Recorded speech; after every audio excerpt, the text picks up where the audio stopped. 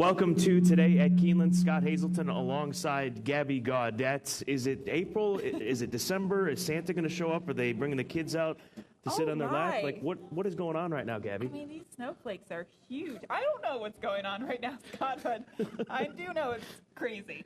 This is nuts. We've had some crazy weather over the last couple of days. Hey, it's April. It's Kentucky. You never know what you're going to get. And right now, we are getting these kinds of conditions. And we have actually a lens wiper. Gabby, hit the button. There it is. This is the technology. Hit it again. Hit it again. We got some big snowflakes hitting it. Beep. There you go. So this is what it looks like on the front side. I have not heard what the track conditions are at this stage, but we do know that there's one race off the turf course. That is race number 3. The other turf races remain on, so that does not affect the all-turf pick 3. Good news is it's eventually going to stop.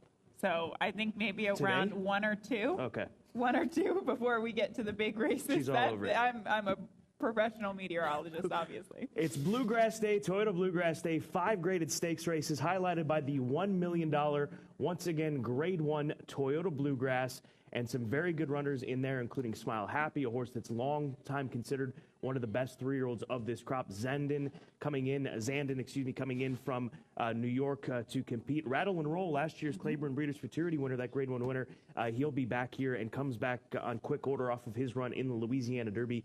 And look at that shot. Do you think it'll be snowing come Breeders' Cup time like this? Probably. No way. There's no way. It'll be 75 degrees in November. It's amazing. It really is. Even yesterday's, yesterday afternoon with all the grapple. Grapple. Grapple. Yep. She got corrected yesterday for talking about, what'd you call it, sleet? It's not sleet. It's not hail. Grapple. It's grapple. But this is snow. This is straight up snow. Straight up snow. All right, let's look back at yesterday. We had 3 stakes races, and also, this is why you need to tune into Today at Keeneland. Our clocker report pointed you towards King Ad-Rock in the opener, 12-20 for the win. In the Lafayette, we had Old Homestead going wire to wire. And how about this? Tommy Pompel picked up the win. That's the rider on Old Homestead. He actually won the champion title at the 96 Effingham County Fair in Altamont, Illinois. You know who else is from Altamont, Illinois? Our very own Kurt Becker. One of our, and also Cydog remained undefeated off of his victory in the Transylvania. But the performance of the day was this, really, right? Look, it geared down late. I mean, you couldn't do it any easier. Keeneland sales grab.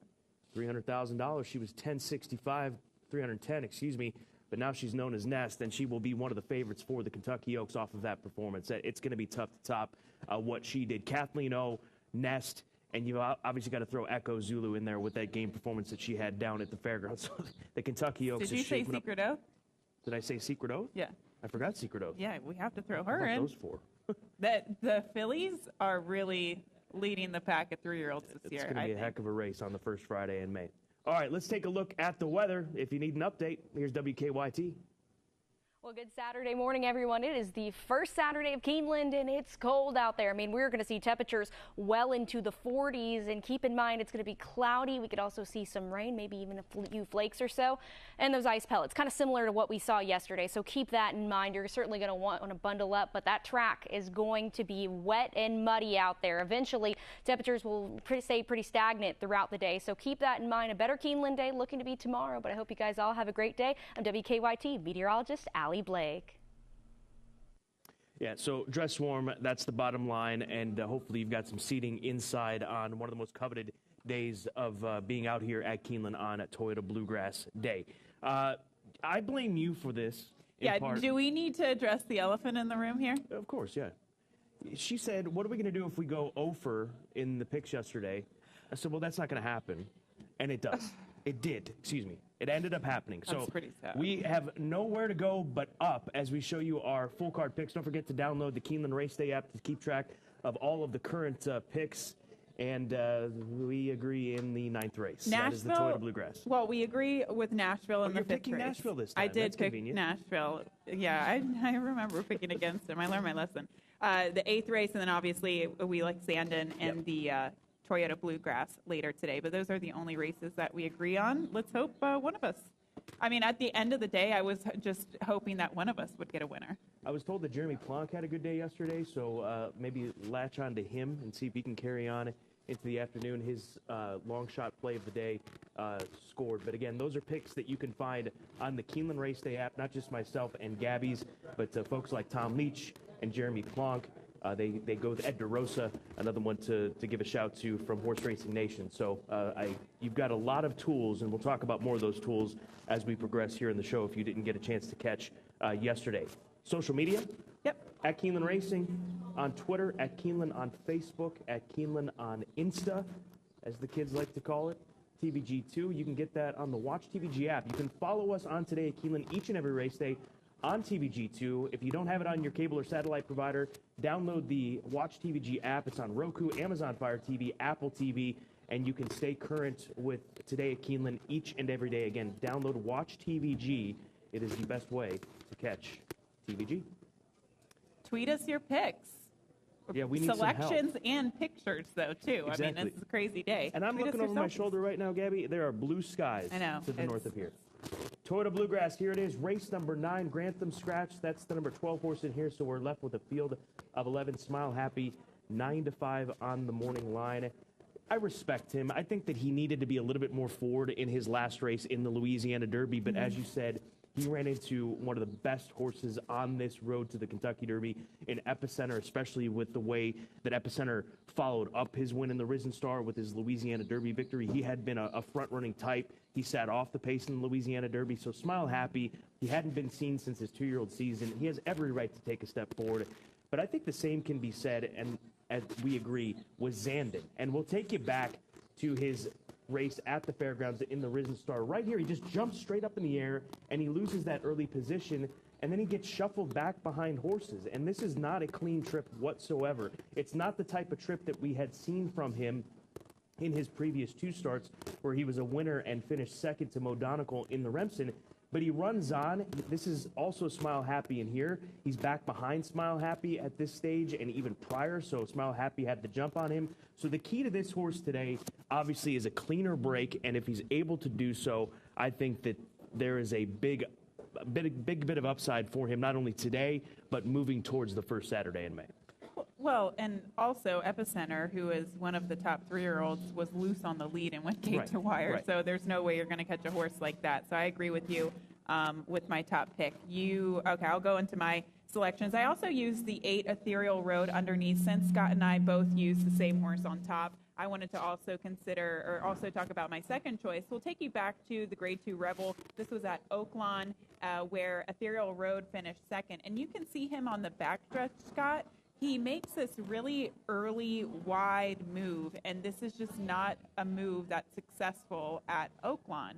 They have to make this sustained move. He's about 4 wide. That's what Ness did yesterday. That's what Ness did yesterday. I mean, just talking about Dwayne Lucas's horses, this is the move that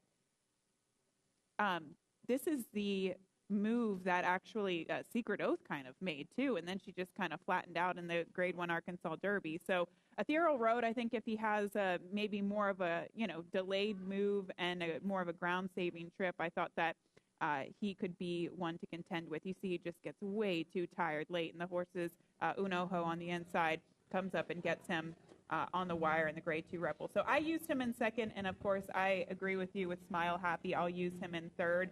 A lot of people, though, are talking about Emmanuel, a horse that neither of us used. He could go gate to wire, and for what it's worth, I've looked back at the last several runnings since Keeneland went from synthetic to dirt. Not only have the favorites won, but also you have to be close to the pace. One of the only closers, I think, was Brody's Cause and two closers, Brody's Cause and Good Magic, but both of those horses were on or near the lead at the top of the stretch. Yeah. So you're not making that slingshot move closing from off. Let's go to Tom Leach. He has more on the favorite, Smile Happy. Kenny McPeak, who has Smile Happy and Rattle and Roll in the Toyota Bluegrass. Smile Happy, how is he coming up to the race? He's done really well. This is a horse I've been sitting on good part of the winter. We had a nice run in the Risen Star down there in Florida, and I could have run him any time in March, but I really felt like the Bluegrass was going to be his best prep race, taking him into the Kentucky Derby, and really excited about his chances. Rattle and Roll was a bit of a surprise entrant to, I think, observers of the race. Why did you make that decision? I didn't decide till this morning to run Rattle and Roll. I watched him train at Churchill. He galloped on a sloppy track down there, and he really liked it, and the horse has done quite well. since he left New Orleans. It is kind of an odd move coming back in a couple of weeks, but the fact that these horses don't run on Lasix anymore, I think is a really good thing, and I think he can come back quickly. But he's a nice horse, and he deserves a chance at another Grade 1. Of course, he won the Futurity here, Grade 1, so he's got a nice big win over this racetrack. So we'll see. And back to Smile Happy, the way he won his debut race here last fall, a mile and a 16th, first time out, sweeping up past the field. Horses don't typically do that. Did you see something like that coming in his talent? Yeah, he had trained like a really good horse from the beginning, and this is something we pretty much expected when he ran here last fall. He's a really smart horse, got a great turn of foot, just cuts the ground really well, and this is a horse that, he's got real high potential. Kenny McPeak has two of the top contenders for the Toyota Bluegrass Stakes. Part of that great group of 3-year-olds that Kenny has. We're going to go to another Grade 1 on the card. The Grade 1 Madison, $500,000 is on the line. You've got the defending champion coming back. That is Kamari. She's the number 6 horse, 2-1 on the morning line, looking to become the first filly to win this race twice. And that would be quite an accomplishment. And she's facing a lot of horses that she has beaten in the past. There are some fresh faces in here that we will talk about. But Belle's the one. I've always loved this filly. I'm a huge fan of Neil Pesson, not only as a trainer, but as a person, for what that's worth. And they, instead of going to the Breeders' Cup and shipping out west, there were concerns at the time of getting out west with the delays and things of shipping, but the Breeders' Cup did a great job sorting it out. But they opted to stay home, and they stayed home and won the Dream Supreme at Churchill Downs, coming from off the pace as she does. This will be her 3rd attempt in the Madison. 3rd 2 years ago, 2nd last year. Can she take that next step forward? I don't see why she can't. She has been so consistently good over the last couple of seasons, and she beats Club Car here on this day, and she beats Frank Roquette, who back during the Breeders' Cup 2 years ago here at Keeneland opted to go 6 furlongs because of the distance and face the boys versus 7/8. So she beats her at her specialty distance. Neil's got her going good. We know that. He always seems to. He took her down to Fairgrounds to get her ready for this. She's had a local workout. I think today's the day that she picks up another Grade 1 and finally picks up the Madison.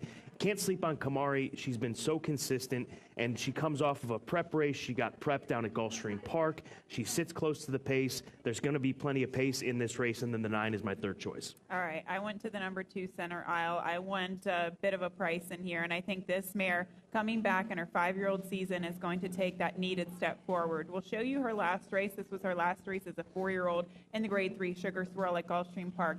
You can barely see it even from the pan angle, but if you look at the head-on, she actually stumbles coming out of the gate and then quickly recovers. She is just so freakishly fast that it did not take her long whatsoever to recover and then go on to win the Sugar Swirl over Frank's Roquette, the filly that you were just mentioning. So I thought this was a really big performance, all considering the start. She's good at 6 furlongs, 6.5 furlongs, 7/8. She won here on the slop at Keeneland, breaking her maiden. We talked about this with Paulo Lobo yesterday. He's really done a nice job with some of the opportunities he's been given with OXO. So the 2 center aisle is going to be the top pick. I think she'll go from the inside. I'll also use the 5 Bells, the 1. She could get the right setup today, Scott, because there seems to be a pretty decent amount of pace between my top pick and even the outside runner. And then finally the 3 Lady Rocket. I just love cutbacks, turnbacks in these types of races, and she's cutting back from the mile at Aqueduct after a huge performance last time out in the Gopher Wand. So using her, I left Kamari off my top 3. Just quickly, why? I don't know if she gets the right type of trip, and I honestly think this is one of the tougher fields that she's faced. I think the Grade 1 Madison this year is really solid, and there are mares that I think might be catching up to her. Grade 2 Appalachian, presented by the Japan Racing Association, is our next bit of focus. It's race number 6. Keep in mind, this starts the Keeneland Turf Pick 3. That's a $3 minimum wager. Races 6, 8, and 11. The nightcap is where it will conclude. This is a wager that back in the fall was introduced, and the average payoff was over $1,300. So it is worth investing those $3 minimum wagers. Spenderella is the morning line favorite. I go to the filly that draws the rail, Glenall for Michael Ivarone and Richard Baltus. Richard Baltus sets up shop in Southern California. He's come in here in the past and won big races. He won a Grade 1 a few years ago at a big price. This filly is not going to be a big price. A filly that they brought in from France, so these conditions won't bother her. Is she 20-1? On the morning line. Get out of here. I didn't even catch that. Well, anyways, She will not be 20-1 because of this. Let's go back to the video in her last race at Santa Anita. She was a bit rank early on. She finally did settle. It didn't take her long to settle. She caught a quick pace. If that pace doesn't develop today, I think that she can sit forward. And the ground that she makes up over the course of this run is eye-catching. This was the first time that she had gone this far. All her previous races, even over in France, were at the sprint distances between 5 furlongs and up to 6.5. She ran 6.5 at Santa Anita in her first race back. I think that Julien Leparoux fits this filly well. He always seems to adapt well off the pace. Give me Glenall. Hopefully we can get somewhere near 20-1. I actually used her in the top 3 as well, so I agree with you, especially with exotics. Spenderella is going to be the speed. She'll be the filly to beat as a heavy favorite. Grand Motion won with Sidog yesterday, but Dolce Zell is going to be the top selection. I love Chad Brown turf fillies that have speed, that have tactical speed, because the only way that we see some of these Chad horses lose is because they need to make that slingshot move from off the pace. She'll be stalking the speed of Spenderella, and I thought her last race was a big prep for today's performance. And I also think that she'll like the softer conditions of the turf that she gets today. We move on to race number 8. This will start the late pick 4. What a sequence this is going to be. 50-cent minimum wager concludes with race number 11. Cowan is the scratch in here. And you've got the Breeders' Cup, 2-time Breeders' Cup winner in Golden Pal, 4-5 on the morning line. I mean, this one is pretty straightforward, I think, right? I think so. We'll show you his last win in the Grade 1 Breeders' Cup Turf Sprint. As you mentioned, this one was at Del Mar, but this was a firm turf that day. Scott, he has done well on firm turf, soft turf, 5.5 furlongs. He's good off layoffs. He has speed. I mean, really, the only way he loses, I think, today is if he doesn't get out of the gate, and he hasn't shown that before in the past. I mean, he won this race in the Breeders' Cup Turf Sprint at Del Mar in the first 100 yards. I mean, it was game over. That was it. He's got so much gate speed. I can't get past him in here either. I do think I'm going to use the one on some tickets, though, today. Chess Master for Kerry Raven. You look at his last 4 starts when he's drawn the rail, he's won all of them. They get that today. And we so often talk about horses that don't want to be down on the inside. He's at his best lately when he's down on the inside. Jesus Castagnan has ridden him recently. I think he's worth a look. And also the number 9 horse in there, Filo di Ariana, a 6-year-old, but a Southern Hemisphere 6-year-old, so keep that in mind, who is unbeaten. He's not lost in his 4 starts. He's going to have to come from off the pace. I think that he might be a danger if things get wild or somebody can't handle the going out there today, or if Golden Pal does not break well. We move to race number 5, the Grade 3 Commonwealth. There is a scratch of Sir Alfred James, who actually did like a little bit in here, at least underneath. But this race 100% goes through Nashville. And he has been a bit enigmatic. After his win on Breeders' Cup weekend here at Keeneland Racecourse a couple of years back, Breeders' Cup Saturday, he actually ran faster than Whitmore. Remember that? Yeah. He's not been able to replicate something near that until his most recent race. And I truly believe that he's the type of horse that has to be out there, well out in front of horses, and that's his game. As soon as he finds competition, something, he gets discouraged or whatever it is. But I honestly think that as long as he makes the lead, which he will, if all goes well, away from the gate, he wins this race. Well, and speed horses, Scott, I mean, we see that be the case with a lot of speed horses. Sometimes they just get out to the front end. If they get pressed early, sometimes they can displace. You never know what happens in a race. But I agree with you that he just needs to go. And 7/8 will help him with that. I think some people might look at this race and think, oh, well, he ran 7/8 in the Grade 1 Malibu, and it was one of his worst races on form. Do you see those fractions? And he's not facing horses. Filthy. Yeah, it was ridiculous. 43-4 for the half. So I don't think they're going to go that fast, and I don't think this is, not saying that this isn't a good race, but I don't think there are those types of horses that were in the Grade 1 that he went 7/8. Yeah, Charlatan, right? That's who beat him that afternoon. So we'll see what happens here as we take a look at our Trip Note pros for the afternoon. They want to take a look at Emmanuel in the Toyota Bluegrass. And on the 5th of March at a mile and 16th on dirt, trouble during and shortly after the start goes unmentioned in the PPs, forcing an early advance and premature move while wide throughout, and an impossible trip that deserves plenty of credit. So make sure you take a look at the Trip Note pros, and we're going to show you back at exactly what he's talking about there in the Windstar Silks. just going to get shuffled back. I mean, this is a horse that likes to be engaged in the race, and now look where he finds himself and wide. I mean, nothing went well for Emmanuel in that short run up to the first turn, which oftentimes can happen when you have a wide draw at Gulfstream. It can be really tough, and as you mentioned, I think the key part to this is that this isn't his running style. He wants to be more forwardly placed, and he wasn't afforded that opportunity to sit that close trip. And then after that, you know, he has to go extremely wide throughout the running of the race, and I don't think people put enough credit in that.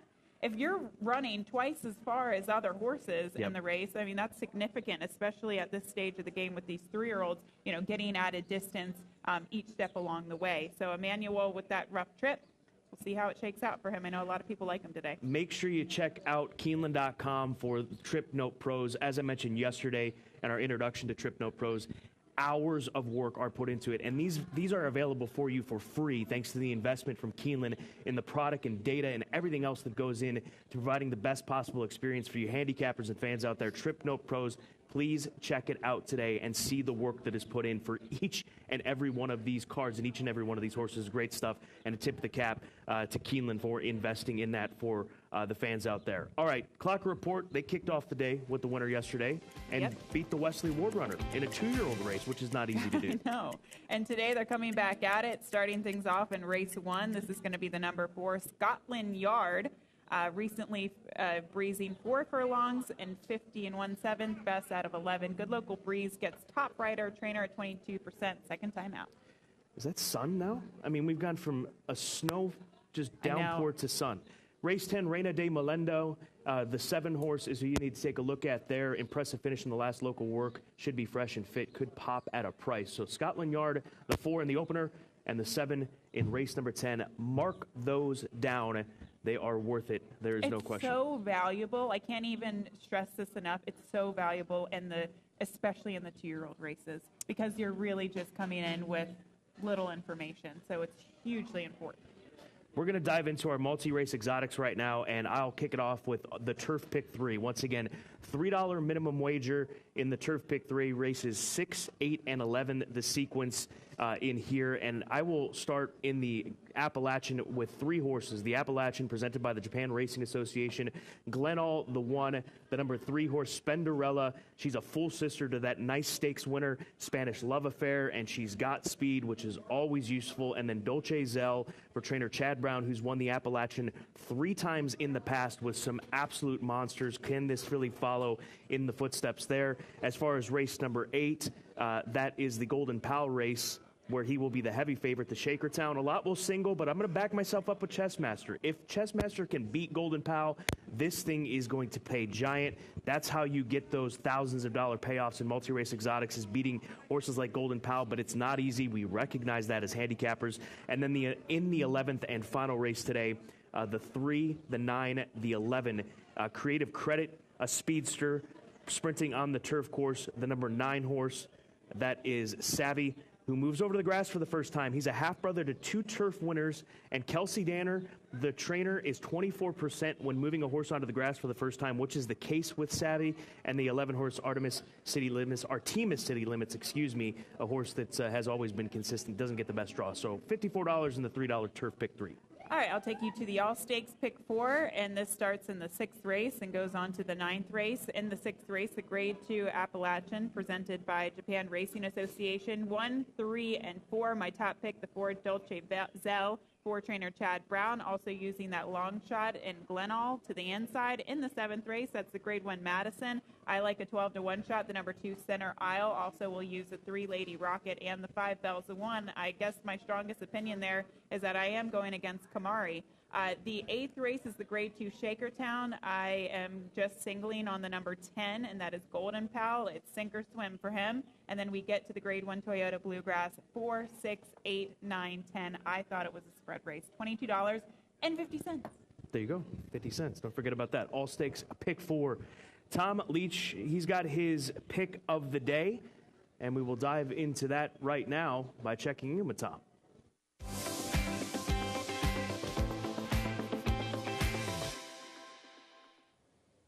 Long shot play on the Saturday card comes in race 2. It's Emirates Road. The comment line from the debut race says 5 wide. It was more like 15 wide after a slow break. This horse made a nice middle move and got up to finish 5th and ought to improve with added distance with the pedigree that this one has. I like the fact that Tyler Gaffleone returns in the saddle as well. Emirates Road, our long shot play on the Saturday card.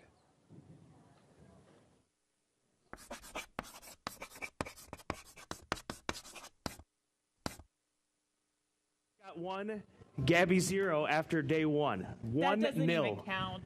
Well, are you really accepting that? Of course I am. I'm not going to take. Look, we were just talking about this with our producer and head of broadcasting, Philip Richardson. We don't do ties. There are no ties in America.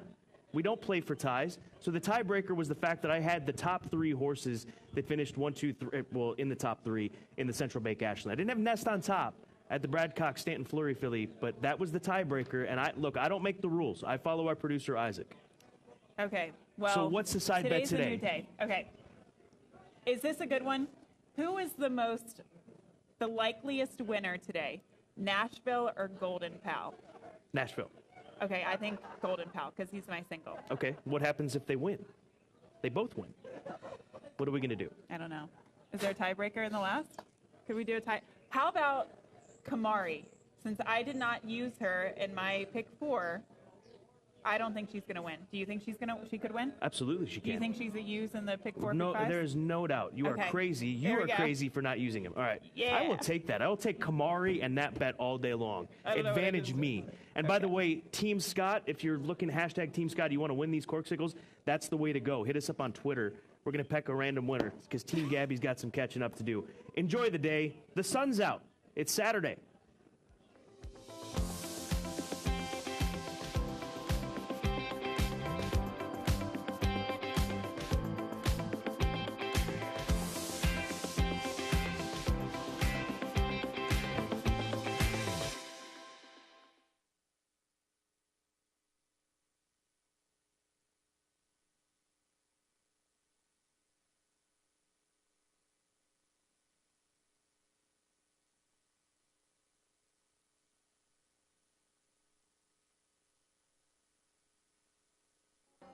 With all eyes on the Bluegrass this spring, there's no better way to take in the action than Friday, April 29th at Keeneland. And they're off. We get into it with hip number 1. Good luck. Featuring a day filled with world-class racing, followed by a unique sales experience in the evening. The April Horses of Racing Age sale. After the races on closing day of the spring meet. Follow the action this April to Keeneland.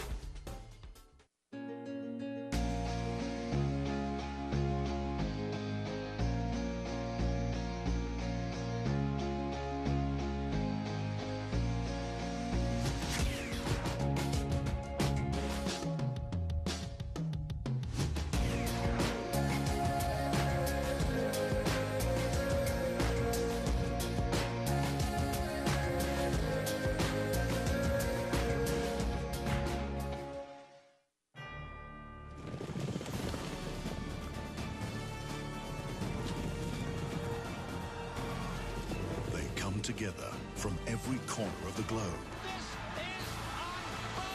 in pursuit of the one reward that sets the special few apart, the title of World Champion. Don't miss racing's ultimate coronation.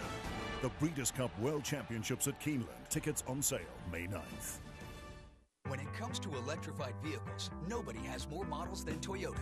From the Prius that started it all, to America's best-selling car, Camry, and best-selling SUV, RAV4, to the affordably efficient Corolla and best-selling Highlander.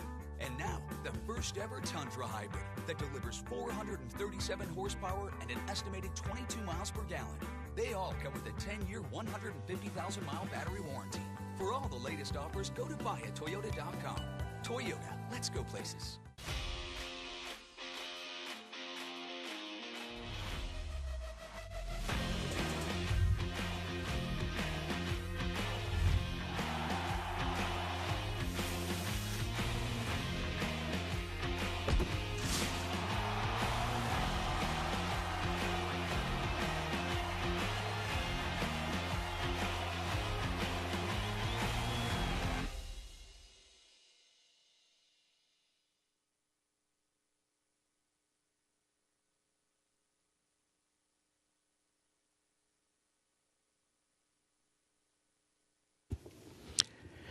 Ladies and gentlemen, we welcome Amelia Bussell James to Keeneland. Amelia is a Kentucky native currently based in Nashville. She graduated from the University of Kentucky with degrees in theater and communication and has been featured in several theatrical productions with UK Opera Theatre, the Lexington Theatre Company, and UK's Department of Theatre and Dance. Today, Amelia first will present our state song, My Old Kentucky Home.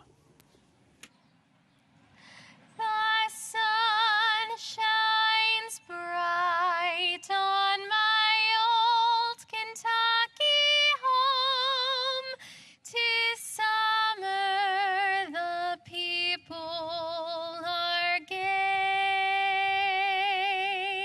the corn tops ripe and the meadows in the bloom, while the birds make music all the day. The young folks roll on the little cabin floor, all merry, all happy and bright. By and by, hard times comes a-knocking at the door, then my old Kentucky home, good night. Weep no more, my lady, oh, weep no more today. We will sing one song for my old Kentucky home, for my old Kentucky home, far away.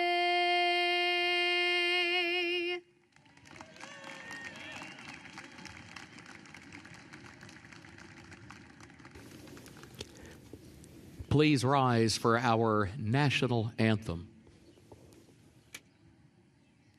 Oh, say, can you see by the dawn's early light what so proudly we hailed at the twilight's last gleaming, whose broad stripes and bright stars through the perilous fight o'er the ramparts we watched were so gallantly streaming, and the rockets' red glare, the bombs bursting in air, gave proof through the night that our flag was still there. Oh, say does that star-spangled banner yet wave o'er the land of the free and the home of the brave?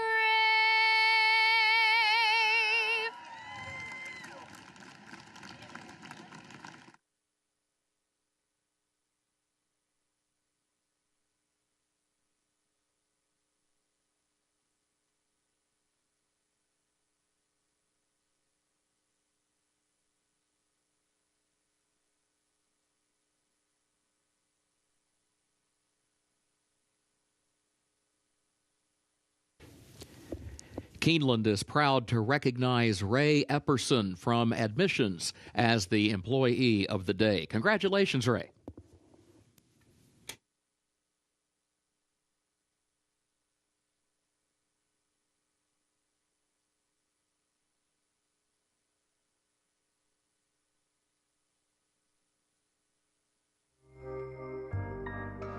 In the event of an emergency, Keeneland is dedicated to ensuring the safety of our patrons. This video illustrates the proper evacuation protocol from all locations in the Keeneland Grandstand facility. Depending on the nature of the emergency, directions may be altered. Please remain calm and follow the direction of guest services and security personnel. Patrons should never use elevators during an evacuation. Patrons in the corporate boxes, Eclipse Room, and Phoenix Room should exit using the stairway located near Elevator A. Proceed down the stairs to the ground floor and veer right to exit through the lower club entrance. Patrons in the Lafayette Room, Keeneland Room, Lexington Room, and Kentucky Room should exit using the stairway located near Elevator B. Proceed down the stairs to the ground floor and exit through the paddock area using the East Gate. Patrons in the third floor main clubhouse and clubhouse paddock dining rooms should exit using the stairway located near Elevator A. Proceed down the stairs to the ground floor and veer right to exit through the lower club entrance. Patrons in the Bluegrass Room and third floor ITW area should exit using the stairway located near Elevator B. Proceed down the stairs to the ground floor and exit through the paddock area using the East Gate. Patrons in the Finish Line Room and Green Room should exit using the stairway leading to the North Terrace. Proceed down the stairs to the second level and through the doors outside. Proceed down the stairs to the ground level and exit through the North Gate. Patrons in the outside reserved grandstand seats and boxes should proceed down the nearest stairway to the ground level. Proceed under the grandstand towards the paddock area and exit via the nearest point of exit, the South Gate or the East Gate. Patrons in the second floor main clubhouse dining room and life members room should exit using the stairway on the south side of the administrative offices. Proceed down the stairs to the ground floor and exit through the South Gate. Patrons in the second floor clubhouse paddock dining room and clubhouse tavern should exit using the stairway located near Elevator A. Proceed down the stairs to the ground floor and veer right to exit through the lower club entrance. Patrons in the Mezzanine Bar and second floor ITW area should exit using the stairway located near Elevator B.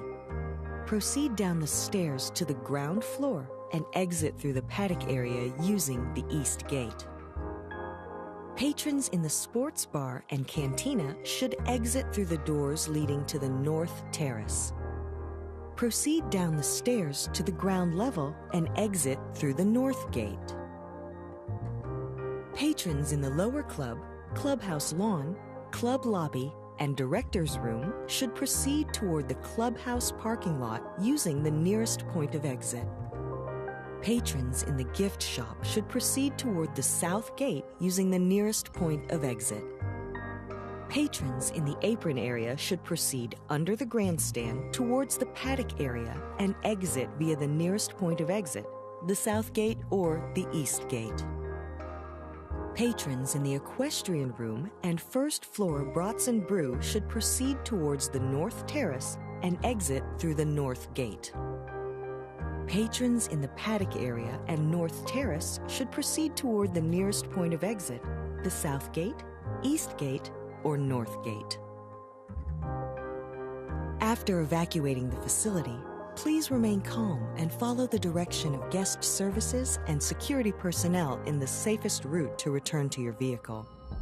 Thank you for your attention and cooperation.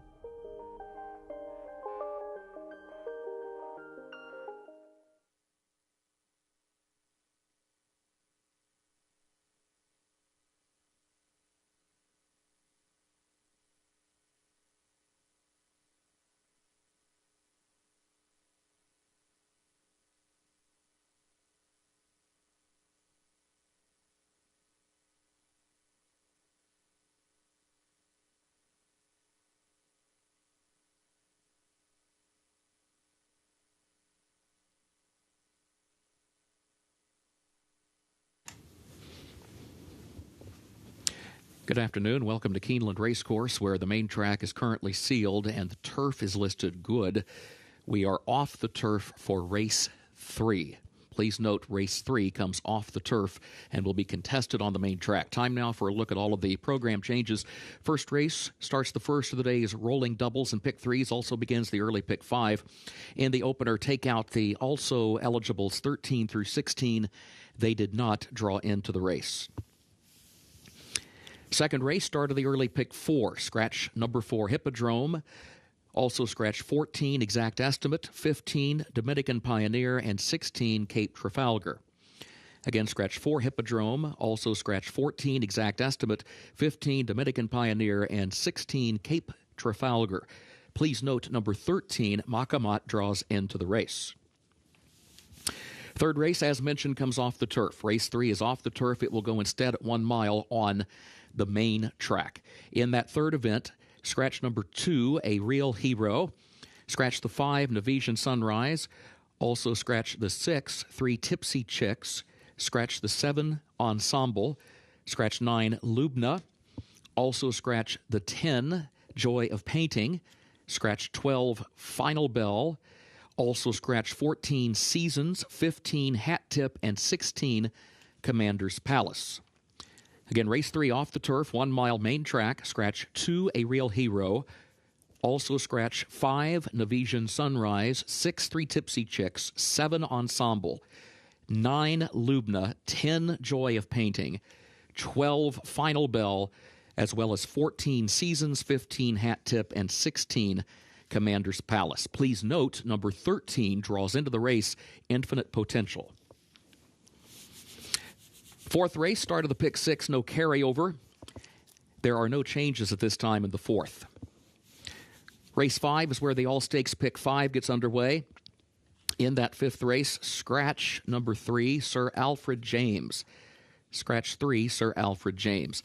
Sixth race, start of the All-Stakes pick 4. It's also where the Keeneland Turf pick 3 gets underway. There are no changes at this time in race 6. Seventh race, start of the late pick 5. Scratch the 10, 'Tis Splendid News. Scratch the 10, 'Tis Splendid News. Race 8, start of the late pick 4. Scratch the 7, Cowan. Scratch number 7, Cowan. Race 9, the Grade 1 Toyota Bluegrass. Scratch the 12, Grantham. Scratch number 12, Grantham. 10th race. Scratch number 10, Miss Imperial. That's in the 10th race. Scratch number 10, Miss Imperial. Please note, part of entry 1A, Good Penny, draws into the race. Jockey change, Adam Beschizza. Part of entry 1A, Good Penny, draws into the race. The jockey, Adam Beschizza. The 11th and final event, scratch part of entry 1A, Jammer's Justice. Also scratch the 12, Striker. Also scratch 14, Soaring Bird, and 15, Coltonator. Again, scratch part of entry 1A, Jammer's Justice. Scratch the 12, Striker. Scratch the 14, Soaring Bird, and the 15, Coltonator. Please note, number 13, City Drifter, will run. Overweight, 3, Creative Credit. The jockey is 5 pounds over. Those are the current program changes. Time now to check in with Scott Hazelton and Gabby Gaudette. Happy Toyota Bluegrass Stakes Day to you, Kurt Becker, as we are on top of race number 1. Early post today, Gabby. Race number 1 kicking off at 12:30 Eastern Time, 9:30 Pacific. And we'll begin with a group of maiden special weight 3-year-olds running for a $100,000 purse at 1 mile and a 16th. Creative Minister, the number 5 horse, is 6-5 right now for Kenny McPeak. This horse in his debut ran at Gulfstream Park, ran at 7 furlongs, and he was actually bet down as a favorite that day. He made a nice bid closing from off of the pace, which, you know, I think at Gulfstream, a lot of the time horses with that type of running style aren't very successful. I don't know if he's going to show that same type of running style in his second start, but we will see. The betting public really likes him as he was a favorite in his debut, and once again, a heavy favorite today. Yeah, he's my top selection, and here, as you can see, the number 5 on top. I think the stretch out is going to be a plus. I would imagine that that's part of the mindset that you've got with the number 2 horse, Town Branch, to make him your top selection? Well, just in general, right, that race was very quick. You look at the interior fractions, they went 44-4, 109-4. So it really sped up in the middle part of the race. So in my opinion, I went horses that were more forwardly placed because I thought it set up for closers, aka Creative Minister. And look at the discrepancy in odds. I want a horse that did the dirty work on the front end that arguably is more fit out of the race versus a closer into a hot pace. So 16-1 on the 2 Town Branch, who comes out of the same race, and I think he'll be the speed towards the inside. I've got the 4 second with Luis Saez in the saddle for Windstar Farm, Sienna Farm, a colt by Quality Road, Keeneland September sales graduate, comes from the family of Leslie's Lady, that great broodmare that gave us Beholder and horses like Mendelssohn, Steve Asmussen conditions. This colt showed speed on debut, routing, got caught late at a big price, but I think can take a step forward here today. And the expectation should be that he will, and was part of the Clockers report on today at Keeneland. I always think it's difficult for either horses coming off layoffs or a first-time starter to be fully prepared to win at a mile and a 16th. Especially at the fairgrounds. You have that elongated stretch. They have to make that sustained move coming down the stretch as well. So it's tough. I think Steve Asmussen would even admit that himself. So this is definitely a horse that you want to consider here, and his second start going 2 turns. Bon Bueno, the number 9 horse, let's touch on him. At some point, he's going to break through and find the right group in which he breaks his maiden against Maiden Specialweight Company. He's been given plenty of opportunities, but he's always running the same kind of race. Maybe just needs to get a little bit of luck. He's a nice-looking colt. Here's another Keeneland graduate. He's by the Horse of the Year Mine Shaft, so we'll see what he's able to do here today. And then let's move over to the 12 horse. Enough Already for Todd Pletcher, another well-bred colt running in this race. Irad in the saddle for T. Pletch. Enough Already, a son of Tappet, who's currently sitting at 6-1. He's 6-1. He's the 3rd choice on the board right now. I think he would probably be the 2nd choice if he didn't have such a tough post position. You know, it's not that it's kind of a quick run into that first turn, and unfortunately he might get caught wide going into the first turn, but there's no way of ignoring who he finished second to, Charge It, who seems like a very talented 3-year-old for trainer Todd Pletcher, who, when he gets it figured out, he's going to win some big races in his future. 5-4-9 for me, 2-5-12 for Gabby. Good luck in this first race. We are just 13 minutes away from the opener, and this does start the early pick 5.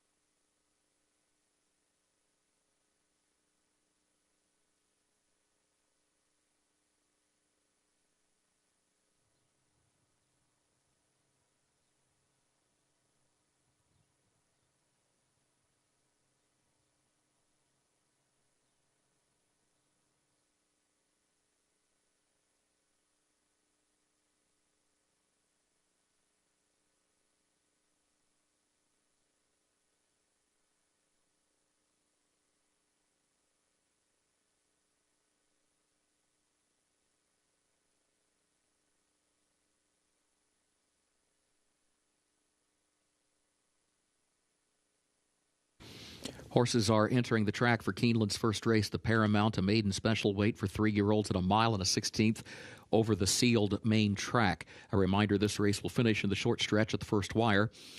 Take out the also eligibles, 13 through 16. They did not draw into the race. Double and pick 3 wagering featured here. It's also the start of the early pick 5. A reminder that the third race is off the turf. Race 3, a reminder, race 3 is off the turf. That race goes at 1 mile on the main track. Post time in 6 minutes for the opener.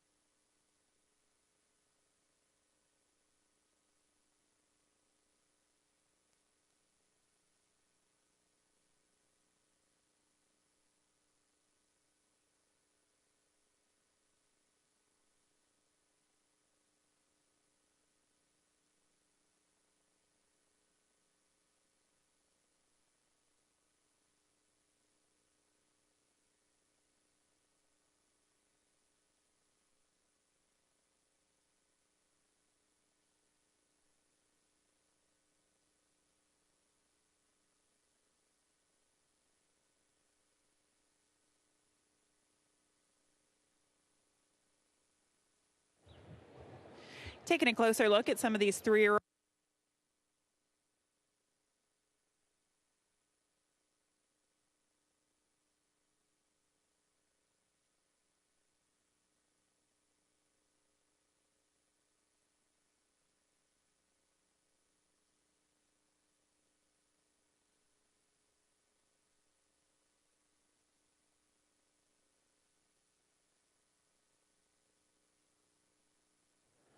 Taking a closer look at the field here on track, these 3-year-olds going 1 mile and a 16th. And the number 2 Town Branch, I really love how he looks today. Look at him warming up on track, just full of confidence. He looks strong, fit, everything you want to see in a horse. And I love the race that he's coming out of. He's coming out of the same race against Creative Minister, who's your 6-5 favorite. And I actually thought he ran a tougher race because of the early pace that was in there. He has a good inside draw, and he should be able to be on the lead, but really love this individual's demeanor on track today. The 7, Majanera, is another horse that I wanted to pay attention to here for trainer Kelly Breen. He kind of carries his head a little bit higher, and he's looking around at all the new sights and sounds and everything on the track. Plus, when you have sloppy conditions like that, when horses are kind of warming up on the track, the sound of the hooves and the slop can kind of be a little bit distracting for a horse. And I do think that that's kind of the case for this horse. Maybe his head isn't right there, but physically he looks great, and he's just bouncing over the surface today. So he could be one that could love the conditions of the main track today. And then finally, the number 4, Scotland Yard, is another one for trainer Steve Asmussen. I've said this before.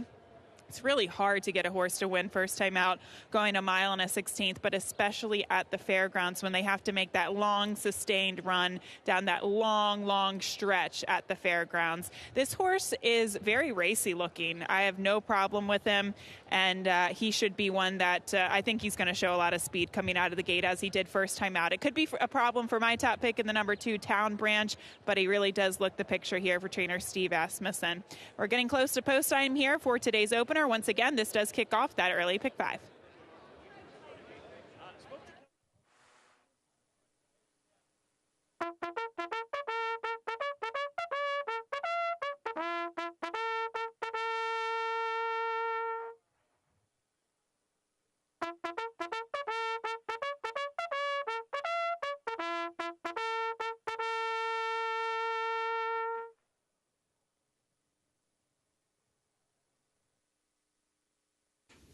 Horses have reached the starting gate for Keeneland's first race, the Paramount, start of the early pick 5.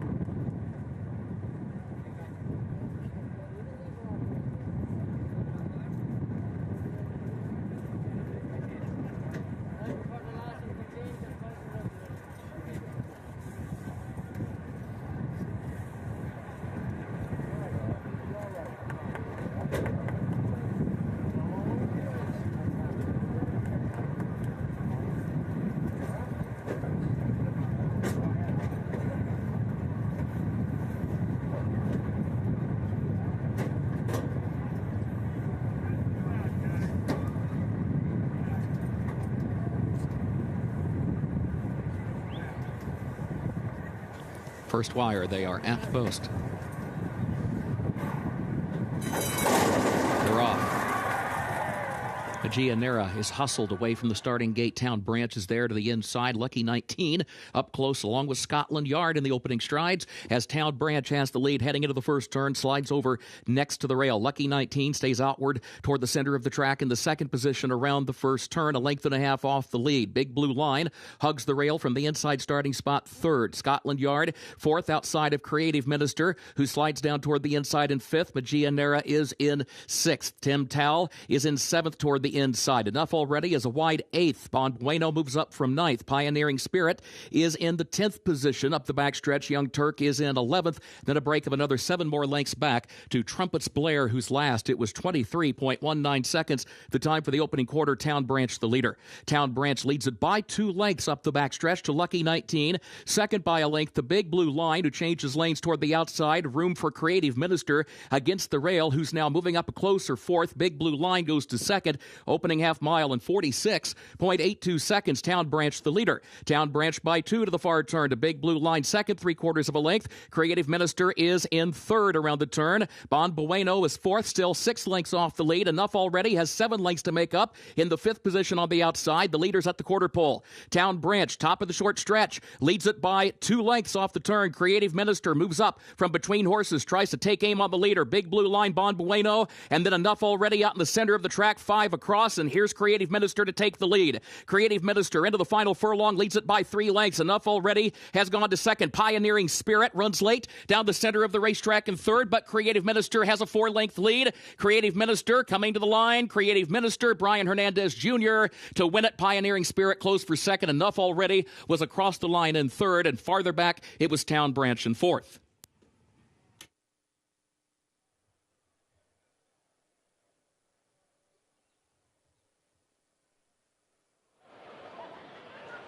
Fast early pace, fast early, and also led to this turnover late. The 5 was closest and ran to expectations at odds of 8-5. Creative Minister, Brian Hernandez Jr., Kenny McPeak kicking off a day in which they're hopeful for a big score later on this afternoon in the Toyota Bluegrass. Yeah, this was a big performance from this horse, but got a beautiful setup with that fast pace and then a clear trip closing from off of it.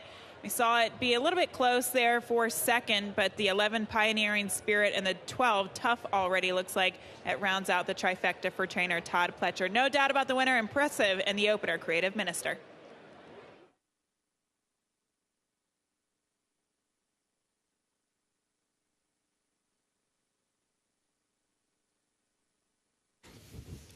Photo for fourth, hold all tickets.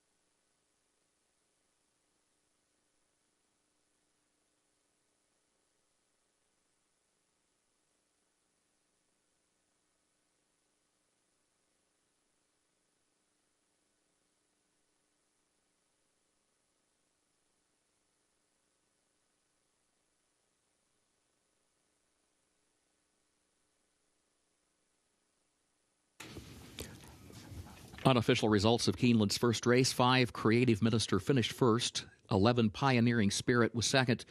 12, Enough Already was third. 2, Town Branch was fourth. 5, 11, 12, 2, unofficial.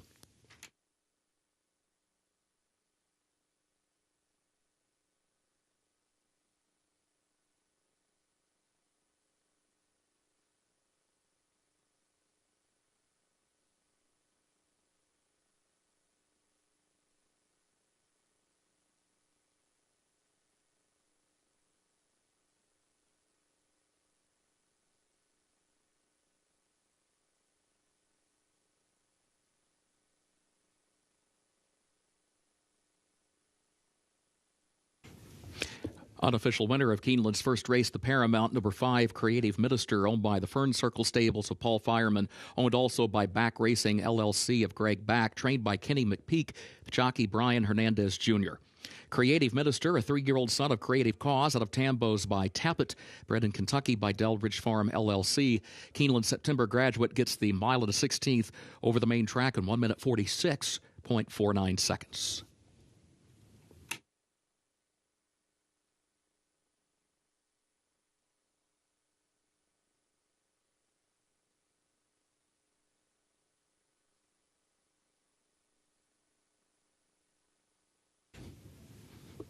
First race results official.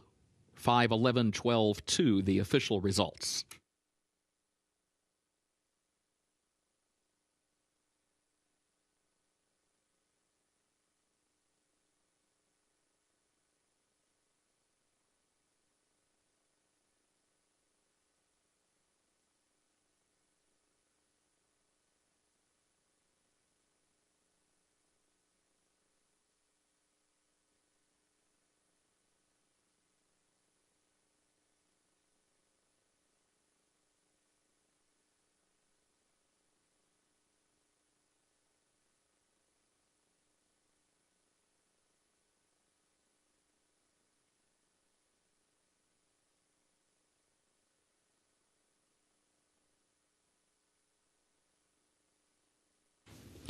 In the winner's circle, the trophy presentation for the Paramount to the connections of Creative Minister.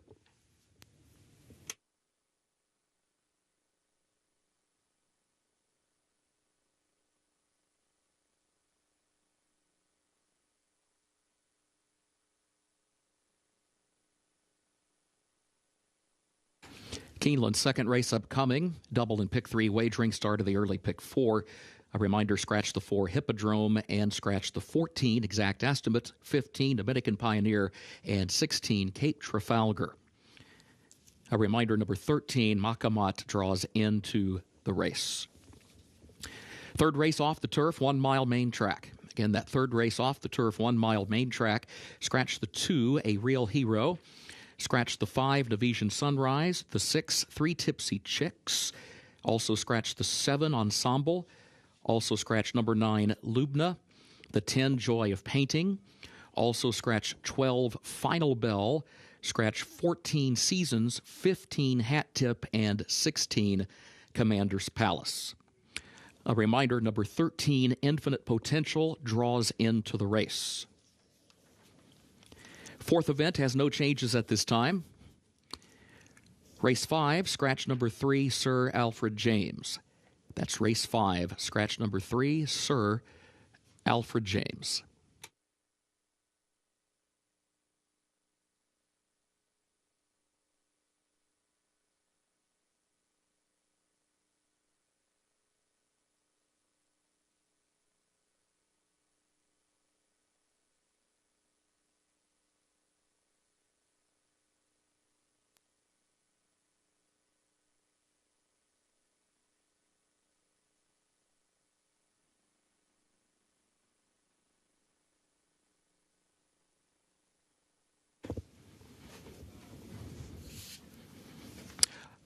A reminder, the condition of the main track is listed sloppy, and race 3 is off the turf. Keep in mind, race number 3 off the turf, 1 mile over the main track, which is listed sloppy. Post time for the next race coming up in less than 23 minutes.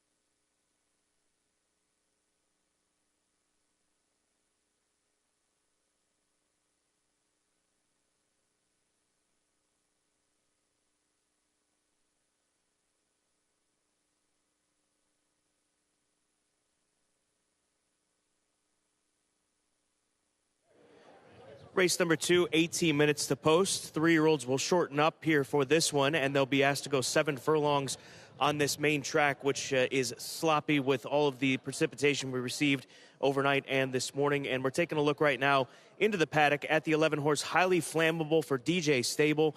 This is a colt by Munnings who ran over at Turfway on debut, comes down here to Keeneland to make his second career start. Gabby, the thing that I find interesting is the fact that Hall of Famer Mark Casse puts this colt on the main track because he's a half-brother to Mo Forza, who was a dominant force in the mile division on turf on the West Coast. In fact, a Grade 1 winner of the Hollywood Derby, but he opts to run him on the main track here today. So I'm going to trust Mark Casse's decision-making here with Highly Flammable.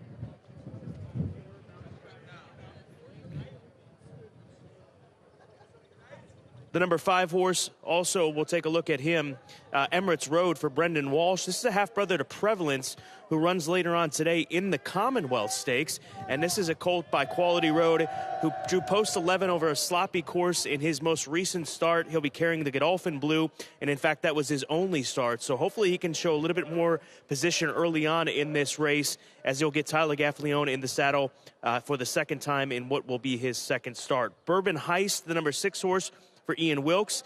He's had a lot of opportunities over the course of his career. He ran 5 times last year at the age of 2. He picked up checks in 3 of those. In fact, those were second-place finishes. The change being made today is that Ian Wilkes is going to add blinkers to this Practical Joke colt for Bourbon Lane Stable. Luis Saez, he'll be riding for the first time as he currently sits at odds of 3-1. The number 10 horse to the outside, that is Jeeper for Keith DeSormo. He's one that should draw attention as he sits at 3-1 on the board because he was second behind Cyberknife. We saw Cyberknife just last weekend pick up a victory in the Grade 1 Arkansas Derby. So if you play the common foe game, as we tend to in this sport of handicapping thoroughbred horse races, Jeeper finishing second behind a Grade 1 winner certainly will go a long way in feeling that he should run a big race here today, and he'll cut back to 7 furlongs. We'll see what James Graham's able to do with him as far as early tactics. Can he be close, or is he going to have to come from far off the pace, as we've seen from him in the past? And then finally, the number 1 horse, Master of Arms for Brian Lynch. He's a horse that was third behind Creative Minister. Now, here's another common foe situation. We just saw Creative Minister win race number 1, so you need to pay attention to Master of Arms in this spot because he was just a length and a half behind Creative Minister. And here's a runner that he doesn't get the best draw down in post 1, sprinting in the 1 turn. But if you play the common foe opponent, again, Master of Arms coming out of a live race, because of what we just saw in race number 1, he's 7-1 on the tote board. Keep in mind, race number 2 does start the early pick 4 as we're less than 15 minutes away from post time.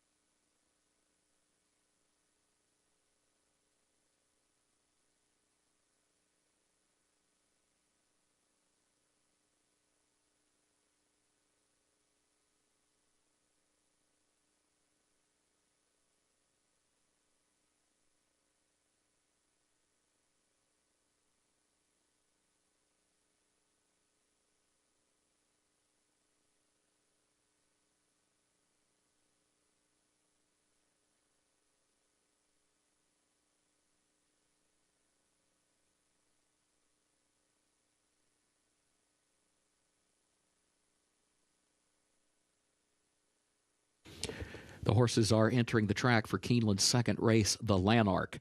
Maiden special weight for 3-year-olds at 7 furlongs over the sloppy main track. Double pick 3 and early pick 4 wagering. Scratch the 4, Hippodrome. Also scratch the 14, Exact Estimate, the 15, Dominican Pioneer, and the 16, Cape Trafalgar. A reminder, number 13, Makamat draws into the race. Also a reminder that race 3 is off the turf. It goes 1 mile on the main track. A reminder to double pick 3 and early pick 4 players here. Third race is off the turf, goes 1 mile on the main track. Post time for race 2 coming up in just 5 minutes.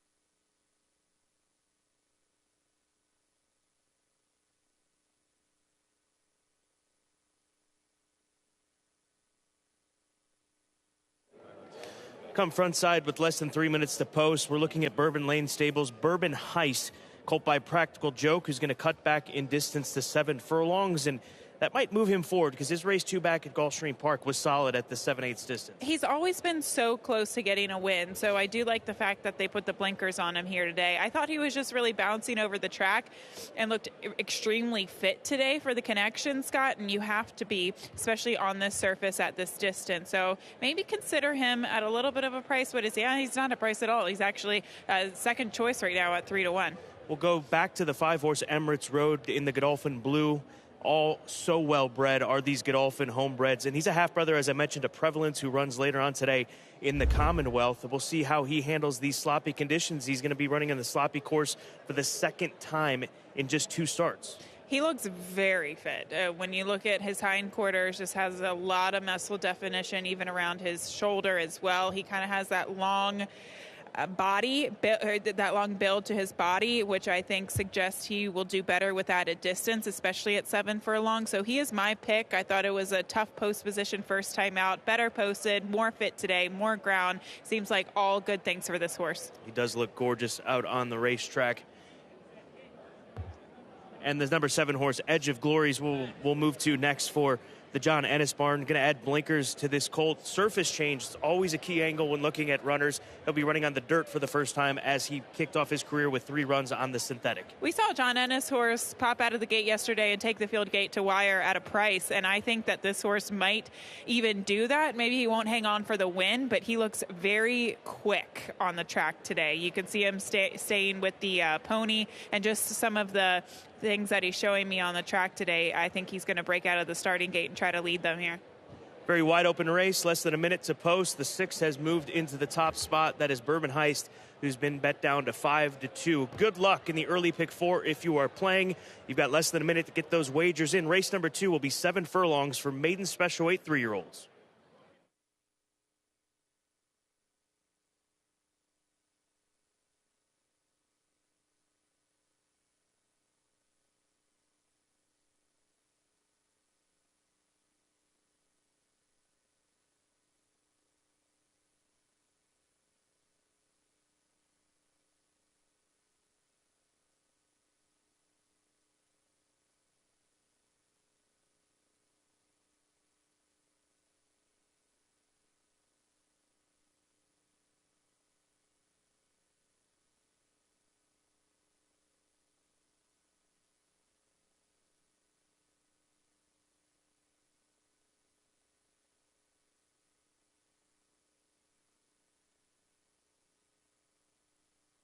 Horses have reached the starting gate for Keeneland's second race, the Lanark, start of the early pick 4.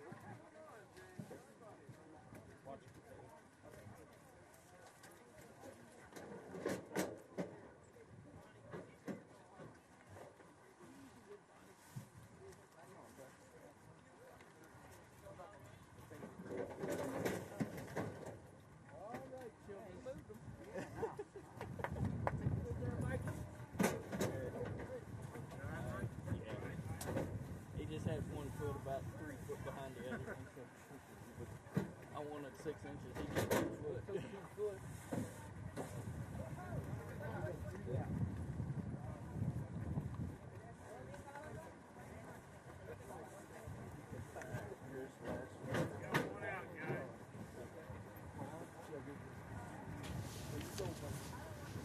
They are at the post.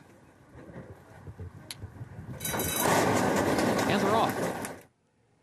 Edge of Glory comes out for the lead. Navy Soul has speed in the opening strides as well. Navy Soul moves up toward the inside to challenge Edge of Glory. Raised a Roof Charlie is up close to this early pace in third position. Now moving up on the far outside. Bourbon Heist fourth, highly flammable. Far outside fifth. There goes Master of Arms moving up 2 spots from 6th into 4th position. Further back, Overly Critical 7th, Emirates Road 8th on the outside. Break of 3 more lengths back to Midway Miracle, who's 9th down toward the inside of Civics Class in 10th position. Makamat is 11th, and Jeeper is last of the 12. 22.4 seconds was the time for the opening quarter.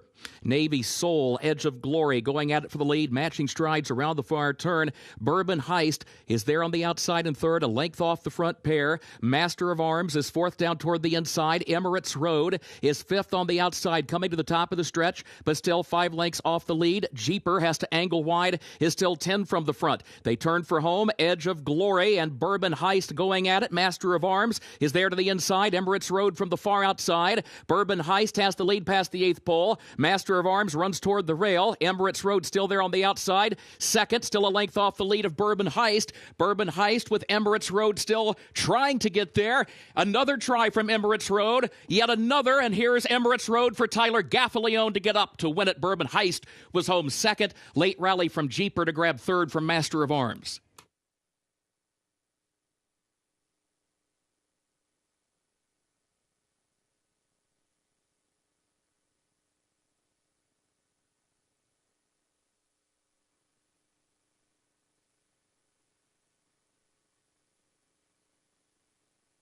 Tom Leach's pick of the day, and it's Emirates Road, the half-brother to Prevalence, who will compete against high-level company in the Commonwealth later. He had a tough foe to his inside to wear down, but he finally does in the shadow of the wire. He was impressive today. I mentioned in his first race, just didn't really have much go his way. Outside post, couldn't be forwardly placed, but gets Tyler Gaffalione back aboard today, and a perfect trip getting past a very stubborn Bourbon Heist towards the inside. Congratulations to the Connections. 5-6 unofficially in race 2. Photo for show. Hold all tickets.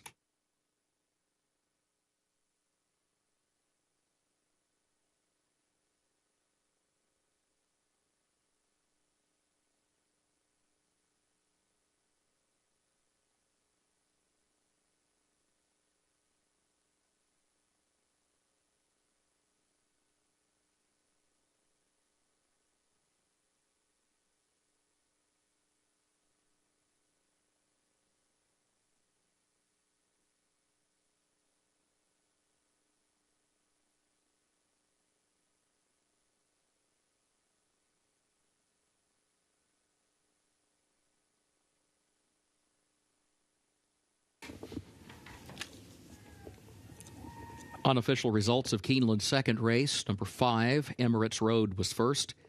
Number 6, Bourbon Heist, was second. Number 10, Jeeper, was third. And number 1, Master of Arms, fourth. 5-6-10-1 unofficial.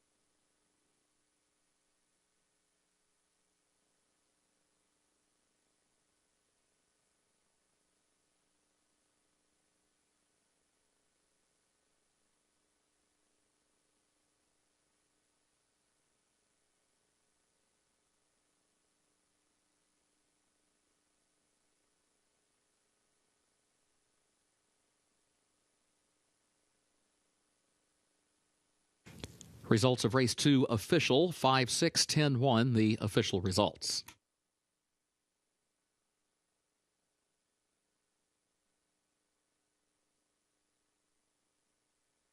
The official winner of Keeneland's second race, the Lanark, number 5, Emirates Road. Owned by Godolphin LLC of Mohammed Al Maktoum and others, trained by Brendan Walsh, Tyler Gaffley owned the jockey. Emirates Road, a 3-year-old son of Quality Road out of Enrichment by Ghost Zapper, bred in Kentucky by Godolphin. 7 furlongs over the main track, listed sloppy, 1 minute 23.91 seconds.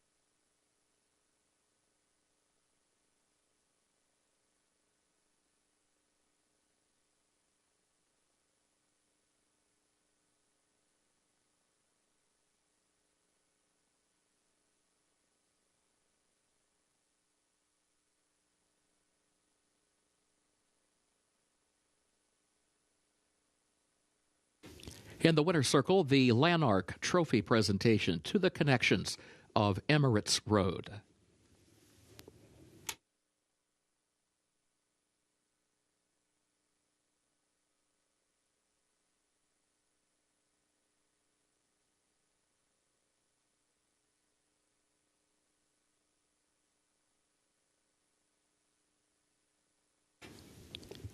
Keeneland's third race upcoming. Race 3 comes off the turf. It will go 1 mile on the main track. Main track is listed sloppy. This third race will finish in the short stretch at the first wire. In the third race, scratch the 2, A Real Hero. Also scratch the 5, Navesian Sunrise. Scratch the 6, 3 Tipsy Chicks. Also scratch the 7, Ensemble. Scratch number 9, Lubna. Scratch the 10, Joy of Painting. Also scratch the 12, Final Bell. And scratch the 14, Seasons, the 15, Hat Tip, and the 16, Commander's Palace. A reminder, number 13, Infinite Potential, draws into the race. Fourth race has no changes. Race 5, scratch number 3, Sir Alfred James. That's race 5. Scratch number 3, Sir Alfred James.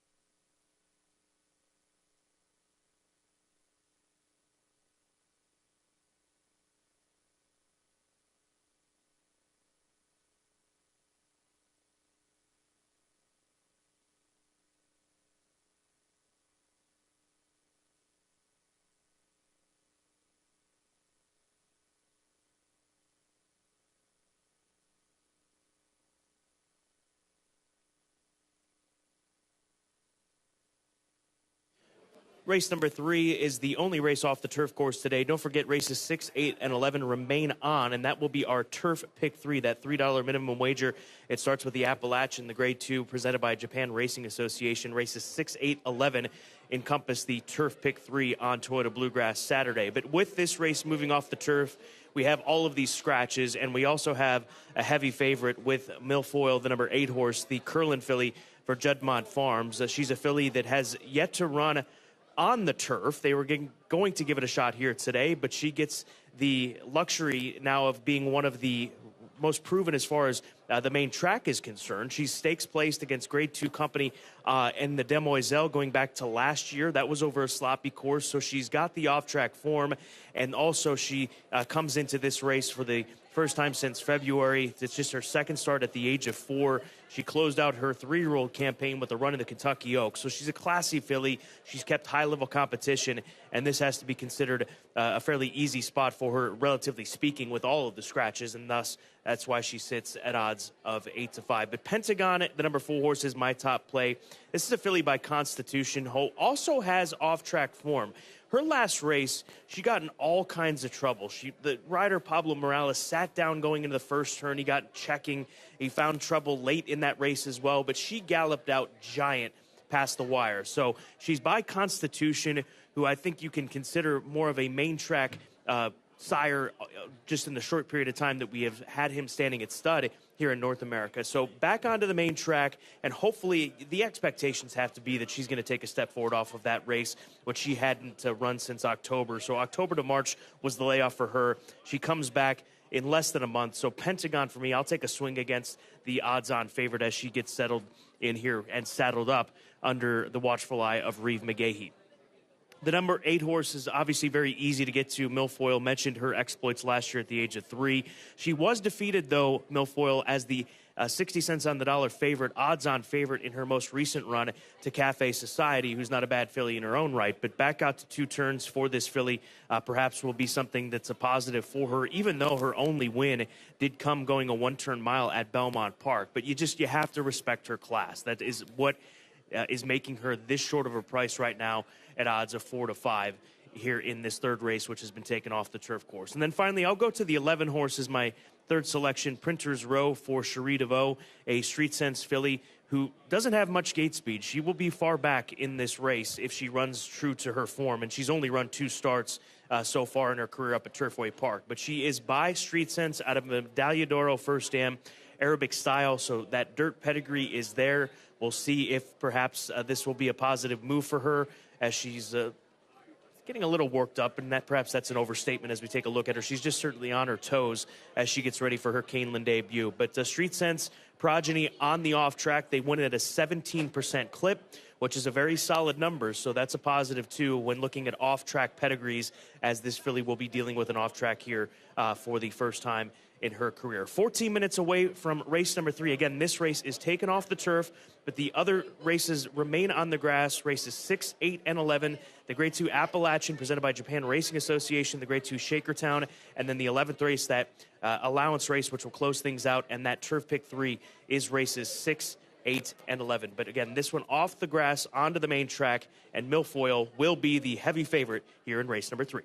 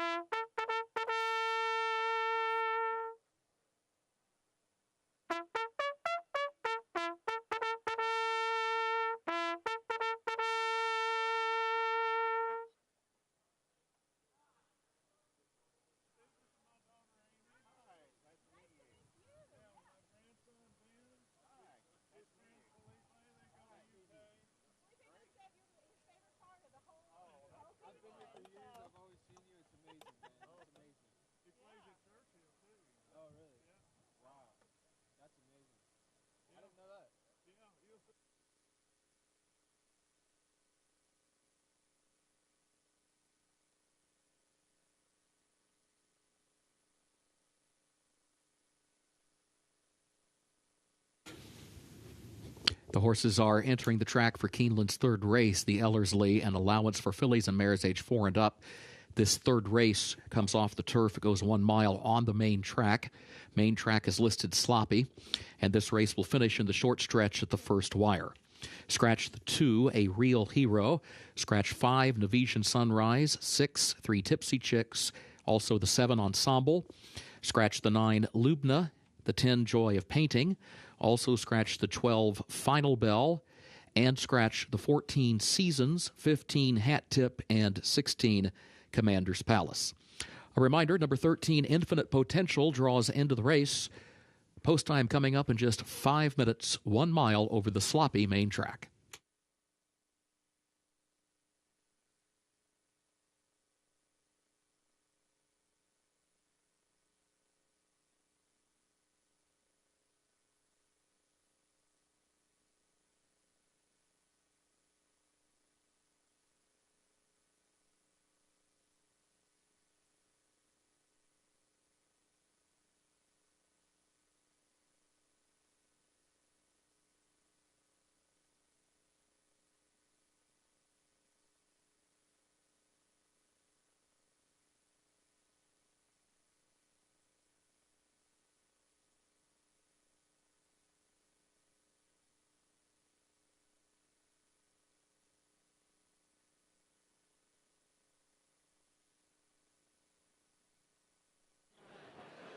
Race number 3 as we move to the front side, 5 minutes to post. We'll start with the one-horse Trumpet Lily for Built Right Stables.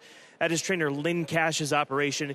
Lynn, a story from last fall, had a very big meeting here at Keeneland Racecourse. In fact, had a horse that won twice during the last meet. He said he was very happy to see this horse come off, or this race rather, come off the turf course for this Carpe Diem filly. You look at her off-track form, she has it. She is 6 for 8 in the money, 2 wins on the off-track. He's also hoping that this pace will be soft enough and slow enough to where she's able to make the lead because she does her best running out on the front end. So at 12-1, if you're looking for a long shot with off-track form and connections that are happy to see this race come off the turf, look no further than the one Trumpet Lily, who sits at odds of 12-1. Milfoil continues to be the heavy favorite in this race as we look on to the number 3 horse. That is Long Pants Required for Brendan Walsh. Brendan looking for back-to-back on the card. Here's a mare that has caught an off-track once in her career, and that was going the testing distance of 1.25 miles all the way back 4 months ago in November at Churchill Downs. So we'll see what she's able to do. She looks a bit one-paced on paper, so we'll find out what she's able to do going the one-turn mile with that very short run into the first turn here this afternoon. There's the number 8 horse. That is the heavy favorite, Milfoil, the daughter of Curlin.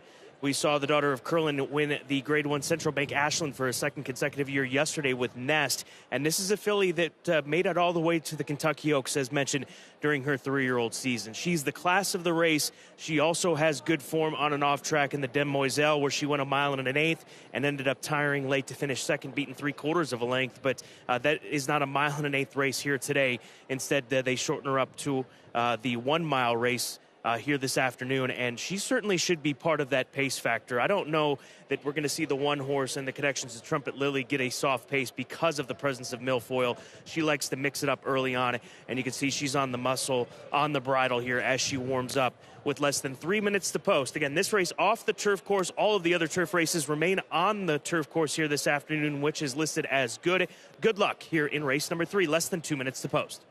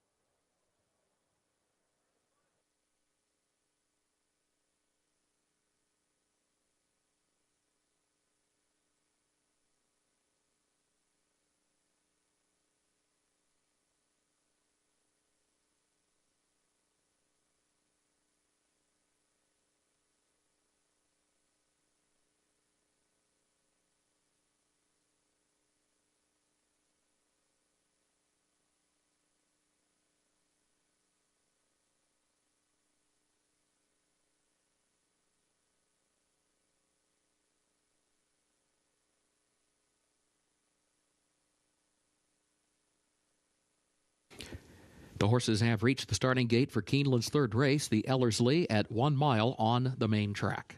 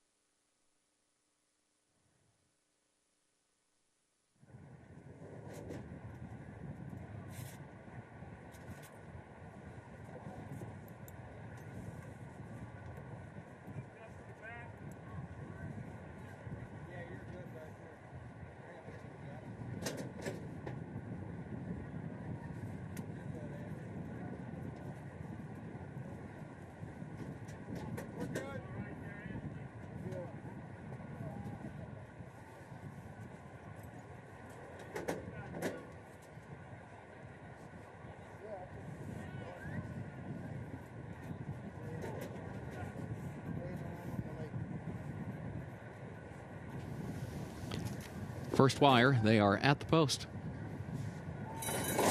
And they're off. Long pants required, Trumpet Lily. Trumpet Lily from the inside moves up for the lead from long pants required as they head for the first turn. Pentagon is away running in third position. Printer's Row is next. Infinite Potential out in the center of the track picks up a couple of positions, starts moving by the inside traffic, and is now up to second. But Trumpet Lily is the leader, and Infinite Potential is a half length off the lead, now within a neck of the lead as they head off the first turn and on to the back stretch. Gap of 2.5 more lengths. Pentagon has settled down in third, one lane off the rail. And then comes Long Pants Required, who is fourth toward the inside. Printer's Row and Mille Foy at the back. The opening quarter went in 23.43 seconds. Up the backstretch they go. Trumpet Lily to the inside, leads it by a neck. Infinite Potential is second by a length on the outside. Long Pants Required, Pentagon between horses. Printer's Row on the far outside. Now here's Pentagon moving into contention up on the far outside as they head for the far turn to challenge for the lead. 47.54 seconds for that first half mile. Printer's Row and Mille Foy are still at the back. Mille Foy moves up between horses now, next to last, and still 4 lengths off the lead. Meantime, here's Pentagon. Pentagon moves up and puts ahead in front. Mille Foy is moving. Long Pants Required is also moving. Long Pants Required at the quarter pole moves up the inside for the lead around the far turn. Mille Foy goes to the outside top of the short stretch as they turn for home. And then Pentagon is in third. Trumpet Lily drops back in fourth. Long Pants Required, final furlong, has the lead by 3 lengths. Mille Foy is still second by 2. And then Pentagon back toward the inside as Long Pants Required is moving on for the wire. It is Long Pants Required and Irad Ortiz Jr. in front. Long Pants Required wins it. Mille Foy was second. Pentagon was third. Trumpet Lily was fourth.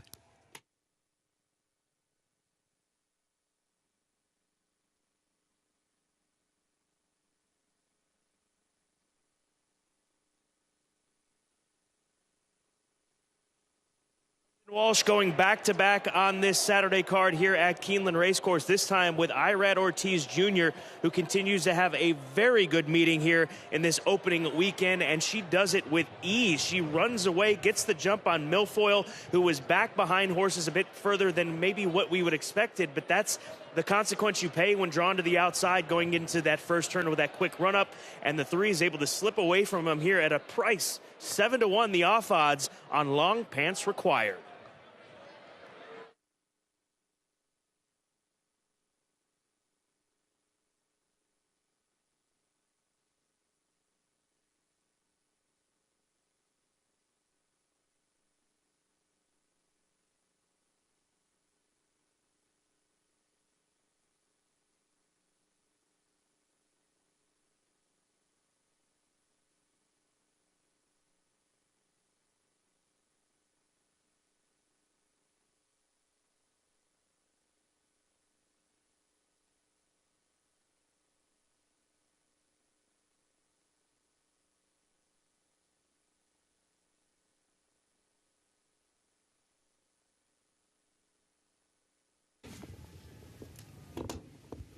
Unofficial results of Keeneland's third race. Number 3, Long Pants Required, finished first.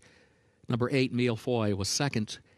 Number 4, Pentagon, third. And number 1, Trumpet Lily, fourth. 3-8-4-1, unofficial.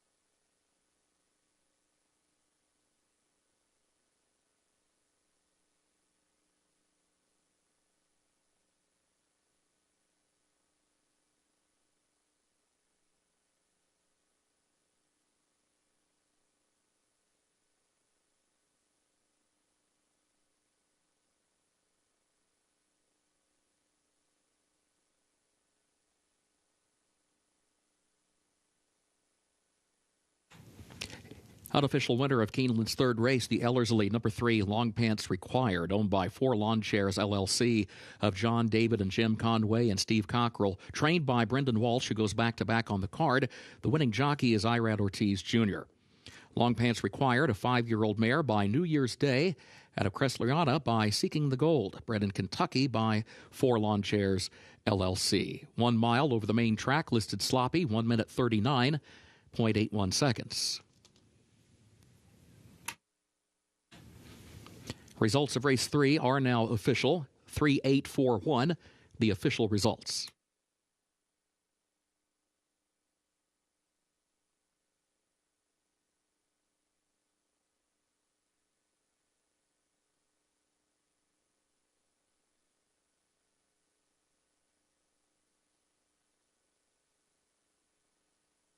In the winner's circle, the Ellerslie Trophy presentation to the connections of Long Pants Required.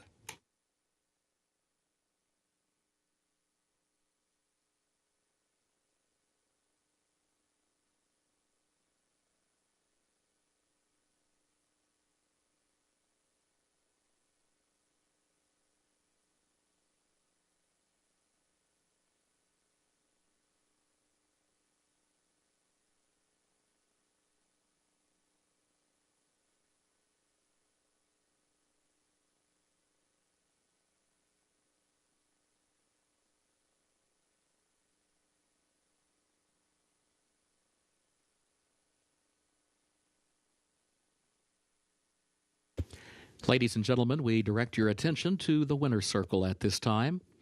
Mr. George Stafford, co-executive director for JAG Kentucky, is honored to accept a donation of $10,000 from Toyota Motor Manufacturing Kentucky, represented by its president, Susan Elkington, and from Keeneland, represented by Shannon Arvin, president and CEO. The mission at JAG Kentucky is to assist students of promise in overcoming barriers to learning so they will graduate from high school and transition successfully into the workforce, military, and/or post-secondary education. We thank the staff and many volunteers of JAG Kentucky for their dedication and efforts in our community.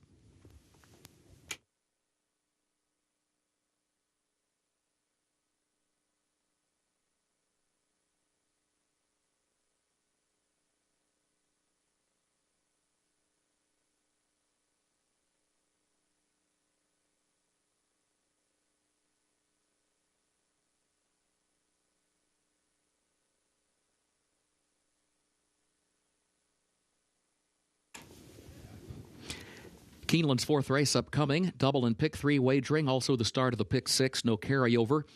The main track is listed sloppy. The turf is listed good today. The rail set at 0 feet on the turf course. No changes in this fourth event. Looking ahead to race 5, the Commonwealth Stakes, scratch number 3, Sir Alfred James. That's in race 5, scratch number 3, Sir Alfred James.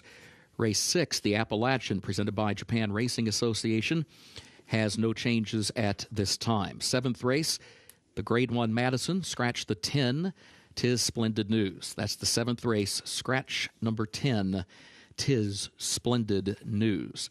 Race 8, the Shakertown, scratch the 7, Cowan. That's the 8th race, the Shakertown, scratch number 7, Cowan. 9th and featured race, the Grade 1 Toyota Bluegrass, scratch number 12, Grantham. Scratch number 12, Grantham. Main track is listed sloppy, turf is listed good.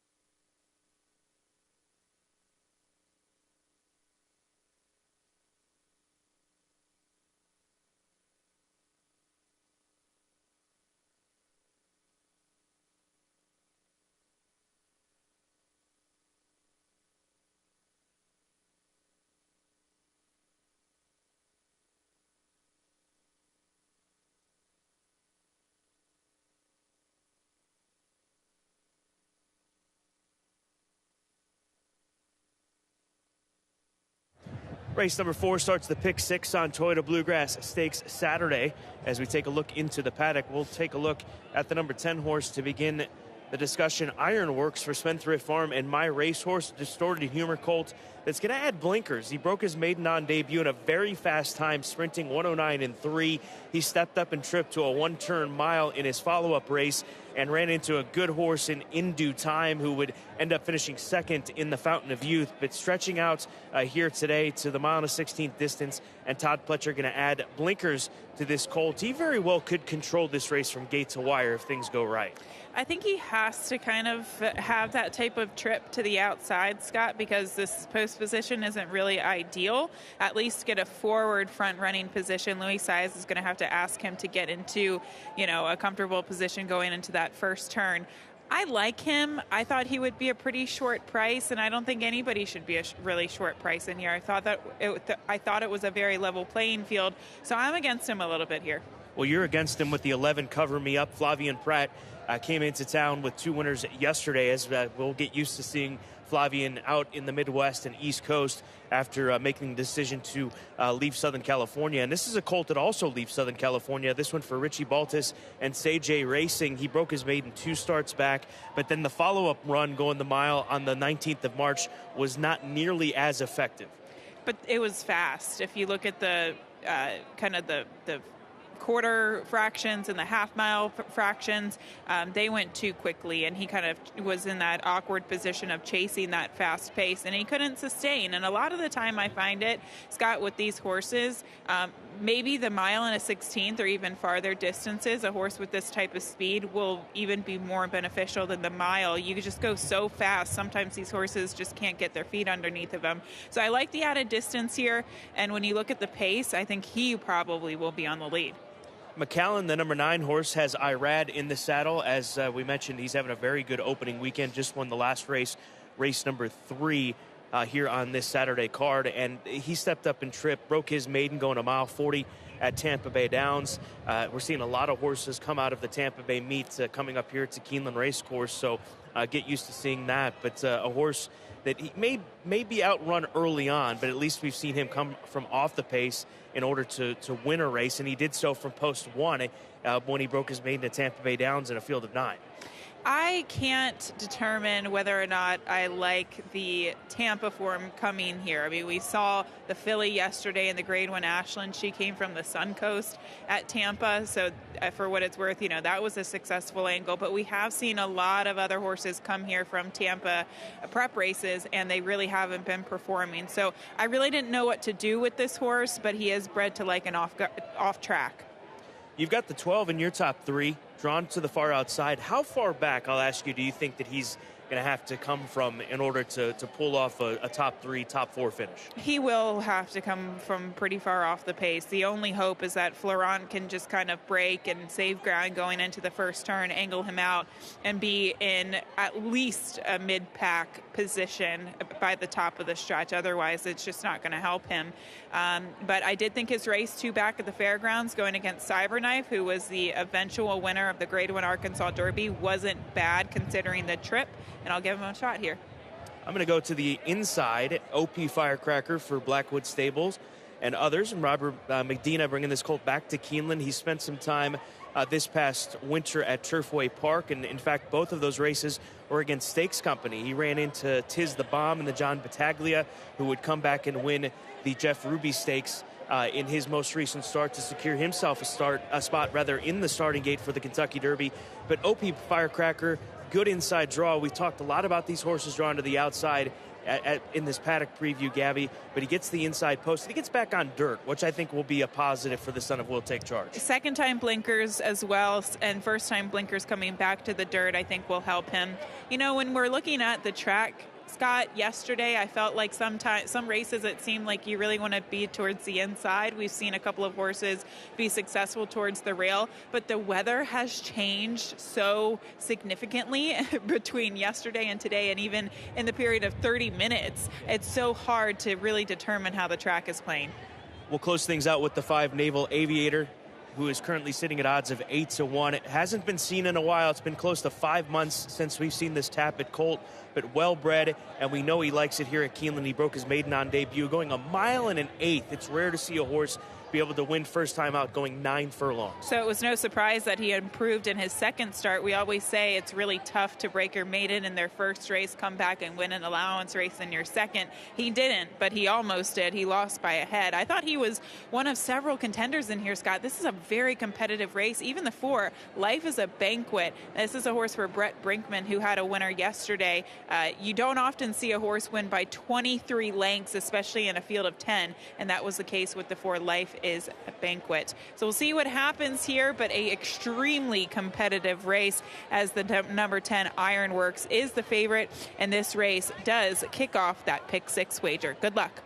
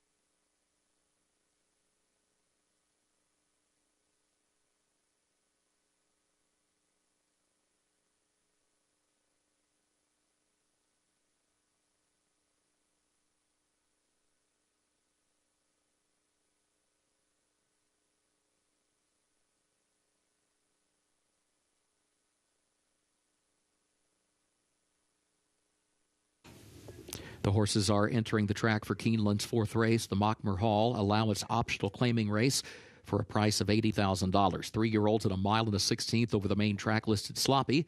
Race will finish in the short stretch at the first wire. No changes in the fourth event. Double and pick 3 wagering and also start of the pick 6. No carryover. Main track is listed sloppy. The turf is listed good. Post time at 6 minutes.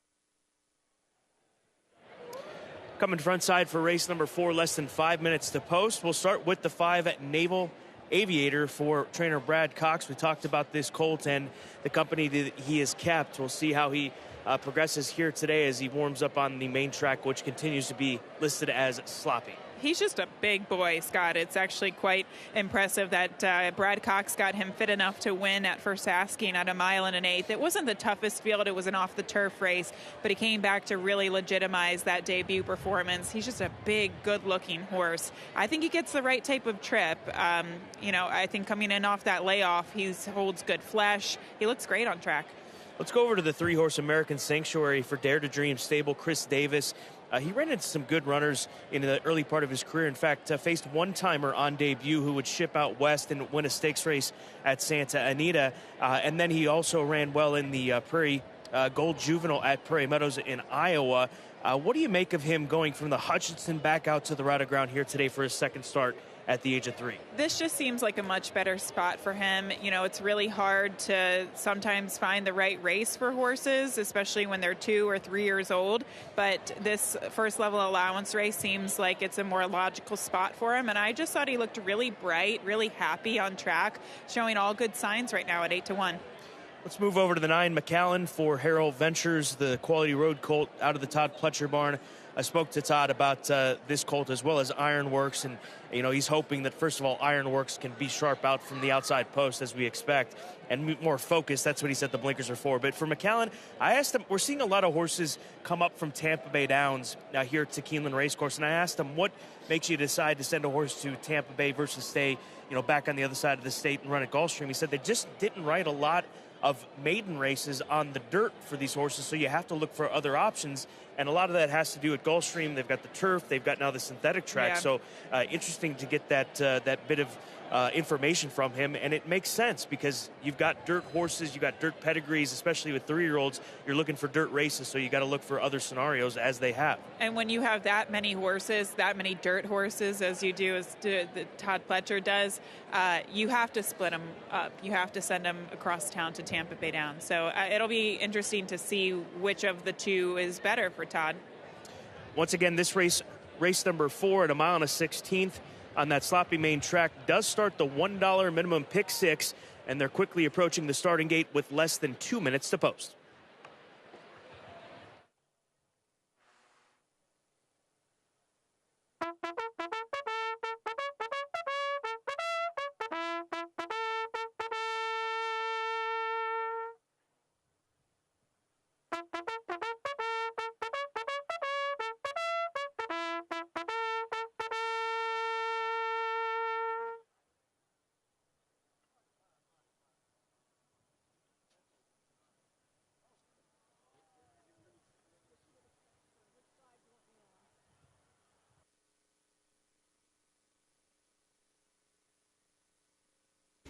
The horses have reached the starting gate for Keeneland's 4th race, the Mockmer Hall, start of the pick 6.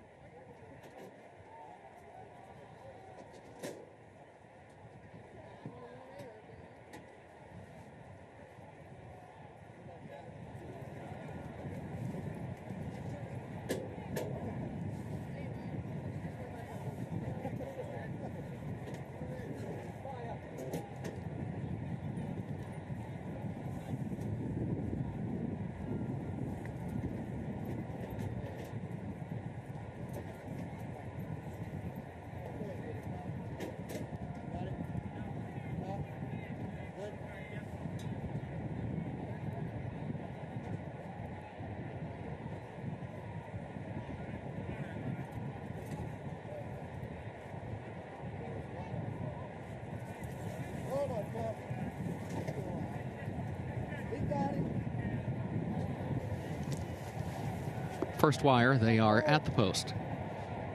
They're off. There goes Life is a Banquet. Life is a Banquet right out for the early lead. Cover Me Up is away fast up on the outside. Ironworks also has early speed as well as they head down to the first turn. The Peninsula is against the rail in fourth position. Heading into the turn, Life is a Banquet. One lane off the rail, has the lead, now starts to move down toward the inside closer to the rail as they move around the turn, with Cover Me Up second up on the outside. The Peninsula third, Ironworks fourth on the outside. American Sanctuary is in fifth. OP Firecrackers sixth. McAllen seventh. Lucky Boss is eighth. Naval Aviator ninth up on the outside, moves three wide off the first turn. Red Knobs is in 10th. Gunfighter is 11th. Eli last of the 12. Opening quarter, 23.84 seconds. Back up front, Cover Me Up is the leader. And Cover Me Up has opened up on a 4.5, a 5-length lead at the midpoint of the back stretch. And then Life is a Banquet in second. Ironworks third on the outside. American Sanctuary is in fourth. The Peninsula comes next. Then OP Firecracker, Lucky Boss against the rail. 47.18 seconds for the first half mile. Cover Me Up, still a 5-length lead. Onto the far turn. Ironworks is in second. American Sanctuary third. Lucky Boss fourth toward the inside. Naval Aviator fifth on the outside. Still nearly 10 lengths from the front. Cover Me Up is the leader. Quarter mile to come. Still has the advantage by 5 lengths. Ironworks being asked for more as they turn for home. American Sanctuary is in third. Lucky Boss is fourth, still 7 lengths off the leader. Into the short stretch, Cover Me Up is chased by Ironworks, who starts to draw alongside. Here's Ironworks right alongside of Cover Me Up in the final furlong. These two going at it. Ironworks from the outside, Cover Me Up to the inside. Ironworks, Cover Me Up, Ironworks to win it for Luis Saez. Cover Me Up second. American Sanctuary was across the line in third. McAllen came from far back to be fourth.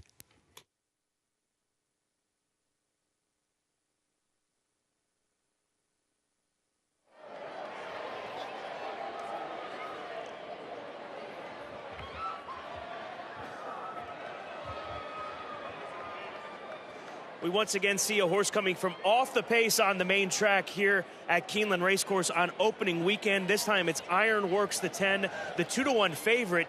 Give credit to the 10 and the 11, Cover Me Up, who did the dirty work. He went fast, but tires late, setting it up for Ironworks. I don't know if on the lead is really where you want to be today. I mean, we've seen a couple of horses just get really tired and not be able to hang on to the finish. But Covering Me Up, put in the dirty work, finishes second. Ironworks with a victory for Todd Pletcher and Luis Saez in the saddle. It's going to be 10, 11, 3, 9 across the board for race 4.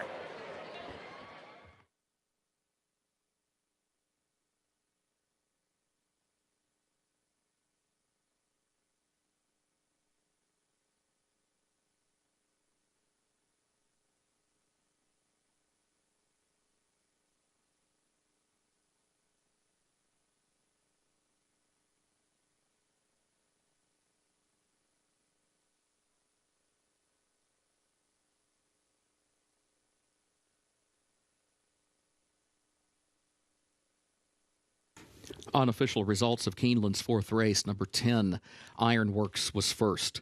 11, Cover Me Up was second. 3, American Sanctuary third. And 9, McAllen fourth. 10, 11, 3, 9, unofficial.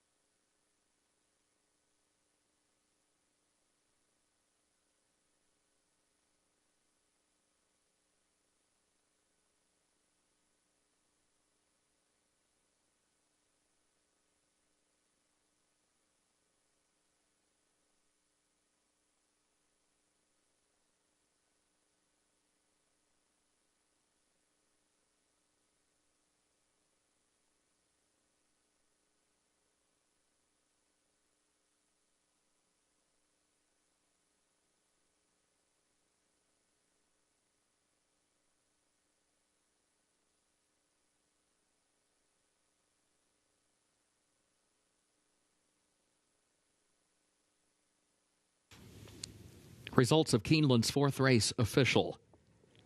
10-11-3-9, the official results.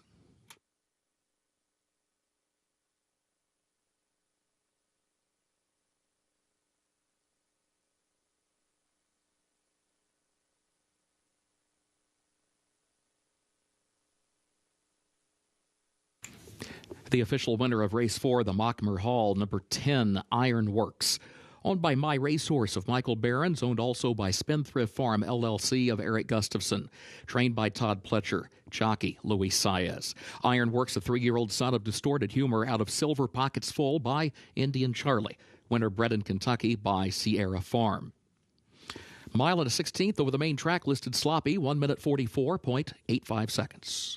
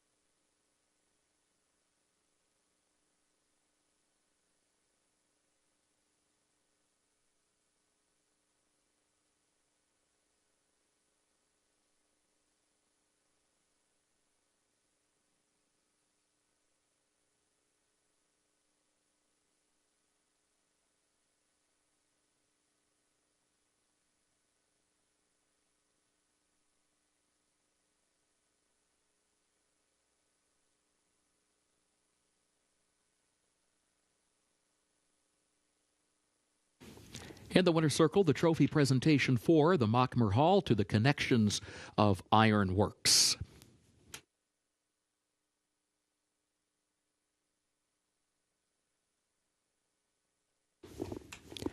Keeneland's fifth race upcoming. Double and pick 3 wagering, start of the All Stakes pick 5.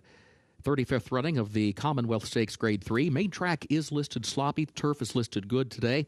In the 5th race, scratch 3, Sir Alfred James. Scratch 3, Sir Alfred James. 6th race, the Appalachian, has no changes. 7th race, the Grade 1 Madison, scratch the 10, 'Tis Splendid News. That's the 7th race, scratch the 10, 'Tis Splendid News. 8th race, the Shakertown, scratch the 7, Cowan. That's the 8th race, the Shakertown, scratch the 7, Cowan. 9th race, the featured Grade 1 Toyota Bluegrass, scratch number 12, Grantham.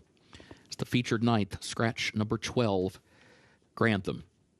And looking ahead to the 10th race, in race 10, a reminder, scratch number 10, Miss Imperial. That's in the 10th race, scratch number 10, Miss Imperial. A reminder, part of entry 1A, Good Penny, draws into the race, Adam Beschitza. Part of entry 1A, Good Penny, draws into that race, but the jockey is Adam Beschitza. And the 11th and final race, scratch part of entry 1A, Jambers Justice. Also scratch the 12, Striker. Scratch 14, Soaring Bird, and 15, Coltonator. That's the 11th and final race. Scratch part of entry 1A, Jambers Justice. Also scratch the 12, Striker. Scratch 14, Soaring Bird, and 15, Coltonator. A reminder, number 13, City Drifter, draws into the race. Overweight number 3, Creative Credit, the jockey 5 pounds over. Sloppy main track, turf listed good.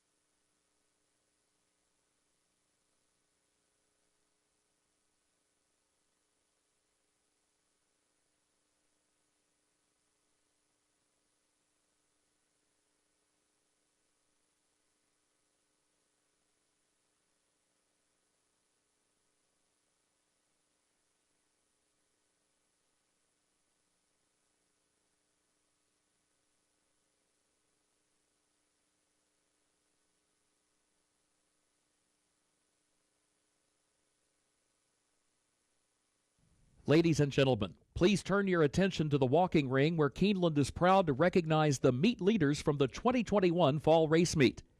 Keeneland President and CEO Shannon Arvin presents to leading owners Calumet Farm and Godolphin. Both owners had 4 wins during last fall's race meet. Highlighting Godolphin's wins was Caramel Swirl's victory in the Grade 2 Lexus Raven Run, for which they received a Keeneland tray as part of the track's Milestone Trophy program. For Calumet, this is the first Keeneland owner title under Brad Kelly's ownership. For Godolphin, this is the second Keeneland owner title, also winning in the spring of 2017. Keeneland Vice President of Racing Gatewood Bell presents to leading trainer Brad Cox. Cox recorded 14 wins in the fall, including 2 stakes races, highlighted by Juju's Map winning the Grade 1 Darley Alcibiades. This is the 3rd Keeneland leading trainer title for Brad Cox and 2nd consecutive fall meet title. Keeneland Racing Secretary Ben Huffman presents to leading jockey Tyler Gaffalione. Gaffalione dominated a deep jockey colony with 29 total wins last fall, taking victories in 2 stakes races aboard Averly Jane in the Indian Summer, presented by Keeneland Select, and Nakatomi in the Bowman Mill. This is the 4th leading jockey title for Tyler Gaffalione. How would you describe this meet that you've had here? Please join Keeneland in congratulating the leading connections of the 2021 Fall Race Meet. Wesley, this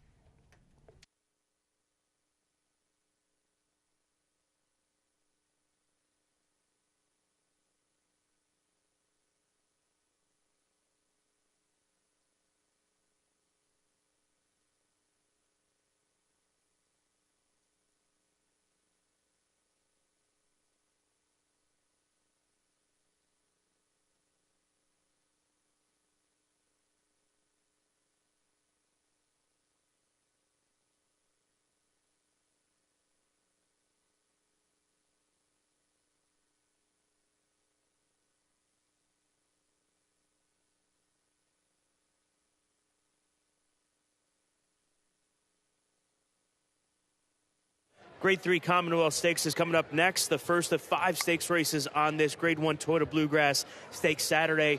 And here is going to be one of the heavier favorites of the afternoon. He and he and Golden Pal, will vie for the shortest price favorite of the afternoon. I'm a bit surprised, Gabby, that he's not shorter. He's 9-5 right now for a horse that set the track record back in 2020, running 107-4 for 3/4 in the Perryville, which was faster than Whitmore did later that afternoon in the Breeders' Cup Sprint. Yeah, he was sensational last year. I can remember when he made his debut at Keeneland, and he won by almost 10 lengths that day. He came back and really freaked in the Perryville. Now, maybe some people are thinking it's the 7/8. Maybe some people think that he can't go 7 furlongs. His only try at the distance was in the Grade 1 Malibu. He faded to finish 4th. But number 1, Scott, that was a completely different class of horse.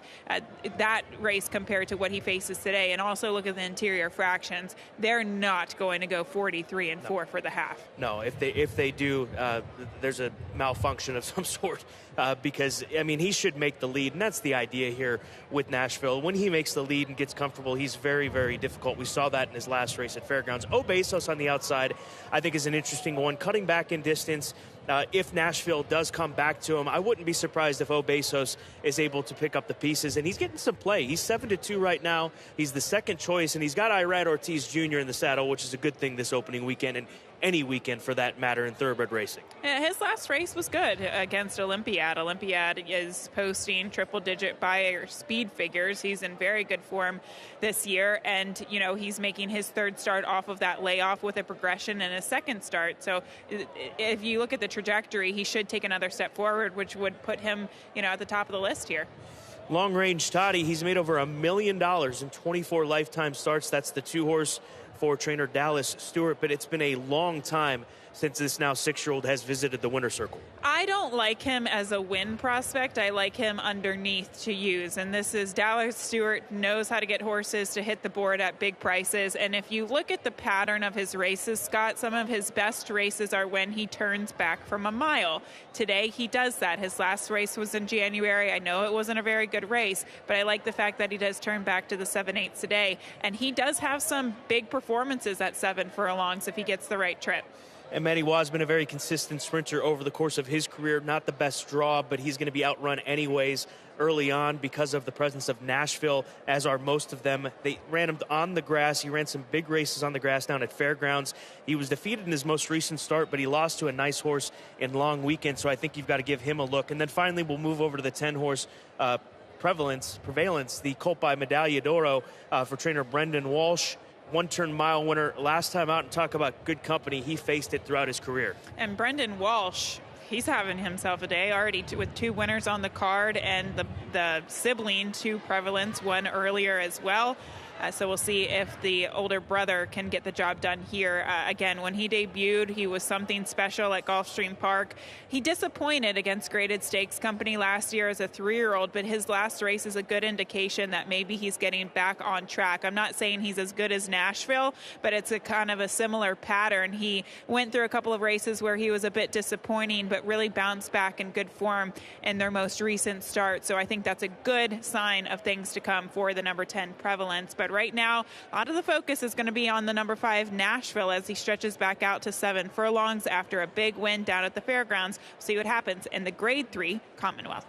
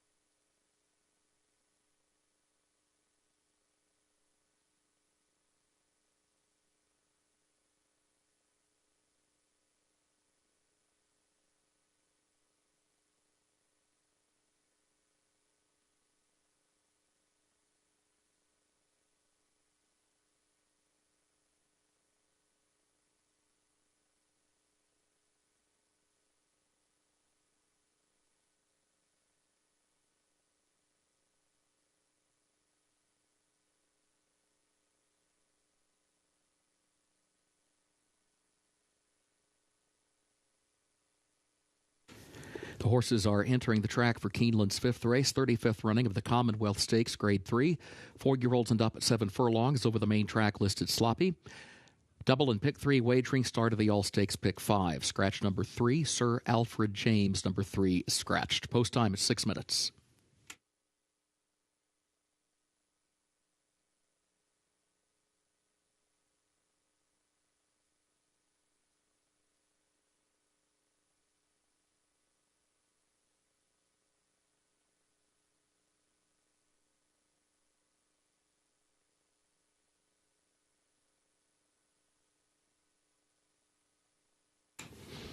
The race 5 post-parade number 1 is Manny Waugh for the Commonwealth, owned by Susan Moulton, trained by Wayne Catalano, the jockey Florent Giroux.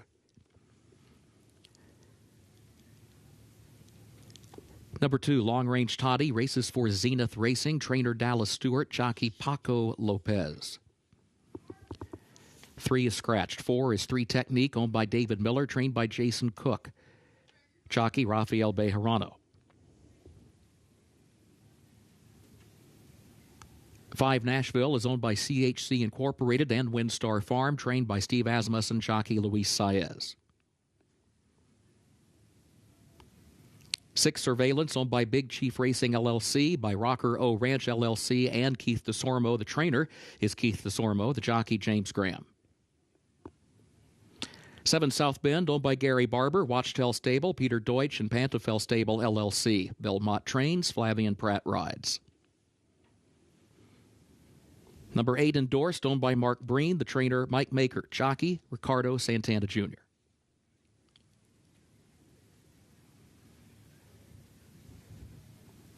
9 Atoka, owned by Laurie Lucas, D. Wayne Lucas, Jim Hurd, and Eleanor Green, trained by D. Wayne Lucas, jockey Luis Contreras. 10 Prevalence, owned by Godolphin LLC of Mohammed Al Maktoum and others, trained by Brendan Walsh, jockey Tyler Gaffleone. 11 Obesos, owned by Bernard Racing LLC, Tag Team Racing, West Point Thoroughbreds, and Terry Stevens, trained by Greg Foley, jockey Irad Ortiz Jr.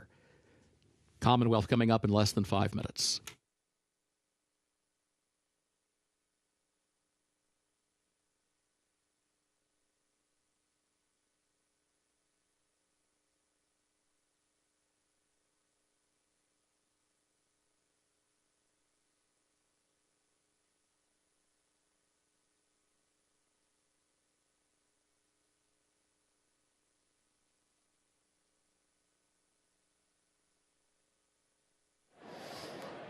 We are front side for the first of 5 stakes races today. The Grade 3 Commonwealth Stakes will ask these runners to go 7 furlongs, 7/8 of a mile.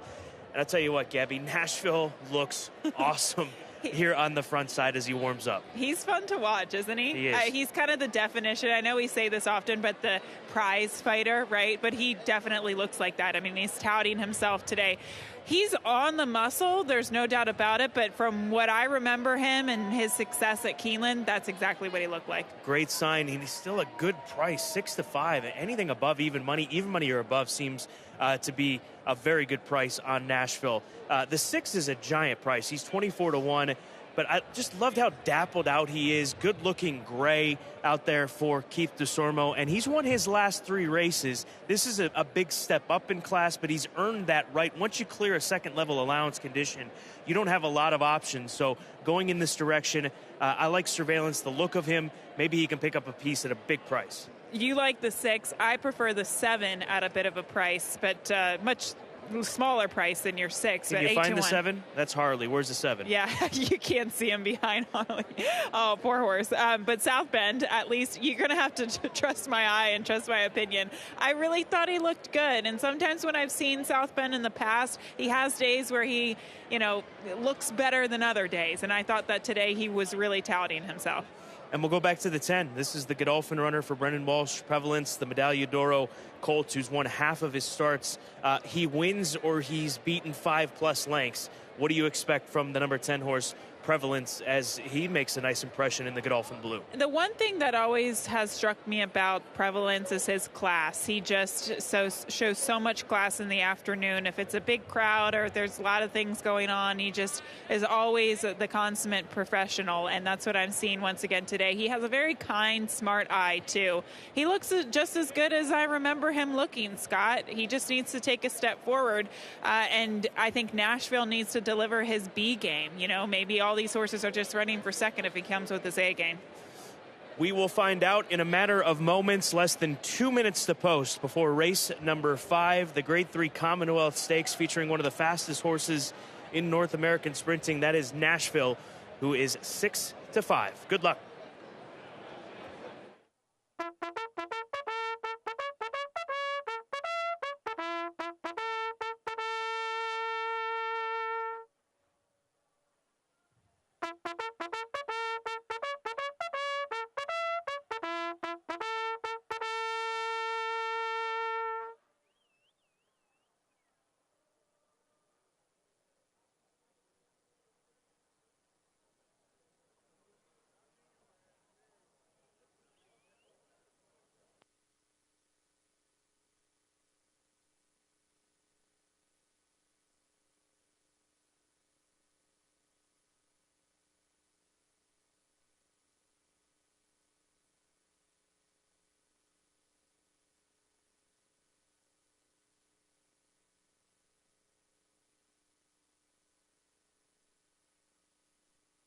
The horses have reached the starting gate for Keeneland's 5th race, the Commonwealth Stakes, start of the All-Stakes Pick 5.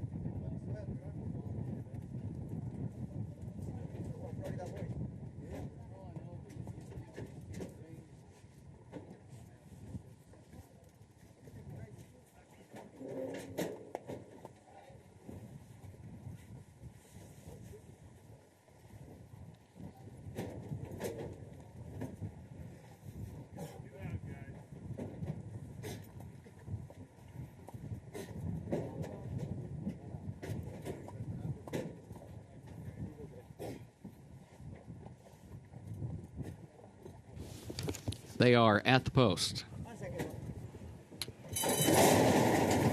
And they're off in the Commonwealth. Here comes Nashville, out for the early lead. Long-range Toddy there to the inside. Prevalence and then Surveillance. Nashville, the early leader. Nashville has the advantage, 3/4 of a length. Long-range Toddy goes second to the inside. Prevalence third up on the outside. Surveillance fourth between horses. Then a gap of just over 2 more lengths back to Maniwa. And Maniwa travels in 5th. The Toka 6th between horses. Endorsed is 7th up on the far outside as they head for the far turn. 3 Technique is back toward the rail in the 8th position.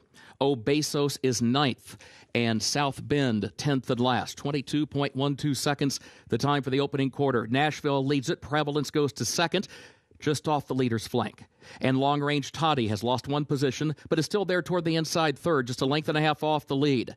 There's Surveillance, fourth up on the outside. Maniwa fifth. The Toka is in sixth. Obesos is seventh. Looks toward the center of the track, 9 lengths from the front, moving by the quarter pole. Nashville chased by Prevalence, and Prevalence now has taken the lead from Nashville, and Surveillance is coming on, and Long Range Toddy looks to the inside into the final furlong. It is Prevalence with the advantage by 2 lengths. Long Range Toddy is second, and then Obesos running late just outside of Surveillance, but it is Prevalence. Prevalence by 3. Prevalence in front for Tyler Gaffalione. Prevalence to win the Commonwealth. Going to be close for second. Either Long Range Toddy or Obesos for that runner-up spot.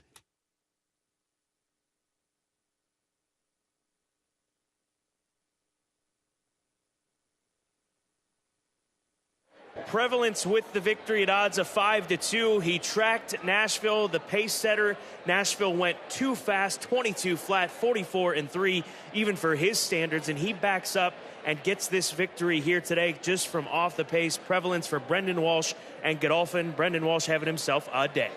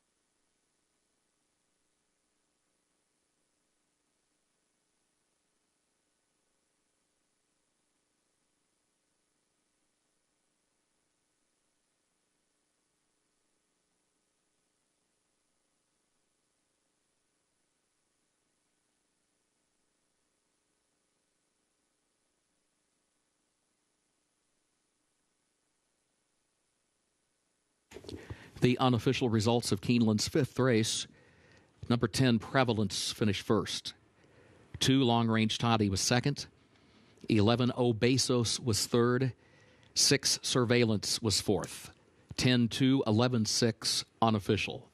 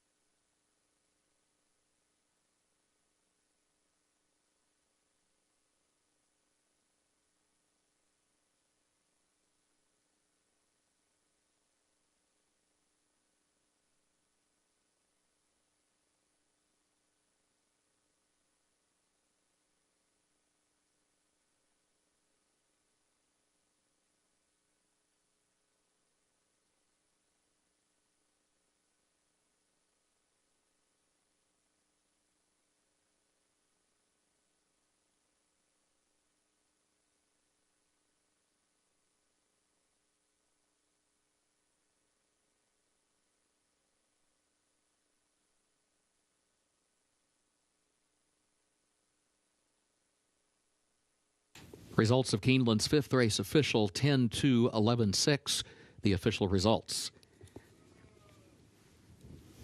Official winner of the Commonwealth Grade 3, number 10, Prevalence. 2 wins today for the owner-trainer-jockey combination of Godolphin LLC, Brendan Walsh and Tyler Gaffalione. 3 wins total for trainer Brendan Walsh. Prevalence, a 4-year-old son of Medaglia d'Oro out of Enrichment by Ghost Sapper. Second winner on the card for Godolphin as breeder. And 2 wins on the card for the Dam Enrichment. Time for the 7 furlongs over the main track listed sloppy, 1 minute 22.47 seconds.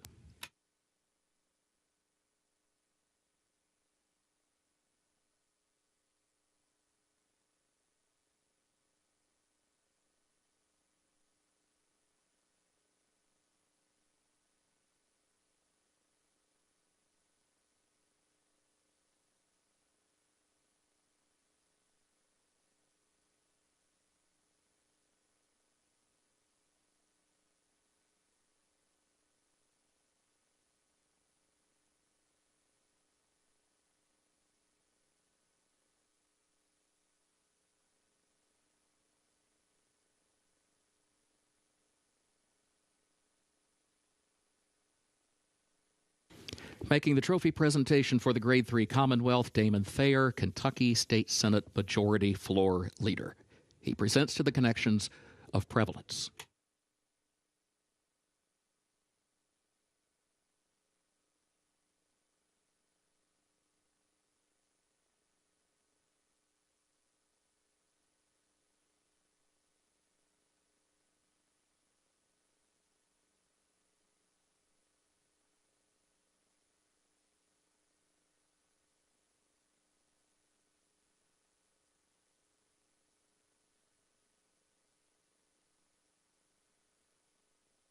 Prevalence picking up a Grade 3 victory in the Commonwealth for Brendan Walsh, Godolphin, and this man, Tyler Gaffalione. How were you able to get him to relax that close to that hot pace early on in this race? You know, he's just a very smart horse. He does everything so easily. Brendan, the first thing he said, man, they went quick, but it looked like he was doing it well within himself, and he really was. He just has a high cruising speed and very intelligent horse. Did he get very tired at the end of that race? Oh, no, I still had plenty left. Well done. Thank you so much. Brendan Walsh having himself quite the afternoon on this first Saturday of the spring meet here at Keeneland. Did you have the expectations that he could hang with Nashville in that fashion and be able to kick on the way that he did? I wasn't sure we'd get that close to him, Scott. But we just said, the last day we rode him similar. We said we'll do the same thing today, let him work his way into the race. We were close enough to him. They were going quick, I thought, But he looked comfortable the whole time. Tyler said he was just cruising along for him. And, I'm just glad the horse has come to hand. You having this kind of a day, is this the expectations coming into the meet, and are we going to see more of this? Do you have the kind of momentum to carry on through April here at Keeneland like this? Hopefully. I mean, it's a very special meet, so to have 3 winners in a day, you never expect something like that, but it's fantastic. And, it's great for Godolphin, are a huge supporter of mine, Scott, so to have 2 winners for them out of the same mare is a special day in itself. That's the truth. Well done. Yeah, thank you. Brendan Walsh, Prevalence, Tyler Gaffalione, and Godolphin taking the Grade 3 Commonwealth. Thank you, Scott. Keeneland's 6th race upcoming, the Appalachian, presented by Japan Racing Association, Grade 2. The turf is listed good. The rail at 0 feet today. Double to pick 3 wagering start of the All Stakes pick 4. And a reminder start of the Keeneland turf pick 3. Ask for that wager by name. 6th race has no changes. Looking ahead to the 7th race, the Madison. A reminder, scratch the 10. 'Tis Splendid News. That's in the 7th race. Scratch the 10. 'Tis Splendid News. Race 8, the Shakertown. Scratch number 7, Cowan. That's the 8th race, the Shakertown. Scratch number 7, Cowan. 9th race, the featured Grade 1 Toyota Bluegrass. Scratch the 12, Grantham. 9th race, scratch the 12, Grantham. Looking ahead to the 10th event, a reminder in race 10, scratch number 10, Miss Imperial. 10th race, number 10, Miss Imperial, scratched. A reminder, part of entry 1A, Good Penny, draws into the race. The jockey will be Adam Beschizza. 11th and final event, scratch part of entry 1A, Jammer's Justice, scratch the 12, Striker. Also scratch 14, Soaring Bird, and 15, Coltonator. That's in the 11th and final race. Scratch part of entry 1A, Jammer's Justice. Also scratch the 12, Striker. scratched the 14 Soaring Bird and the 15 Coltonator. A reminder, number 13 City Drifter draws into the race. Overweight, number 3 Creative Credit, the jockey, 5 pounds over.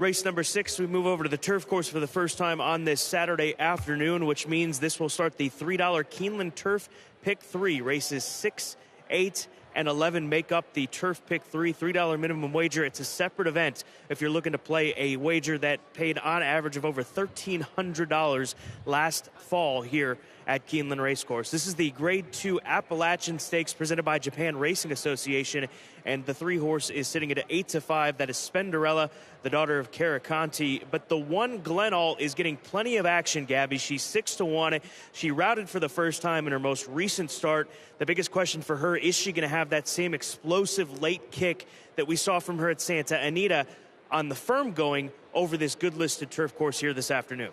Yeah, that is the question. I mean, it's really a hit or miss for many of these contenders, right? We don't know how they're going to take a liking to the soft turf. Just because they've been running at on firmer ground such as Santa Anita doesn't necessarily mean that they won't handle this type of turf course here today. I do kind of like a horse that would have maybe a mid-pack closing trip on this turf course, for what it's worth, though. And that's Dolce Zell, the number 4 horse with Ired Ortiz Jr. He had a couple of stakes winners just yesterday. Trainer Chad Brown has won the Appalachian 3 times in the past. And she's kicked off her career in France over soft going, which is has much more give in it than what she'll even run over here today. So Dolce Zell steps up off of her victory in the Grade 3 Florida Oaks up against this Grade 2 group. And I just like the fact that she has tactical speed. A lot of the time when we see fillies or horses making their North American debut, they can be a little tardy coming out of the gate. And also with Chad Brown runners, a lot of the times we see his turf runners, they like to make that last to first closing move. But I actually like the fact that she's got tactical speed, because the horse to beat in here in many ways is the 3 Spenderella, and she is the clear-cut speed. So you have to be close enough in order to beat her, I think. Yeah, and that's the big question for her, too, is that speed going to be as effective over this good listed going? I mean, there's so many variables, obviously a deeper field than what any of these fillies have faced at any point in their career. But the other aspect of this filly, we saw Graham Motion. He picked up a win just yesterday in the stakes, the colt equivalent of this race here at Keeneland on opening Friday. And this filly comes in undefeated, and she's a full sister to a filly that I think a lot of folks will be familiar with, Spanish Love Affair, who was a stakes winner. So a nice pedigree here with this filly, Spenderella, as she sits at odds of 9-5. Good luck in race number 6, the Grade 2 Appalachian Stakes presented by the Japan Racing Association. Don't forget, not only starts the all-turf Pick 3, races 6, 8, and 11, also begins a Pick 3 as well as a Pick 4, a 50-cent minimum wager. All stakes Pick 4 here begins. So a lot of options, a lot of opportunities ahead of us on this Toyota Bluegrass Saturday here at Keeneland Racecourse.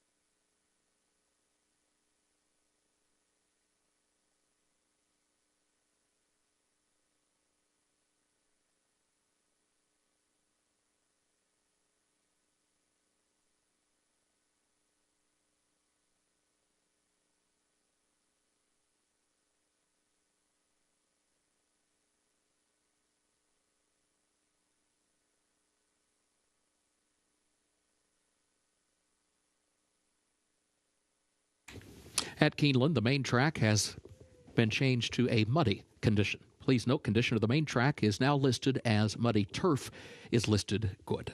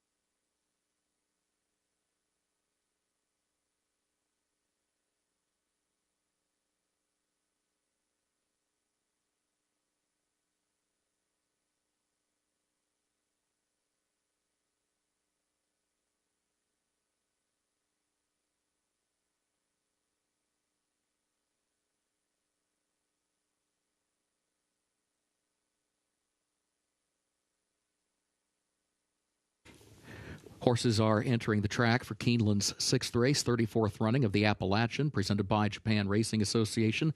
Grade 2 stakes for 3-year-old fillies at a mile over the turf listed good, rail at 0 feet.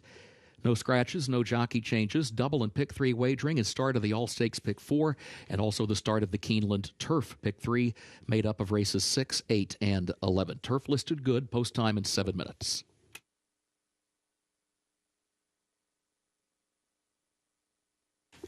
And now the starters for the Appalachian. Number 1 is Glenall, owned by Michael Ivarone, trained by Richard Baltus, the jockey Julian Leperoux. 2, An Agent Mistake, owned by Redham Racing LLC of J. Paul Redham, trained by Doug O'Neill, the jockey Rafael Bejarano. 3, Spenderella, owned by Gainesway Stable of Anthony Beck, the trainer Graham Motion, the jockey Tyler Gaffalione. 4, Dolce Zell, owned by Michael Dubb, Madaket Stables LLC of Saul Kuman, and Robert LaPenta, trained by Chad Brown, jockey Irad Ortiz Jr. 5, Skims, owned by Andrew Rosen, trained by Shug McGahee, the jockey Flavian Pratt. 6, Trobe Ritz, owned by Brereton Jones, trained by Neil Pesson, Jareth Loveberry, the jockey. 7, Eureka, owned by Michael Dubb and Madaket Stables LLC of Saul Kuman, trained by Graham Motion, the jockey Florent Giroux. And 8, Knees and Hips, owned by Joel Politti, trained by Tom Amos, jockey James Graham. Post time in 5 minutes.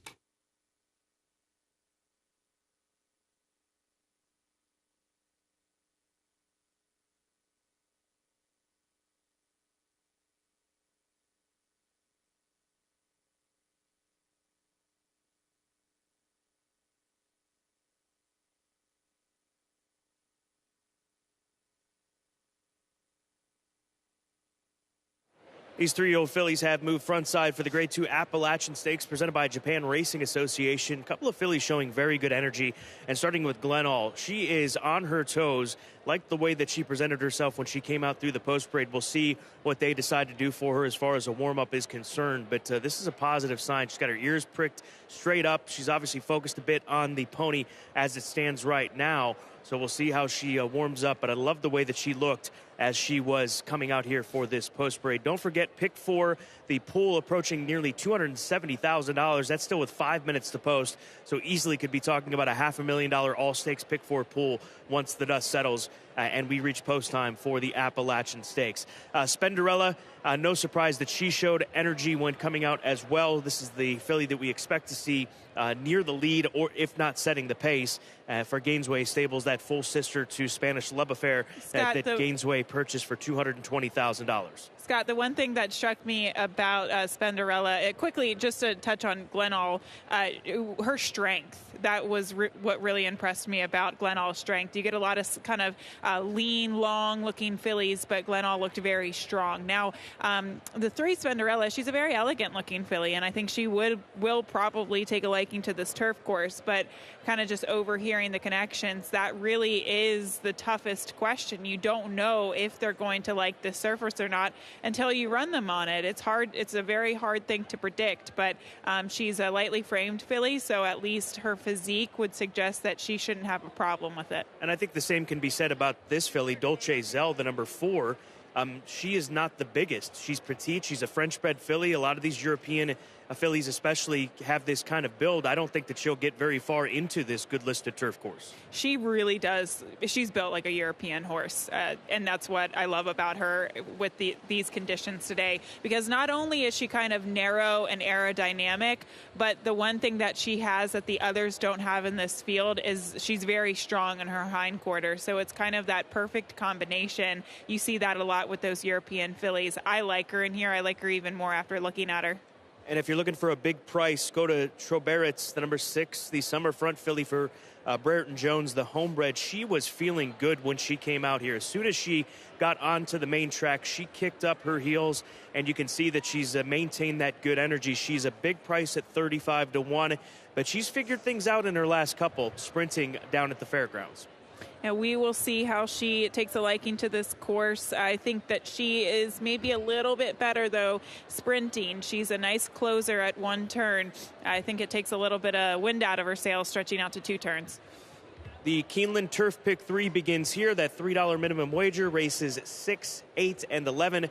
And also the All Stakes Pick 4, which is now over $315,000. You've got less than 2 minutes to get those wagers in for the Grade 2 Appalachian Stakes presented by the Japan Racing Association.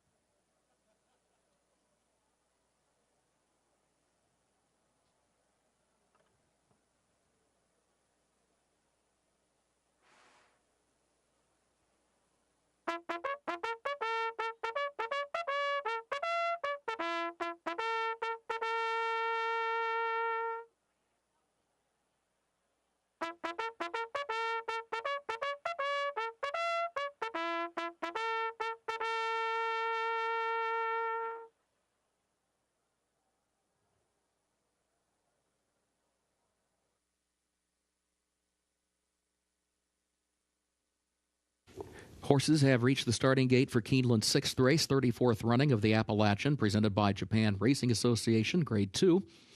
Start of the All Stakes Pick 4, start of the Keeneland Turf Pick 3.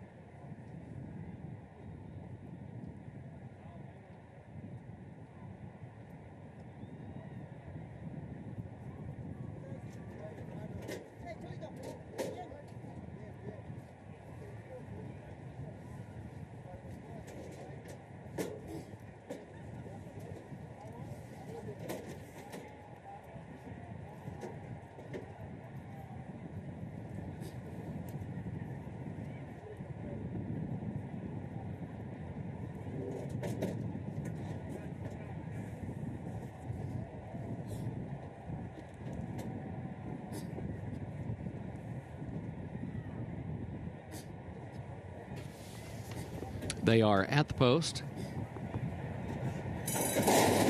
And they're off in the Appalachian, presented by Japan Racing Association.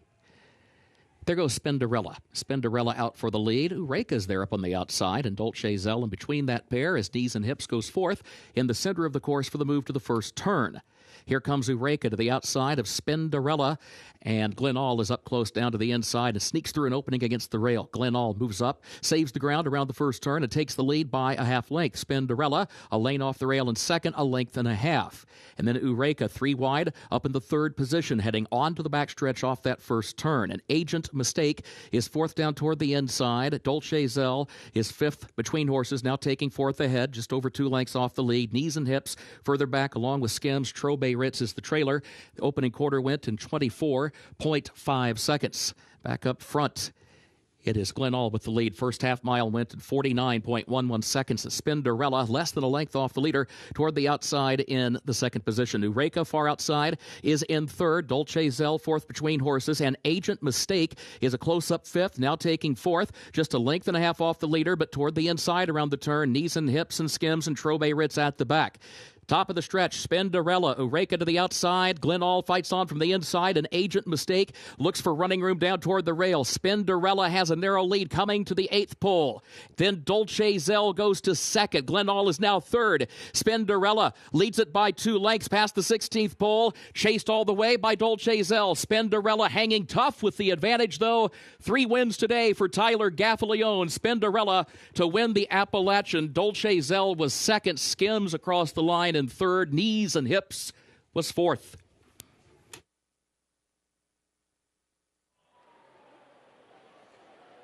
Spenderella able to come from just off the pace after Glenall set the pace early on in that first turn and was very professional as she remains unbeaten. The Keeneland graduate from the September sale of 2020, now 3 for 3 for Gainesway Stable. Yeah, you can see Spenderella coming down the stretch. She kind of has that stabby high knee action that really, horses with that type of action really can get across a turf course like this quite nicely. And she just gets it done once again today. A very, very nice filly for trainer Graham Motion. He got a stakes victory yesterday, continues with a good weekend with this win today.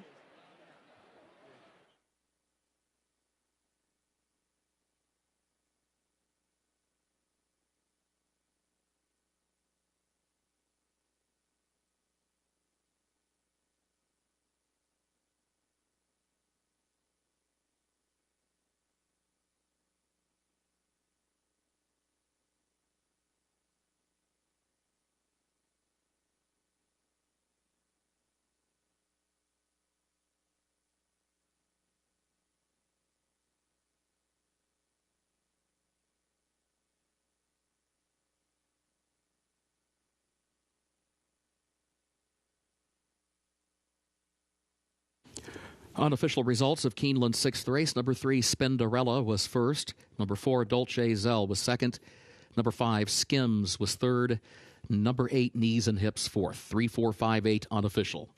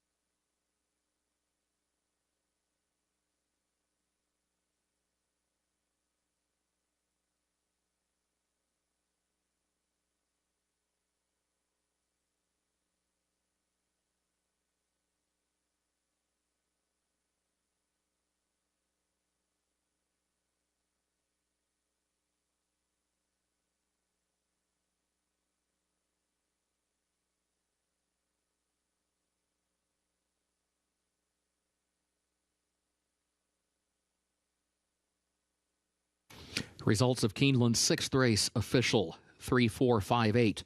The official results.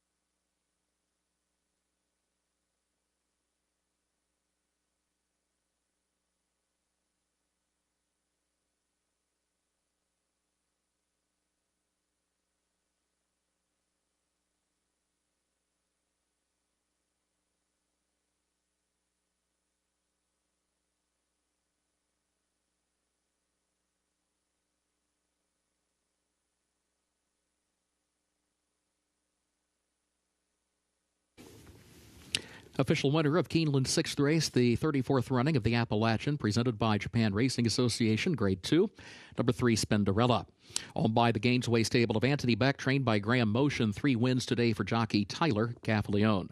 Spinderella, a 3-year-old filly by Caraconti, out of Spanish Bunny by Unusual Heat, bred in New York by Gainesway Thoroughbreds Limited. 1 mile over the turf listed good, 1 minute 37.41 seconds.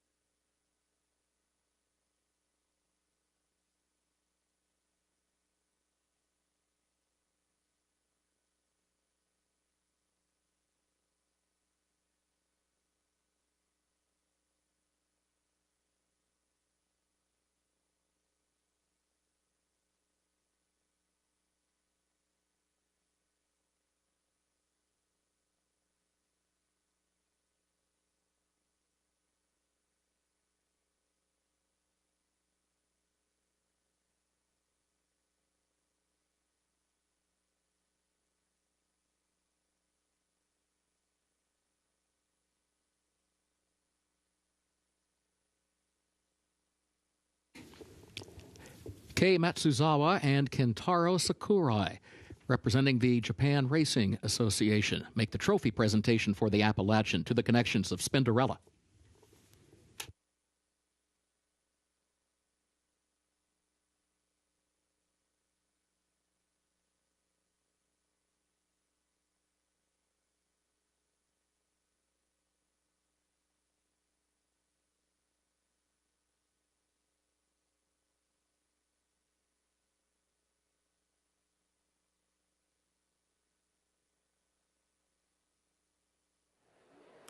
The Appalachian, presented by the Japan Racing Association, going to Spinderella and trainer Graham Motion, and Tyler Gaffalione with his 3rd win on the day, back-to-back stakes wins on the card. She broke sharp, but then the filly came on her inside and set the pace. Did she change her attitude whatsoever when Glenall went on with it in that first turn? Not at all. She was going down to the first turn very comfortably. She was in a great rhythm, and that other horse coming up inside didn't bother at all. She relaxed beautifully, and she had some turn of foot. Well done, Tyler. Thank you so much.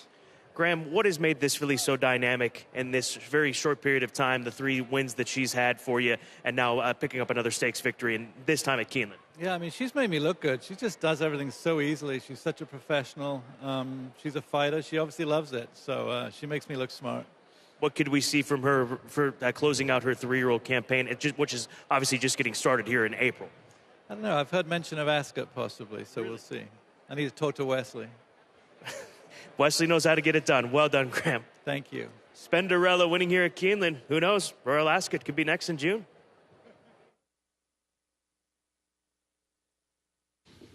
Thank you, Scott. Keeneland's 7th race upcoming, the Grade 1 Madison Stakes, double and pick 3 wagering start of the late pick 5. Main track is listed muddy, turf listed good. In the 7th race, scratch the 10, 'Tis Splendid News. Again, scratch the 10. 'Tis Splendid News. Looking ahead to the 8th race, scratch the 7, Cowan. That's in the 8th race, scratch the 7, Cowan. Featured 9th, the Grade 1 Toyota Bluegrass, scratch the 12, Grantham. That's in the featured 9th race, scratch the 12, Grantham. 10th race, scratch number 10, Miss Imperial. That's in the 10th race, scratch number 10, Miss Imperial. A reminder, part of entry 1A, Good Penny, draws into the race. The jockey, Adam Beschizza. Part of entry 1A, Good Penny, draws into the race. Adam Beschizza, the jockey. 11th and final event, scratch part of entry 1A, Jammer's Justice. Scratch 12, Striker. Also scratch 14, Soaring Bird, and 15, Coltonator. That's the 11th and final race. Scratch part of entry 1A, Jammer's Justice. Also scratch the 12, Striker. And scratch 14, Soaring Bird, and 15, Coltonator. A reminder, number 13, City Drifter, draws into the race. Overweight 3, Creative Credit, 5 pounds over.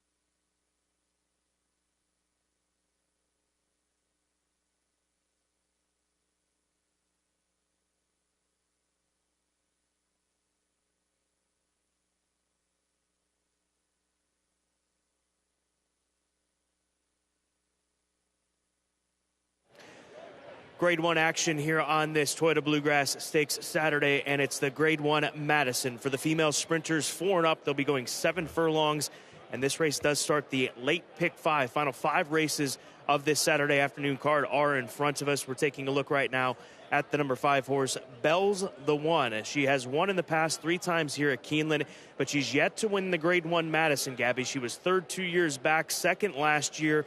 Can today be the day? They opted to stay back here at home and run at Churchill Downs back in mid-November. That's the last time we saw her, versus shipping out west to tackle the Breeders' Cup Filly and Mare Sprint. She's as consistent as the day is long. She's going to lay back and make one run at him, and we'll see if she can pick up the Grade 1 here today. I think that things set up for her perfectly to pick up the Madison today. Yeah, she hasn't quite managed to get the Madison, as you mentioned. She was third in this a couple of years ago, and then second in it last year to Kamari. But for what it's worth, I mean, in her last year in the Grade 1 Madison, it was her first race since coming back from the Breeders' Cup Filly and Mare Sprint. Now today she's coming in off of a similar layoff, and it's going 7/8. I think, a lot of people kind of go back and forth in terms of what distance she's best at. Is she better at 7/8? Is she better at 3/4? I don't know that it really matters as long as she gets the right type of pace in front of her, and it looks like she does get the fast pace that she needs today. You've got the 2 horse as your top play. That is Center Isle. She's 10-1 right now for Mr. Larry Best's OXO Equine. Paula Lobo, Luis Saez, when she's at her best, she's on the lead. From what we've seen on the main track here today, I know we handicap these races days out and coming in. Would your mind be changed whatsoever with the way that this main track has played? Kind of, Scott. I will say it just does look like these horses on the front end are just getting really, really tired. So you have to be fit. You have to be kind of much the best in order to win. So that is a concern for me with the 2 Center Isle, but she's a long shot. I might as well just use her, especially in some exotics as well. And I think that, you see these fillies and mares, they get older, they approach their 5-year-old season, and they tend to peak. And I think that is the case with Center Isle.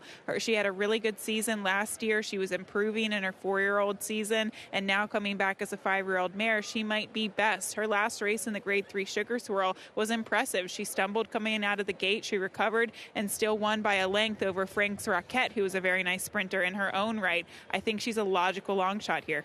Kamari, the 6th, looking to defend her title. She is not the favorite. She's 5-2 as the second choice. The daughter of Munnings, who's been so well managed by Wesley Ward and his team. This one owned by Westerberg Limited and the Coolmore Connections. She comes off of a victory in her only start this year. That was clearly a prep race, able to find an allowance race where she's still eligible. Well done in finding that and getting that job accomplished. She wins that, now looking to remain unbeaten here at Keeneland Racecourse, and she's one that may get the kind of trip that we saw from Prevalence earlier today in the Commonwealth. One thing I like about Kamari is her running style, because she can be forwardly placed in a fast pace. She can kind of come from farther off of it in a slower pace or a faster pace. She's really able to win from multiple places on the track, and that's why she has accumulated so many victories, 7 victories in her career.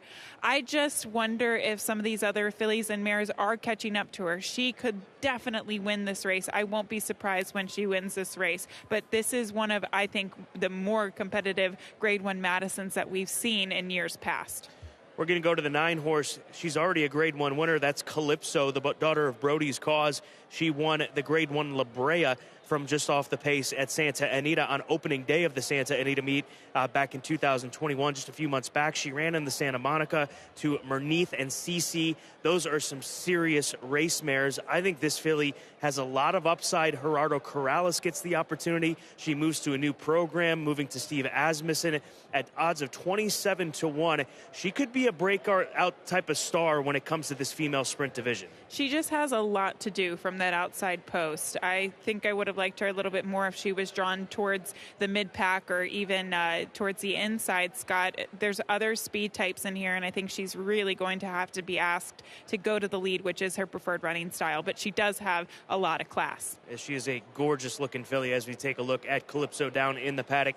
And then we will wrap up the conversation with the 3 In the background there, that is Lady Rocket for Frank Fletcher Racing Operation and others, a daughter of Tail of the Cat, another 5-year-old coming into her 5-year-old season for the first time, and she exited her 4-year-old season on consecutive wins, including a victory in the Grade 3 Gopher Wand at the Big A. The same thing applies to Lady Rocket as it does to my top pick in Center Isle. I think this mare in her 5-year-old season could really just be getting good at the right time. She could be peaking right now. Her Gopher Wand performance was incredibly impressive, and each and every, it seems like the water gets deeper and she keeps on getting better. But this is deep water today. This is undoubtedly, Scott, her toughest test. These, I should say, are some of the best female sprinters that this sport has to offer right now. It is the Grade 1 Madison. There is $500,000 on the line, and soon to be the same in the late pick 5 pool, as we're over $300,000. This gets underway in 12 minutes time. The 21st running of the Grade 1 Madison is up next here from Keeneland.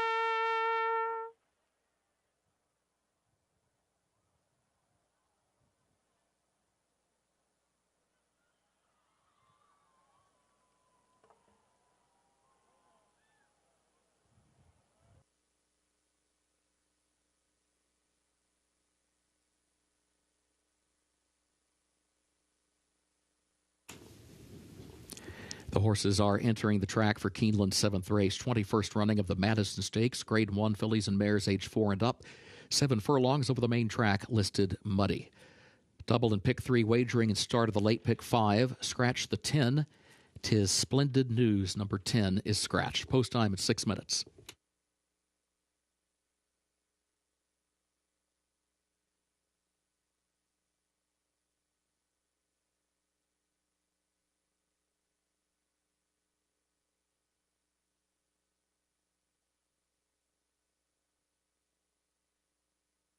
Now the post parade for the Madison. Number 1, Scylla, owned by Dale Ladner, trained by Brett Brinkman. Brian Hernandez Jr. is up. 2, Center Isle, owned by OXO Equine LLC of Larry Best, trained by Paulo Lobo. Luis Saez, the jockey. 3, Lady Rocket, owned by Frank Fletcher Racing Operations of Frank Fletcher. 10 Strike Racing of Marshall Graham. Brad Cox, the trainer. Irad Ortiz Jr. is the jockey. 4, Just One Time, owned by Warriors Reward LLC of Donald Brown, by Commonwealth New Era Racing LLC of Todd Mostoller, trained by Brad Cox, the jockey Flavian Pratt. 5, Bell's the One, owned by Lothenbach Stables Incorporated of Bob Lothenbach, trained by Neil Pesson, Corey Lannery to ride.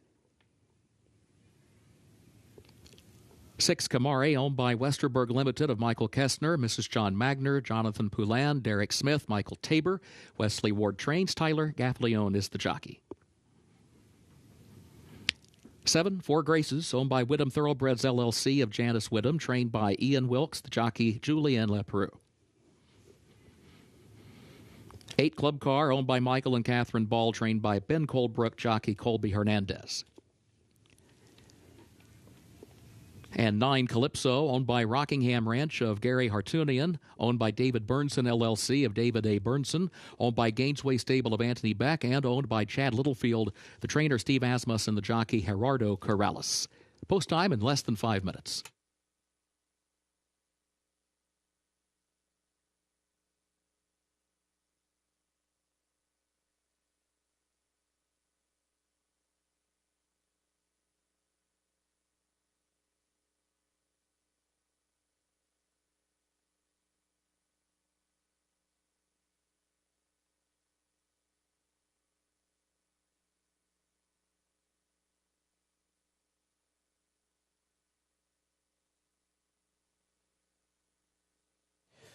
Taking a look at this Grade 1 group of fillies and mares, and this is an outstanding looking group, I should say, in the Grade 1 Madison. Bell's the One, very relaxed when she came out here, very much speaking to the style that we see from her. She relaxes from off the pace, and when she's given her cue, she kicks on and makes a run at him. She's an 11-time winner from 22 starts. She's made over $1.5 million.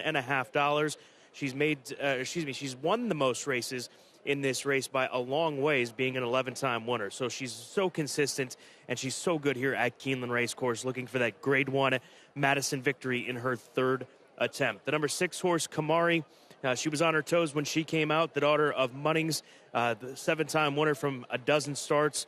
Very straightforward filly looking to defend her title in this Grade 1 Madison. Following her Madison run, we didn't see her all the way until the Breeders' Cup Turf Sprint, where she was outrun by Golden Pal, the stablemate, who we'll see later on today. But Kamari, tough to ignore the way that she looks and the fact that she has that prep race under her belt, which is so key in getting ready to tackle the competition that she is here today. Lady Rocket, the speedster, the mare by Tail of the Cat.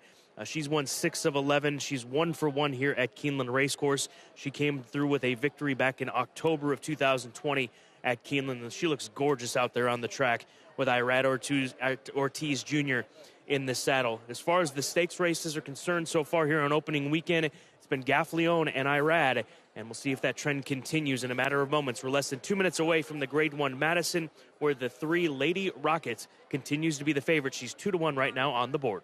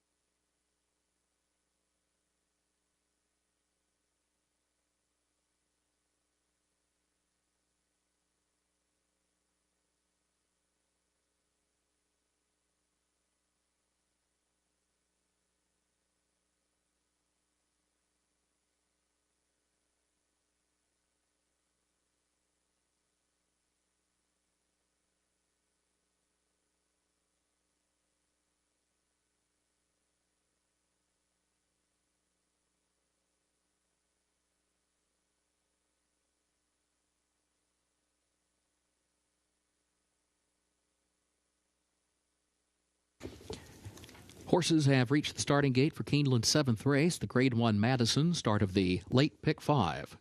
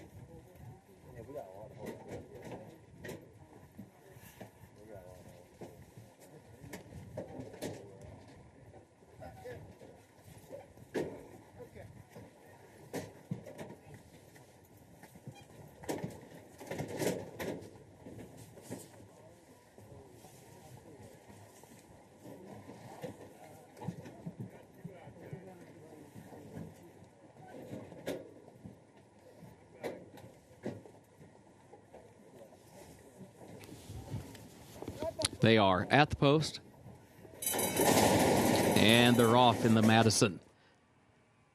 There goes Lady Rocket outrunning for the early lead. Scylla down toward the inside. Here's Kamari moving up toward the outside. Lady Rocket has the advantage by a half length. Kamari goes second in between horses. Club Car up close, far outside from third. Now second now to challenge for the lead. Calypso backs away in the center of the track and fourth. Scylla shuffled to fifth into the inside as they head up the back stretch. And then Four Graces, a lane off the rail. She travels in the sixth position. Center aisle, seventh to her inside. Just one time is eighth. And late running Bell's the one, ninth and last as they head for the far turn. 22.11 the time for that opening quarter. Lady Rocket and Kamari 1-2 separated by a neck around the turn. Club Car third up on their outside, and then Scylla in fourth position. Calypso has lost ground in fifth and is now 9 lengths off the lead. Four Graces to her outside, center aisle. Then Bell's the one, has to go wide from the back, still 10 from the front. Just one time is last. Top of the stretch in the Madison.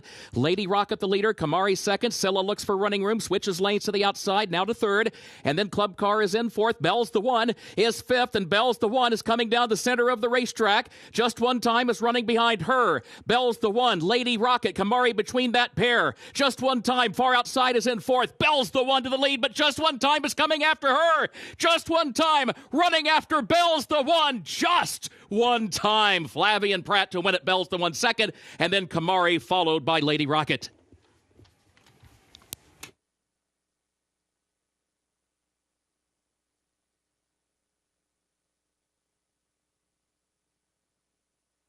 It was a late finish between the number 4 horse, Just One Time, and Bell's the One. Bell's the One is going to strike the lead right here in the next few jumps, but then the number 4 horse, that is Just One Time, the daughter of Not This Time, continues this role that she's been on in her career. That is her 6th win from 7 starts. Yeah, this really looked phenomenal on the track today, and she definitely ran to her looks. You gotta feel bad, though, for Bell's the One. She just can't quite get a win in the Madison. Maybe next year, right?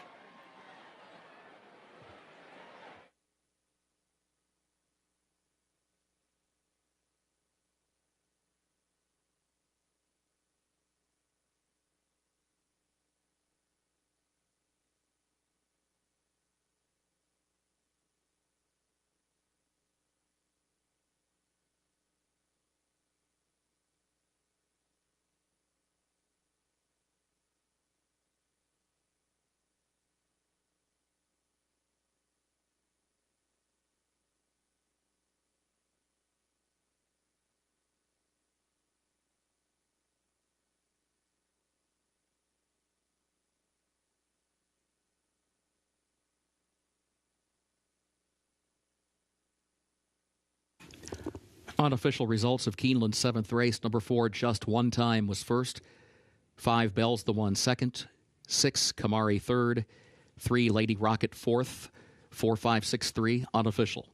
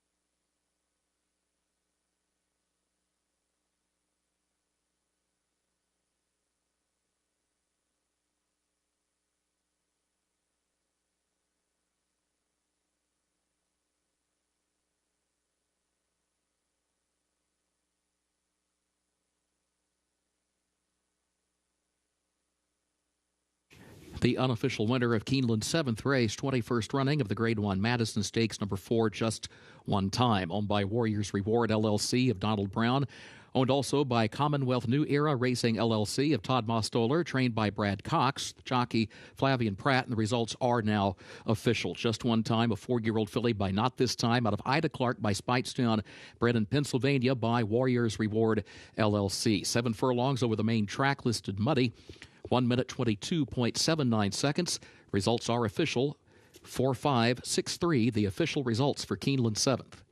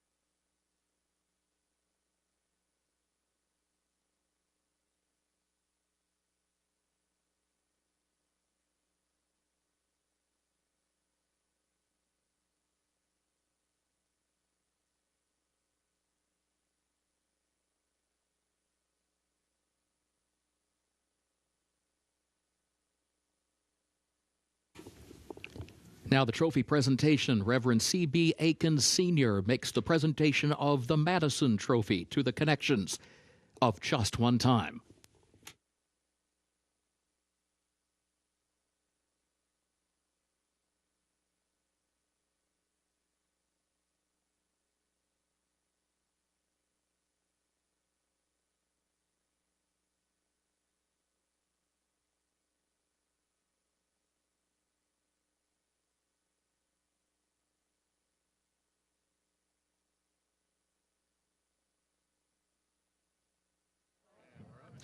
What a horse race in the Grade 1 Madison. Just one time, now a Grade 1 winner for Brad Cox and Flavian Pratt. Your first time aboard this filly.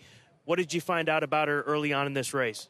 Well, I was hoping to get a good break and get myself into the race. Unfortunately, she broke a bit flat foot. So we went to plan B, and then she ran a really well stretch lane. Belle's the one of the best closers that we've seen recently. When you had her in your targets, did you think you had a good chance to catch her? Well, I don't know. As you say, she's one of the best, and she ran really well in Keeneland. So I didn't know, but my filly was making a good move, so, we were hoping. Flavian, well done. Nice to have you here. Thank you very much. Brad, she's 2 for 2 for you.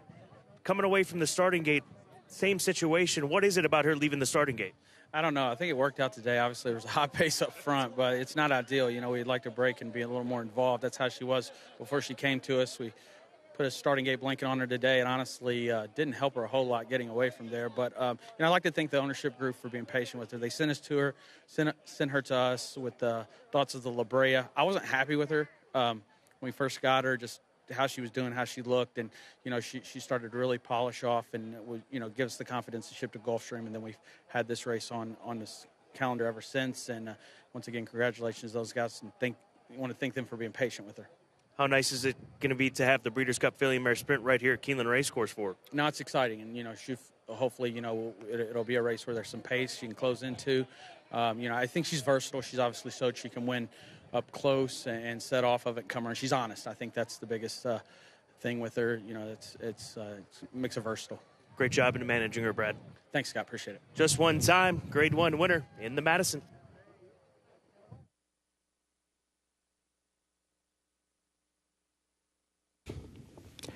Thank you, Scott. Keeneland's 8th race upcoming, the 26th running of the Shakertown Grade 2. The turf is listed good. A reminder, the temporary rail is down today. Double and pick 3 wagering start of the late pick 4. Scratch number 7, Cowan. Scratch the 7, Cowan. Looking ahead to the featured 9th race, the Grade 1 Toyota Bluegrass, scratch 12, Grantham. That's in the featured 9th race, scratch the 12, Grantham. Race 10, scratch number 10, Miss Imperial. That's the 10th race, scratch number 10, Miss Imperial. A reminder, part of entry 1A, Good Penny, draws into the race, but the jockey will be Adam Beschitza. 11th and final race, scratch part of entry 1A, Jamber's Justice. Scratch the 12, Striker. Scratch the 14, Soaring Bird, and scratch 15, Coltonator. Remember, number 13, City Drifter, draws into the race. Overweight, number 3, Creative Credit, the jockey 5 pounds over. Main track muddy, turf good.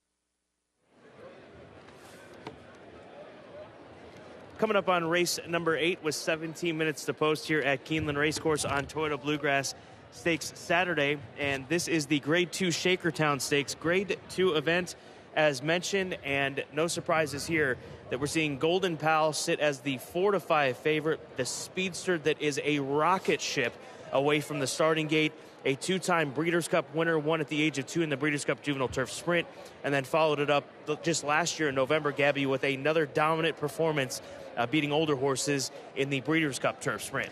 Well, I asked you at the beginning of the day which was the likeliest winner of the two, Nashville or Golden Pal. You said Nashville. I did. So we'll see what Golden Pal does. Eating some humble pie tomorrow and today at Keeneland, we'll most see. likely. But this horse, nothing seems to faze him. He can win on a soft turf, a firm turf. He can win off the layoff. He just needs to get out of the gate. And I just spoke to Irad Ortiz Jr. I said, how fast is this horse? He smiled. He said, fast. And that's how he wins these races. He just runs the field off their feet. We'll see if he's able to do it again here in just 16 minutes' time. He will be the odds-on choice for today's Grade 2 Shakertown. He's 2 for 2 at Keeneland.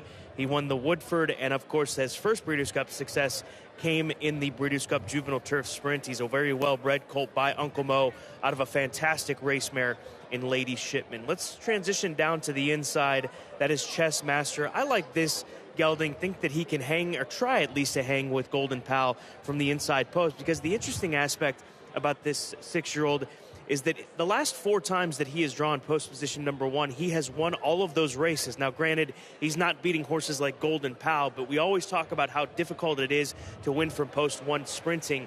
He is a horse that has adapted to that, and even if you go back before that, he'd drawn the post 1 in the past and run some big races. So he's comfortable being down on the inside, and he'll have Jesus Castagnan in the saddle here today. I can't fault you for using a long shot, Scott. This horse is 56-1, so good on you if this horse can hit the board. Because I think that's how you have to play this race. If you think that Golden Pal can't lose, you have to try to find prices underneath.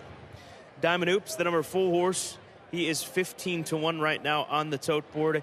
He's finished second in the past while running on this turf at Keeneland Racecourse. They've gone dirt turf with him. He's been one of those horses that they've kind of just thrown whatever at him, and he tends to show up. What makes you like him today as he makes his 3rd start at the age of 7? Because he does show up each and every time, whether it be going a distance of ground on the dirt, turf, everywhere in between. Diamond Oops is one of those horses for me, Scott. I will always use him in my top 3 until the day he retires, because he does always try.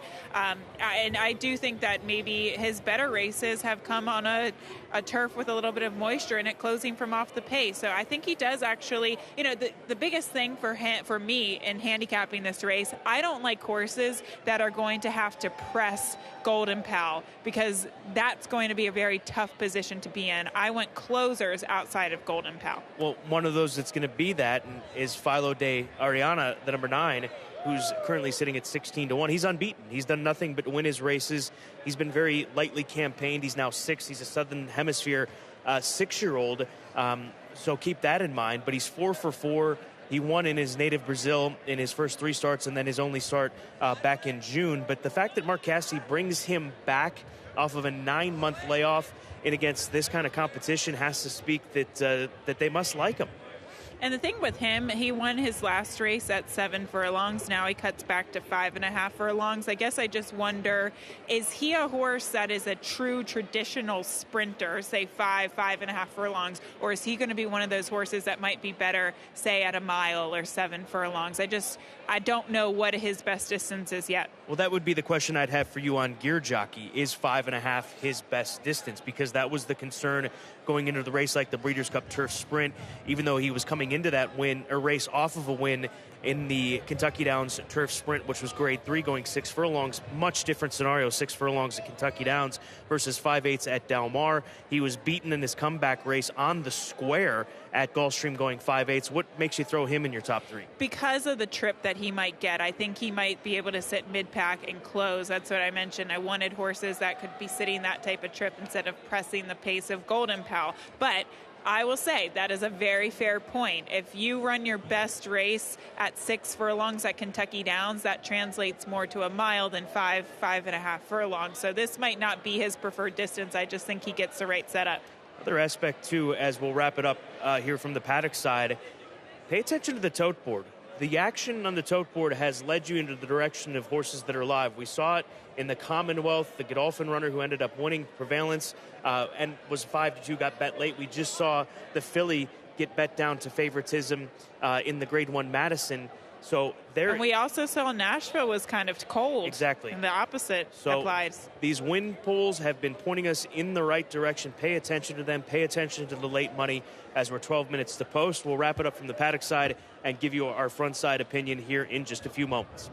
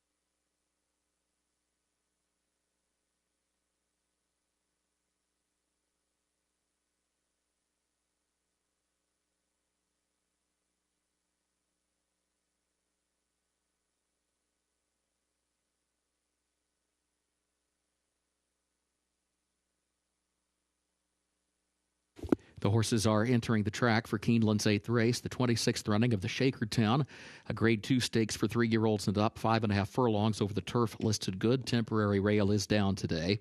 Double and pick 3, and also start of the late pick 4. Scratch the 7 Cowan. Scratch number 7 Cowan. Turf listed good. Main track is listed muddy as we get ready to start the late pick 4. Post time at 6 minutes for race 8.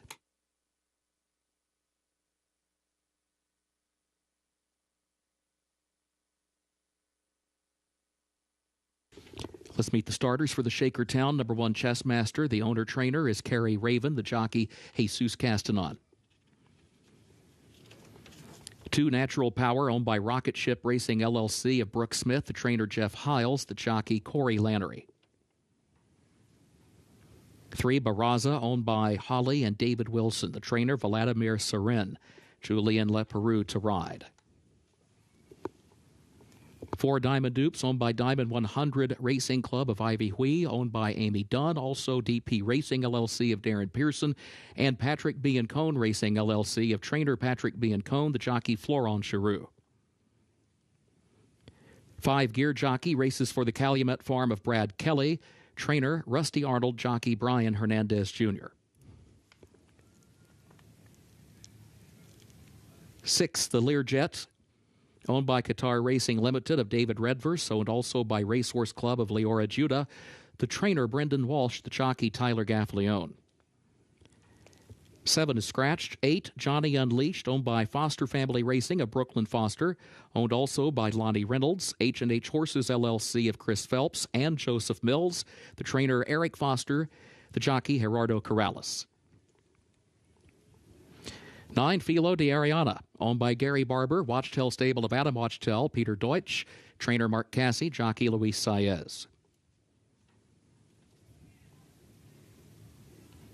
10, Golden Pal, races for Mrs. John Magner, Michael Tabor, Derek Smith, and Westerbird of Michael Kestner, trained by Wesley Ward, the jockey Irad Ortiz Jr.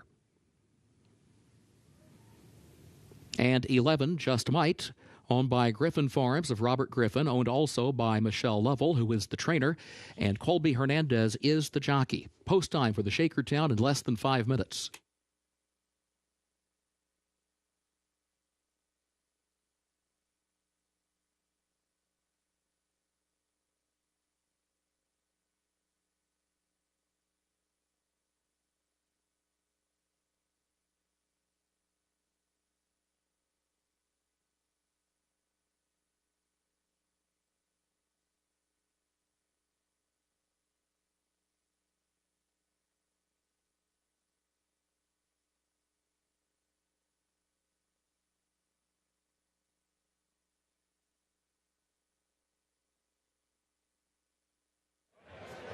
Getting ready for the Grade 2 Shakertown on the front side as they are in their warm-up with less than 4 minutes to post. Here's the heavy favorite, Golden Pal. He is just built. He is a prototypical sprinter, is he not? Yeah. Just compact and built like a tank. And he's just got like a wide chest. He's very strong. He's got great muscle definition in his shoulder and behind the saddle as well. And he's also built for speed. You know, he's not one of those traditional sprinters. I wouldn't say he's compact, Scott, but he's got some length to him. But he is just all racehorse and very, very strong. Look, he's the horse to beat. He wins these races away from the starting gate. I mean, that's what he does. Not many horses can break as fast from a standstill as he can and has so many times in the past. Here's a horse that's live on the tote board that we were just talking about, paying attention to the tote board. That is Barraza, coming in from Southern California, going 6 to 6.5 furlongs. Keep in mind, those 6.5 furlong races were down the hillside turf course, so this is a different scenario for him. He showed speed in the Clocker's Corner, that restricted stakes race at the end of January, but will he do the same here today, be able to do the same here today with the likes of Golden Pal? Handicapping off the past performances, 2 things I'd be worried about, the distance and also the turf condition. But looking at him on track, he stood out to me, Scott. I thought he was one of the more impressive looking horses in terms of his physical appearance and how he's behaving today. He looks pumped up and ready to run. The Learjet is the number 6 horse, a Royal Ascot winner, a recent stakes winner back in September in his most recent race. That was 7 months ago at Kentucky Downs in the Franklin Simpson. We'll see where he's at. I mean, this is a much different scenario even than when comparing what he did in the Norfolk. That's 5 furlongs on the straight, no turn involved there. So we'll see what Brendan Walsh has in store for us. But Brendan Walsh has had the strong day combined with Tyler Gaffleone, who's in the saddle of the Learjet. 3 wins on the day, including the Commonwealth Stakes with Prevalent. So we'll see if he can get it done with the Learjet. And for what it's worth, Scott, this is the last horse to beat Golden Pal. It's a good stat. Yep. Late pick 4 time.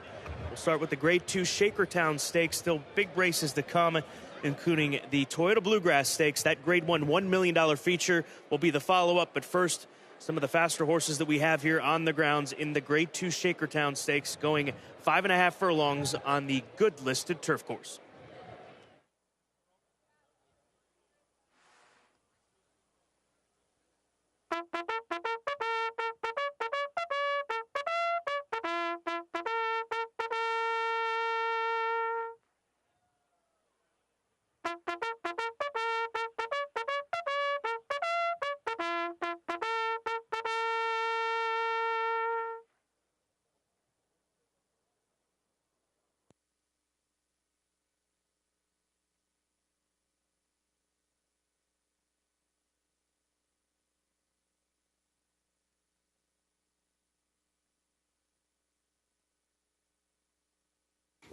Horses have reached the starting gate for Keeneland's 8th race, 26th running of the Shakertown Stakes, Grade 2, start of the late pick 4.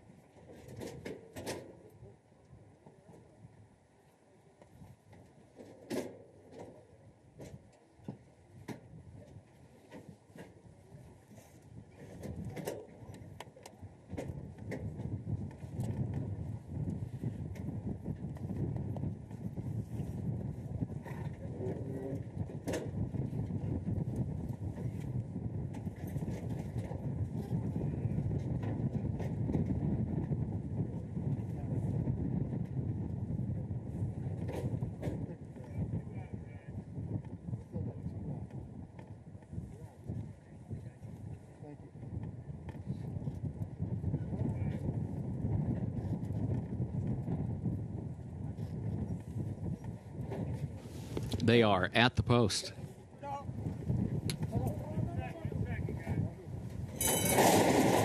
And they're off in the Shakertown. Golden Pal comes right out, running for the early lead. Johnny Unleashed comes away running in the 2nd position. Filo de Ariana is away in 3rd. Just Might, 4th up on the outside. Chessmaster, his 5th back toward the inside. Gear Jockey comes away running in 6th. The Learjet is in 7th, placed 1 lane off the rail, nearly 10 lengths off the lead. Diamond Dupes is in 8th. Barraza 9th. Long way back, Natural Power is last, 20.94 seconds. The time for the opening quarter, Golden Pal leads it by 2 lengths. Johnny Unleashed giving chase from the 2nd position around the far turn. Another length and a half. Just Might is 3rd. A break of 5 more lengths to Filo de Ariana, and then Gear Jockey, who swings toward the outside. The Learjet's got a long way to come, still 10 from the front. Golden Pal moves into the final furlong of the Shakertown and leads it by 3 lengths. Johnny Unleashed is 2nd by 3. Just Might is 3rd. Gear Jockey 4th. The Learjet is 5th. Golden Pal, the lead is out to 5 lengths in deep stretch for Golden Pal. Iran Ortiz Jr., Gear Jockey running late, trying to catch Johnny Unleashed with Diamond Dupes, but Golden Pal wins it for Iran Ortiz Jr. Johnny Unleashed across the wire in 2nd, going to be close for 3rd.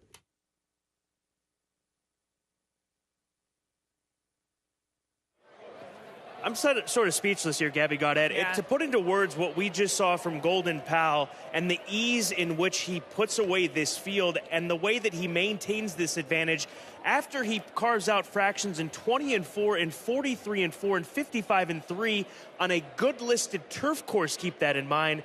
This is one of the fastest horses that we've had in modern-day history sprinting on the turf course. The gates open, I blinked, and he was 3 lengths in front of the field. That just shows you how much speed he has, especially coming out of the gate. With his gate break, Scott, there's no catching him. You can never catch him with a fast break like that. An unbelievable performance from Golden Pal taking the Grade 2 Shakertown.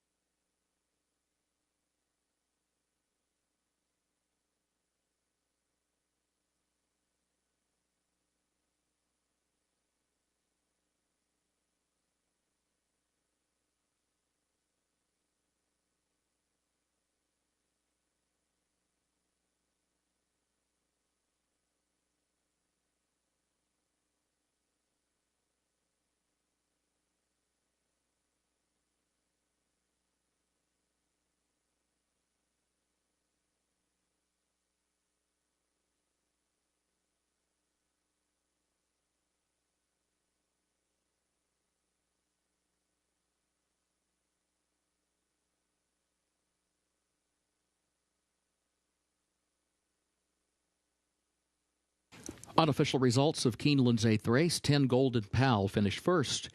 8 Johnny Unleashed was second. 5 Gear Jockey third. 4 Diamond Oops was fourth. 10-8-5-4 unofficial.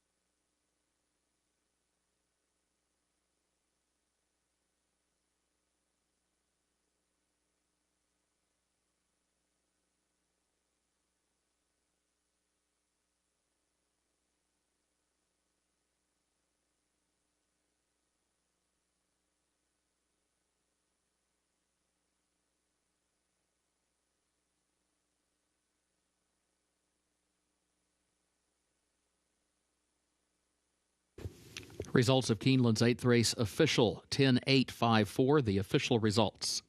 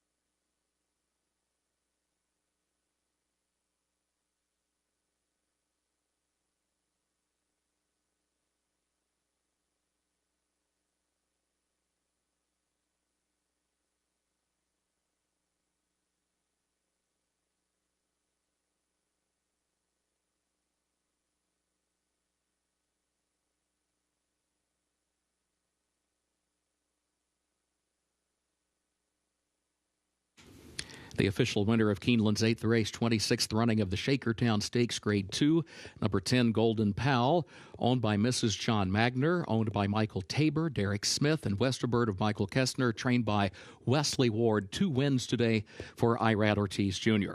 Golden Pal, a 4-year-old son of Uncle Mo out of Lady Shipman by Midshipman, bred in Florida by Randall Lowe. 5.5 furlongs over the turf listed good, 1 minute 2.21 seconds.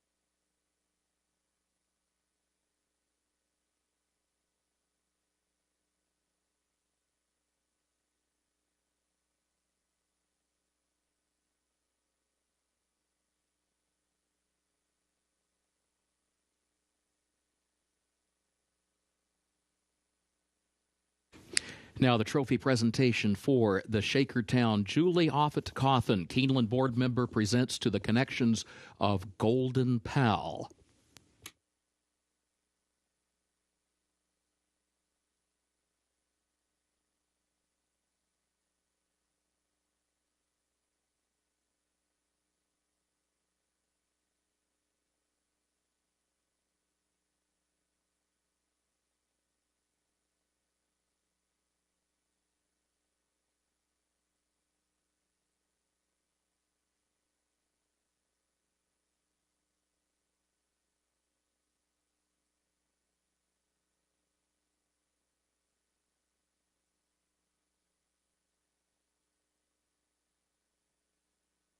The champagne ready for us, all right? Shakertown goes to Golden Pal, who just runs them off their feet. Wesley Ward and Irad Ortiz Jr. Irad, how do you stay in the saddle of a horse like that is so fast away from the starting gate from a standstill? I mean, it's a really fast horse out of the gate. Wesley do a great job with him since day one. They teach him right, and he knows what he have to do, and he's a really nice horse. Did you have to ask him at all at the top of the stretch? I did. I asked him, and he responded really well. Then I just called his attention. He was there. I look around and say, man, I'm already, I just right there close to the wire, so I just wrap it up and let him ease him up. And thanks, Wesley, and the owner for giving me the opportunity. Have you been on a faster horse than Golden Pal? Out of the gate, never. Well done, Irad. Thank you. Wesley, you've had some fast horses. We've seen a lot of those fast horses, most of them here at Keeneland Racecourse. Have you trained a faster horse than Golden Pal? This is the fastest of the fast. Yeah, he's just blessed with the speed and agility. He moves like a cat. He's so quick. So, and for a big, sturdy horse like he is, he's just a once in a lifetime horse. Have you ever seen fractions like 20 and 94 100ths and 43 and 58s on the flat here at Keeneland Racecourse? Not on a soft turf, especially. This is a soft turf today. For him to get over it like he did and just keep running is special. Is the Grade 1 Group 1 King Stand at Royal Ascot the target for Golden Pal? That's where we're heading. Good luck to you. Thank you, buddy. Wesley Ward, Golden Pal, strutting his stuff today on the Keeneland Turf Course.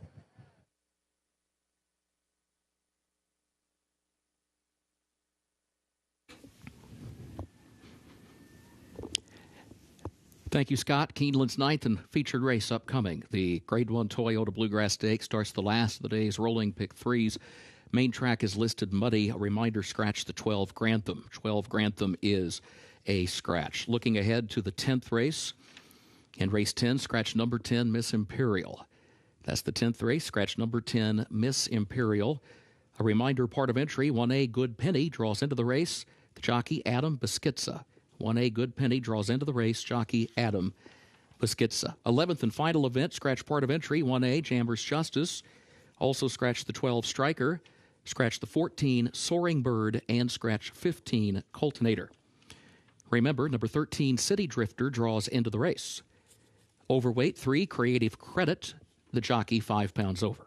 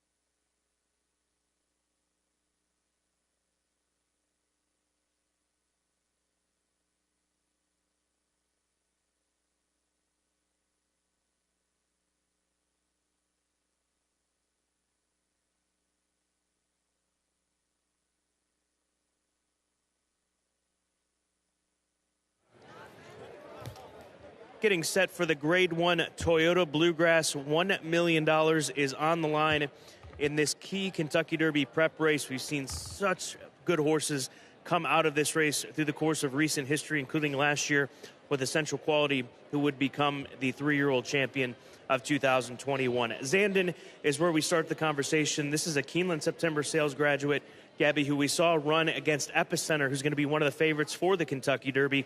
He hopped away from the start. He lost position, and that cost him, especially when he was chasing a horse like Epicenter in that Risen Star, because Epicenter would come out and win the Louisiana Derby just a few weekends back. So he's got a live look in here as he sits at 5-2 as the second choice. Yeah, Scott, this is where I go to as well. I just thought he had a pretty brutal trip last time out, considering his preferred running style. He's a horse that wants to sit close, stalk from off of the pace, and with that beginning, I'm honestly surprised that he wound up finishing third, and he obviously could not catch the likes of Epicenter, who got a 102 Beyer speed figure in that race, or next out, and was loose on the lead. So tough situation for this horse last time out. But Scott, also, I want to mention, since Keeneland switched over from synthetic to dirt in the bluegrass, there's been a trend. In fact, 4 out of the 7 years have been winners, have been favorites. The winners have been the favorites. The longest shot was IRAP at 31-1. And you've also wanted to sit a close trip. We haven't seen closers make up that much ground closing from off the pace in the stretch. Here's a look at the number 10 horse, the favorite, Smile Happy, the son of the champion sprinter, Run Happy.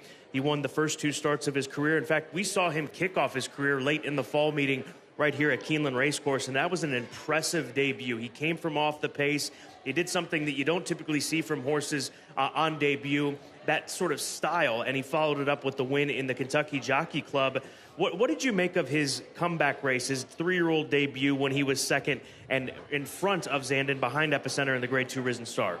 Oh, what can you do, right? He chased a wire-to-wire winner. There's nothing you can really do in a situation like that. But I thought, all considering the dynamics of the Grade 2 Risen Star, it was a really nice return. But that's the problem with these closers from off the pace. You're dependent on the pace. You're dependent on the right type of trip. He is the 9-5 favorite for a bit of time, a long period of time. He was number 1 in so many Derby rankings. We'll see if he can get back into that pole position off of a victory here in the Grade 1 Toyota Bluegrass. Ethereal Road is the 8-horse, 11-1 for the coach, Dwayne Lucas. Here's another Keeneland September sales graduate. How tough was his trip in the Grade 2 Rebel? It was tough because he had to make a really early move and then have a sustained run, and horses with that type of trip just don't win at Oaklawn. Not to mention, because of the trip, he was caught wide significantly the entire way. You could see him just getting so tired in late stretch, and unfortunately Onoho came back on the inside and got him. So tough trip for this horse, and I think he's alive, especially underneath. Emmanuel had a tough trip in his run in the Grade 2 Fountain of Youth. He got shuffled back. He was wide on the first turn, wide on the second turn. So much thrown at him. Ended up finishing 4th that day, unable to overcome that for a horse that had grown used to in his 2 starts going wire to wire. What do you think he needs to do to bounce back, the Keeneland graduate from the September sale of 2020? I just talked to Luis Saez as well about the trip. I said, what was the worst part of the trip? He said, the break. There was no doubt about it. He broke poorly. He got bounced around at the start, and unfortunately, he kind of had to go to plan B at that point in time. He said that after that, he was caught wide. There was really nothing he could do after the poor beginning. But today, he hopes that if he gets out of the gate, he sets the pace. That's what he told me. It looks to be a good one. The Grade 1 Toyota Bluegrass, $1 million on the line, spots on the line for the Kentucky Derby in 1 month's time. Looking forward to the Toyota Bluegrass on this opening Saturday at Keeneland.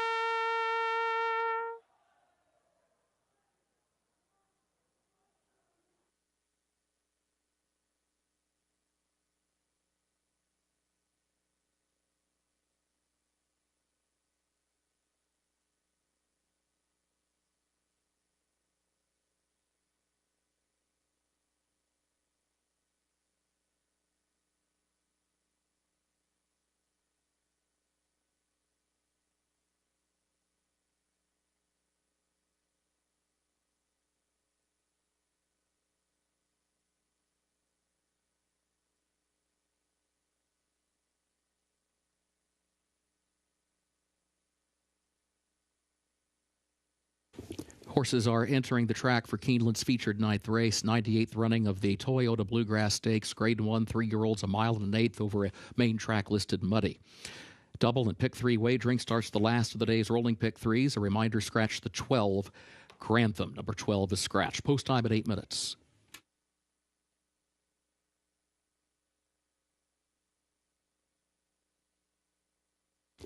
Parading to the post for the Toyota Bluegrass. Number 1, Command Performance, owned by Rapoli Stable of Mike Rapoli. St. Elias Stable of Vincent Viola, trained by Todd Pletcher, the jockey Irad Ortiz Jr. Number 2, Fenwick, is owned by Villa Rosa Farm of Jeremiah Rudin, owned also by Harlow Stable of Michael Kimmel, trained by Kevin McCathan. Paco Lopez is up. 3, Trademark, is owned by BBN Racing LLC of Ann Braxton Lynch, the trainer Victoria Oliver, the jockey Rafael Bejarano. Number 4, Zandon, owned by Jeff Drown, trained by Chad Brown. Flavian Pratt, the jockey. Number 5, Volcanic, races for Breeze Easy LLC of Mike Hall, trainer Mark Cassie, jockey Adam Beschitza. Number 6, Emmanuel, owned by Windstar Farm LLC of Kenny Trout, by Sienna Farm LLC of Anthony Manganero, trained by Todd Pletcher, jockey Luis Saez.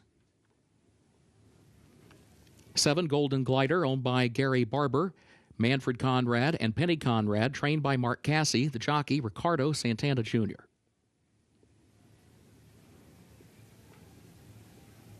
Number 8, Ethereal Road, owned by Julie Gilbert and Aaron Soanes, trained by D. Wayne Lucas, jockey Luis Contreras. Number 9, Rattle and Roll, owned by the Lucky 7 Stable of Michael J. Mackin, trained by Kenny McPeak, the jockey Brian Hernandez Jr. Number 10, Smile Happy, owned by Lucky 7 Stable of Michael J. Mackin, trained by Kenny McPeak, jockey Corey Lannery. And 11, Black Adder, owned by SF Racing LLC of Gavin Murphy, Starlight Racing of Jack Wolf and others, Mataket Stables LLC of Saul Kuhlman, Sienna Farm LLC of Anthony Manganero, Golconda Stables of Ben Goldberg and others, trained by Rodolphe Brisset, the jockey Florent Giroux. The featured Grade 1 Toyota Bluegrass in 6 minutes.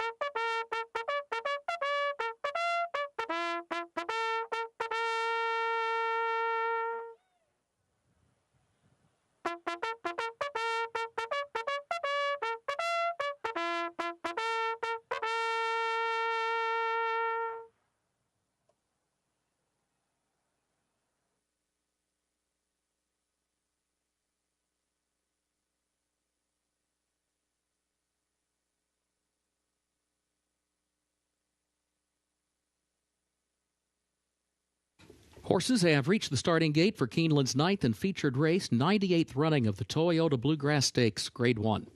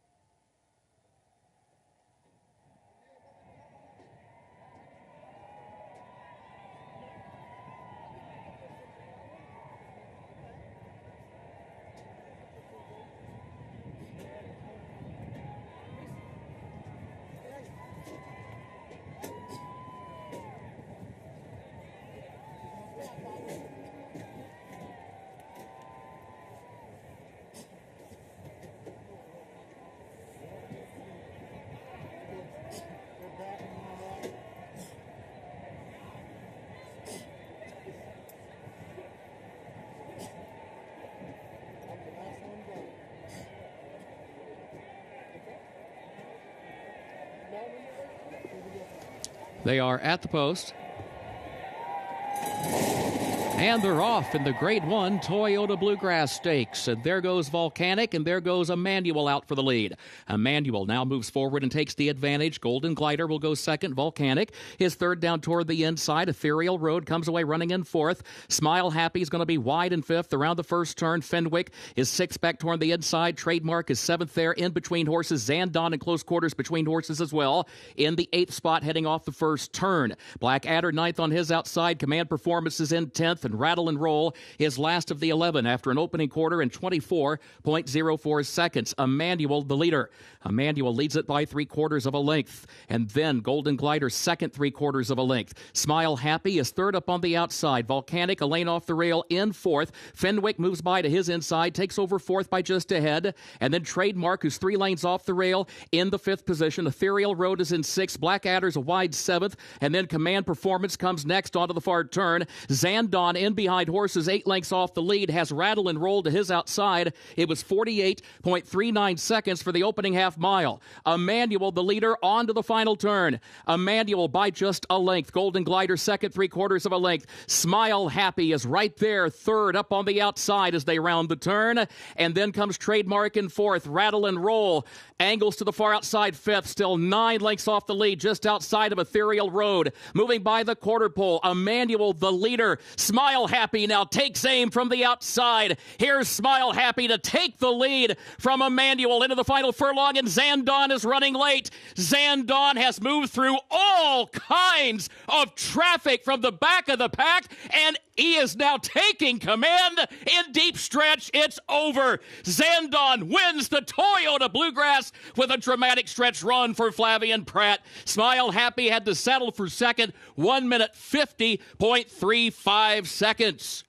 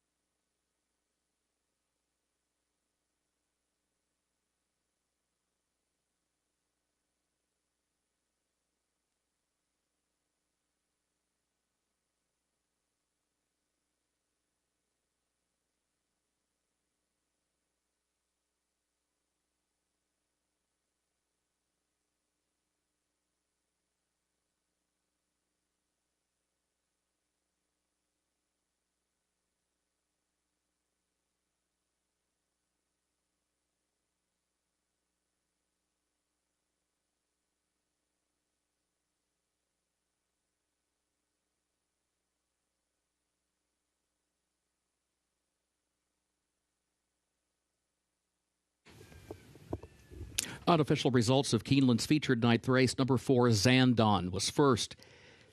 10, Smile Happy, was second. 6, Emmanuel, third. 7, Golden Glider, fourth. 4, 10, 6, 7, unofficial.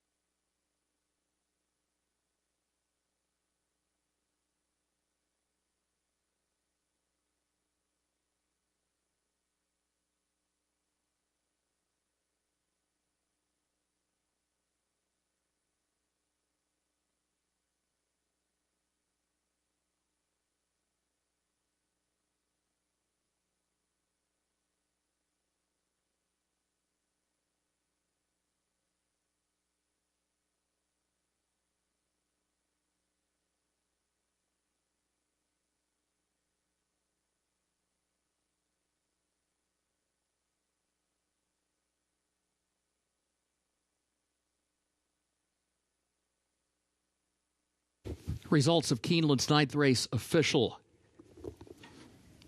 4, 10, 6, 7, the official results.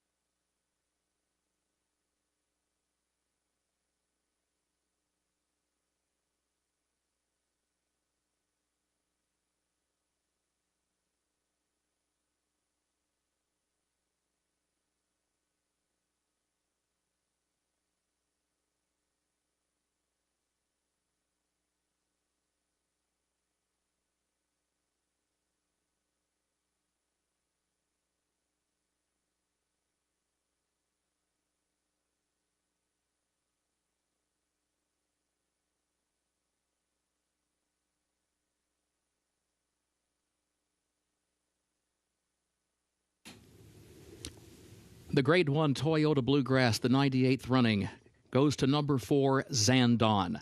Owned by Jeff Drown, trained by Chad Brown, the jockey Flavian Pratt, with his second stakes win on the card.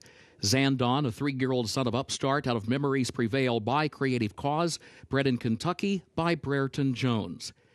Keeneland September sales graduate Zandon gets the 9 furlongs over a main track listed muddy in 1 minute 50.35 seconds.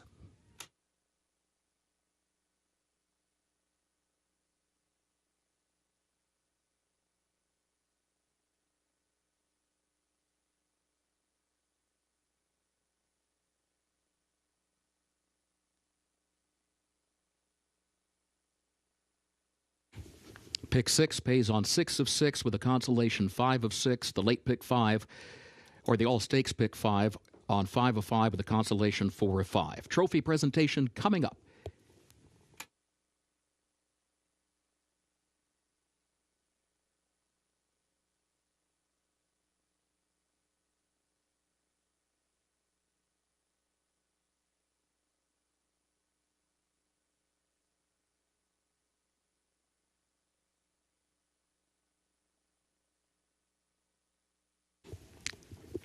And now that trophy presentation for the Grade 1 Toyota Bluegrass.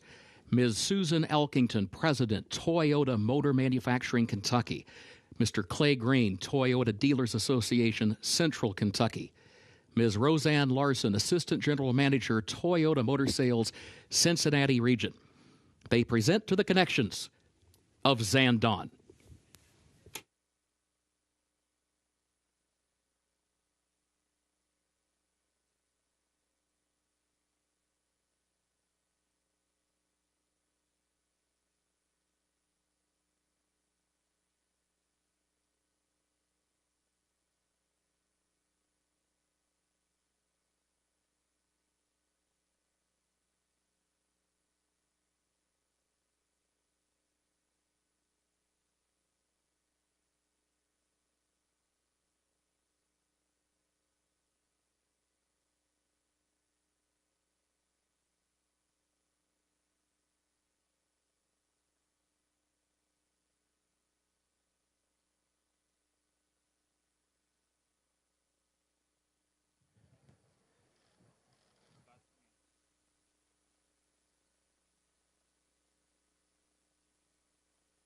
Camera.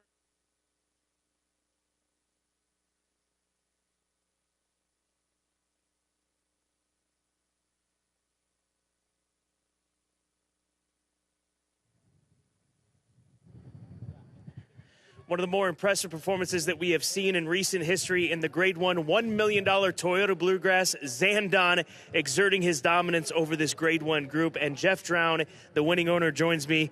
Have you caught your breath yet, Jeff? Working on it. What a great race. Zandon, just what a fantastic performance. What did you think of your chances early on in this race when he was so far back off the pace? You got to trust the rider. The trainer had him ready. Chad did a fantastic job. Flavian rode him perfect. You know, he just felt good. It felt good. How do you feel going into the next 4 weeks leading up to the Kentucky Derby? How will you take the pressure of being one of the leading contenders for the Run for the Roses? One day at a time. Enjoy this day. Thank you. Let's go to Gabby Gaudet. Scott here with Chad Brown's assistant and Baldo Hernandez. Baldo, you've put in a lot of hours at the barn, that's for sure, and you've had an opportunity to kind of see this horse develop. You were with him in Florida. How has he developed with each and every start? Every start was after the last race in Louisiana, he's improving a lot more than that. It's really nice goal. He's been handling the track really well. Every morning he's training better and better after the last race. In Flavor Price, a nice jockey to give him a nice race. And I think it's a really nice horse to go to the Kentucky Derby. Did you have some nervous moments in the beginning, though? Yes, it is. I was really nervous because I love this horse since his last race, and then he's like a baby for me. It's just really nice colt. That's awesome. I know you guys have a connection. Congratulations to you, Baldo, and Chad Brown. We'll send it back to Scott for more on the trip. Yeah, here with Flavian Pratt, who picks up another stakes win, another Grade 1 on this Bluegrass Saturday, Toyota Bluegrass Saturday. And what happened going into that first turn? How did you find yourself so far back taking so much dirt? He broke just okay. Then I got myself covered up, so I was there and nothing I could do about it. His pace was a bit slow. I was wandering down the backside, but I was traveling super. It was just a matter of finding, a gap and get a clean run down the lane. Being on a horse like this and the adversity that he had to overcome, how do you think he'll be able to navigate a bigger field as we transition into the Kentucky Derby, having to face potentially 19 other horses? Yeah, it's going to be a bigger field, but it was already a good field today. It's just a matter of, getting a clean break and get yourself in a position. It's always key. What's it like winning 2 Grade 1s on Toyota Bluegrass Saturday here at Keeneland Racecourse? No, it's been great. Keeneland, it's such a tough meet. I've got, people that give me a chance, and I really appreciate. We hope, we try to do our best, and hopefully keep going that way. Well done, Flavian. Thank you. Zandon, ultra impressive today in the Grade 1 $1 million Toyota Bluegrass.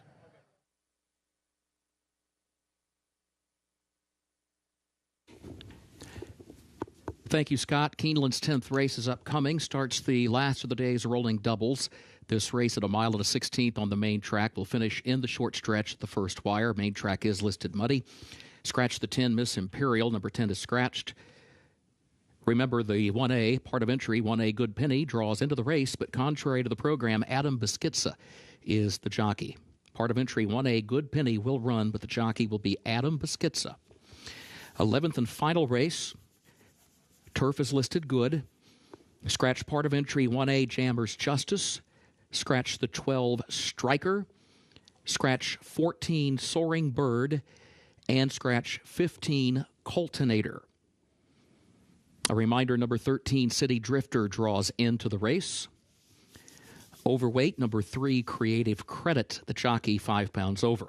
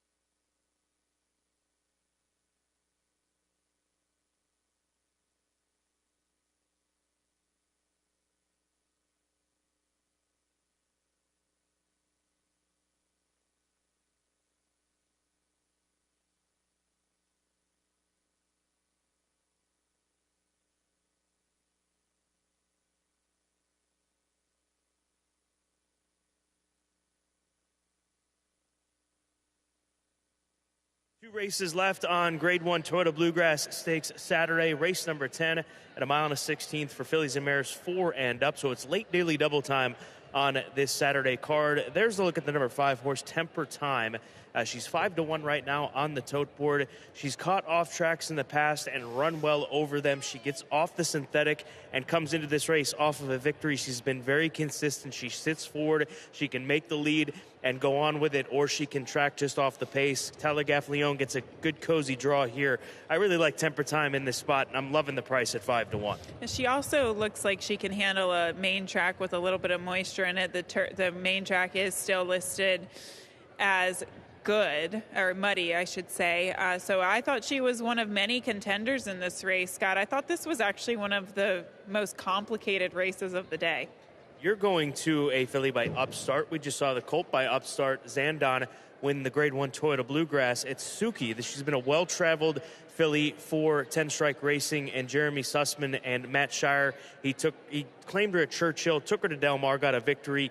Keeneland, Churchill, Fairgrounds, back here to Keeneland.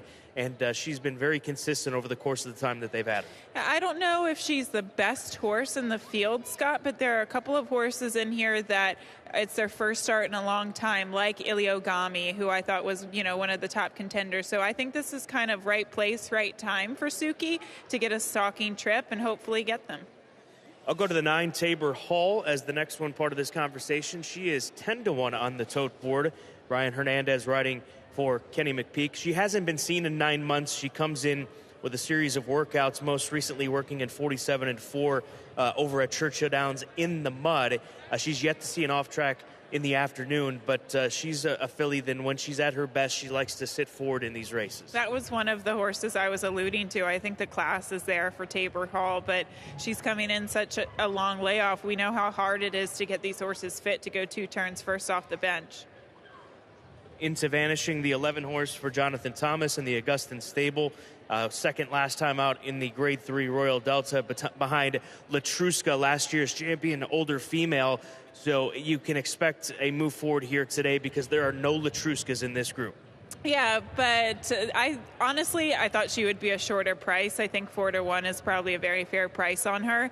She just has to prove to me that she didn't just finish second by default at 31-1. She has to prove that she really is that caliber of horse, because that buyer kind of popped up and that type of performance just popped up out of seemingly nowhere. So we'll see what she can do. I think, again, 4-1 is decent. I thought she was a must-use in here. The 6-horse Micro Cap for Gulliver Racing, a Keeneland graduate. Here's a mare that also, speaking of running against strong competition, she was asked to face off against Clairiere, one of the top 3-year-old fillies from last season. That was her most recent start, but she's got Keeneland form. She won here back in October. Another one that's going to be looking for some good early position in order to put together a strong performance here today. And then Iliogami, the number 4 horse, we'll wrap it up with her. She sits at 7-2, Keeneland graduate, daughter of Tappet for the Rusty Arnold barn. She comes off of a long layoff, last seen 6 months ago in a stake at Churchill. And she's actually faced Tabor Hall before in the past, and she's actually won against her. So I did think that the class is there for Iliogami, but she's one of the other ones in here that are, it's just tough to be at your best first off that type of lengthy layoff. Still plenty of action left on this Toyota Bluegrass Stakes Saturday. 13 minutes away from race number 10. Tough second-level allowance condition for the older fillies and mares, and it does start that late daily double. Good luck.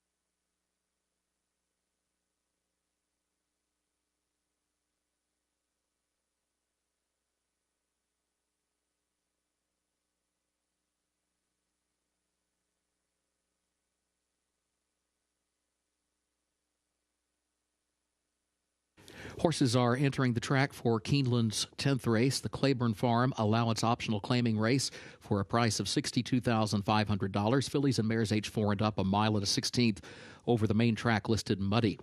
Scratch the 10. Miss Imperial, number 10, is scratched. A reminder, part of entry 1A, Good Penny, draws into the race. Contrary to the program, the jockey Adam Beschitza. Race 10 starts the last of the day's rolling doubles. This race will finish in the short stretch at the first wire, post time in 5 minutes.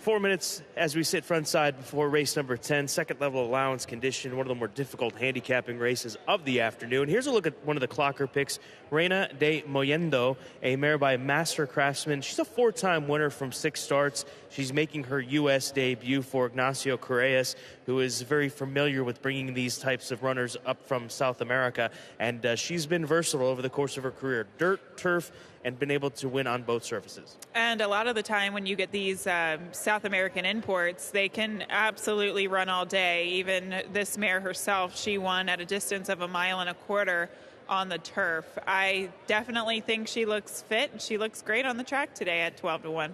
And she is 12-1, as Gabby just mentioned. We go to the 11 horse right now, further to the outside, Into Vanishing, the Into Mischief filly out of the Royal Delta. Certainly provides quite a bit of class in this race. But doesn't it just feel like whoever gets the clearest trip and best break going into the first turn and best position going into the first turn is likely going to win this race? Yeah, I don't think there's a class standout. I guess that's the way I interpreted this race. It kind of just depends on how the race unfolds and, like you said, who gets the best trip, because I don't know. I think it's a level playing field. 5-2, this favorite right now. And I think she seemingly has separated herself because of that second place to Latruska. I just have to see if it's legitimate. I believe we're taking a look at the number 4 horse, Iliogami, for Rusty Arnold. The Tappet filly paid $400,000 for her at the Keeneland September sale as they get the starting gate into position here at Keeneland Racecourse for race number 10. In fact, that is the case. The Gray filly, who comes off of the 6-month layoff, we'll see how she fares here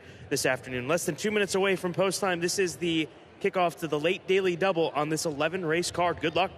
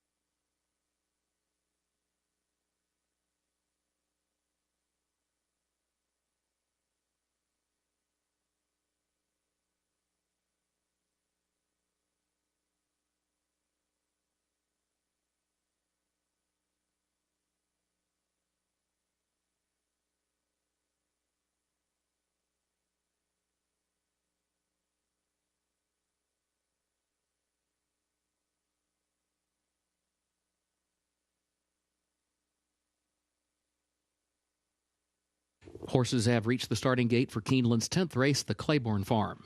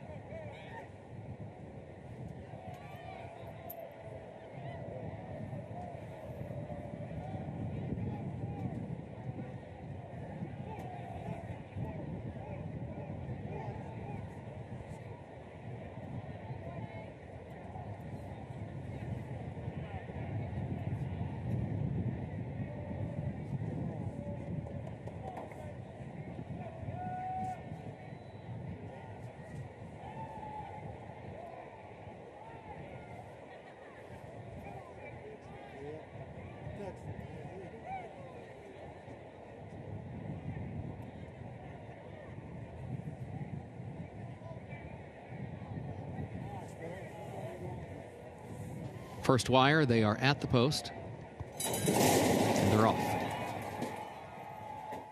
And there goes Family Time from the inside. Temper Time is right there. And here comes Sambla Juiced from the outside with Into Vanishing as well. Temper Time moves up, though. Temper Time has a narrow lead to the first turn. Family Time is there to the inside. Into Vanishing. Close up third. She's a Mystery. Hugs the rail in fourth. Sambla Juiced goes wide fifth. Reina de Moyendo, a lane off the rail in the sixth position. Microcap moves by one spot from seventh to her inside. Iliogami down to the inside. Saving ground near the back of the pack early. Moves up into the eighth spot.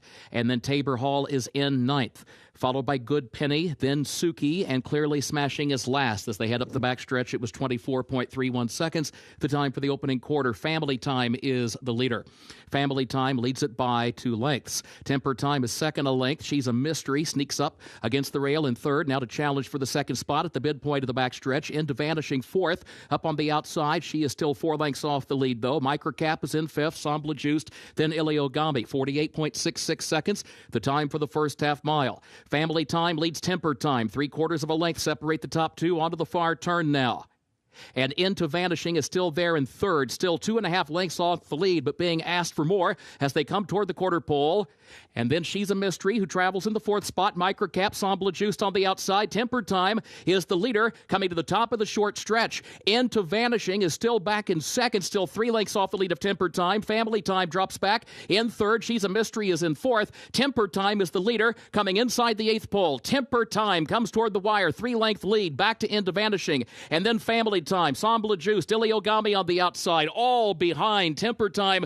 4 wins today for Tyler Gaffalione. Temper Time wins it into vanishing second. Family Time was home third, close for fourth, Iliogami or Sambla Juice.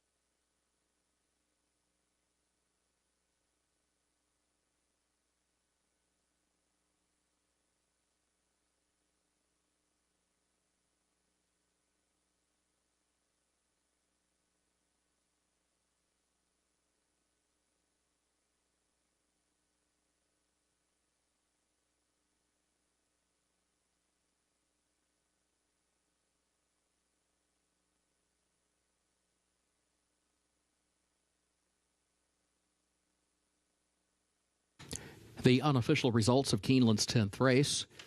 Number 5, Temper Time finished first. 11 into vanishing second. 3 Family Time third. 4 Iliogami fourth. 5-11, 3-4 unofficial.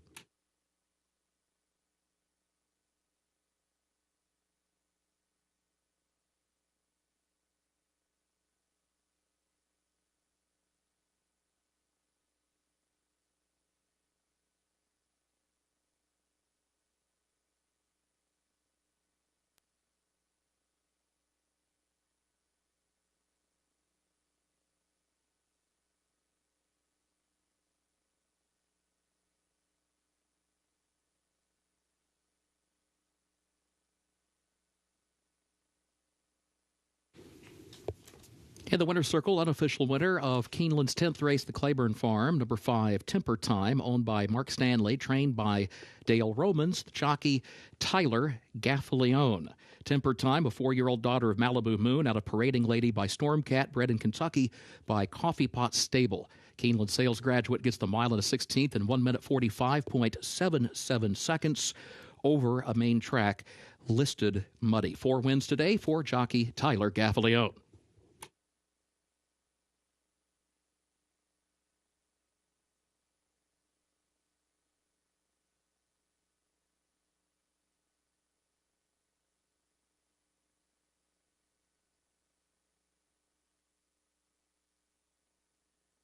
Results of Keeneland's 10th race official. 5-11, 3-4, the official results.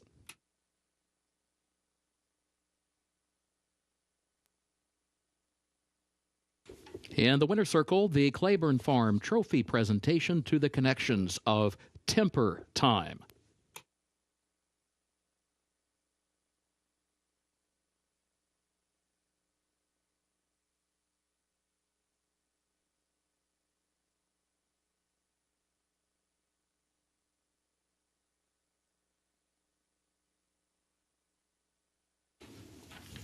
Keeneland's 11th and final race upcoming, featuring the Toyota $1 Super High 5. Turf is listed good, temporary rail down today. In the 11th race, scratch part of entry, 1A, Jambers Justice. Also scratch number 12, Striker. Also scratch the 14, Soaring Bird, and the 15, Cultinator. Number 13, City Drifter, draws into the race. Overweight, number 3, Creative Credit, the jockey 5 pounds over.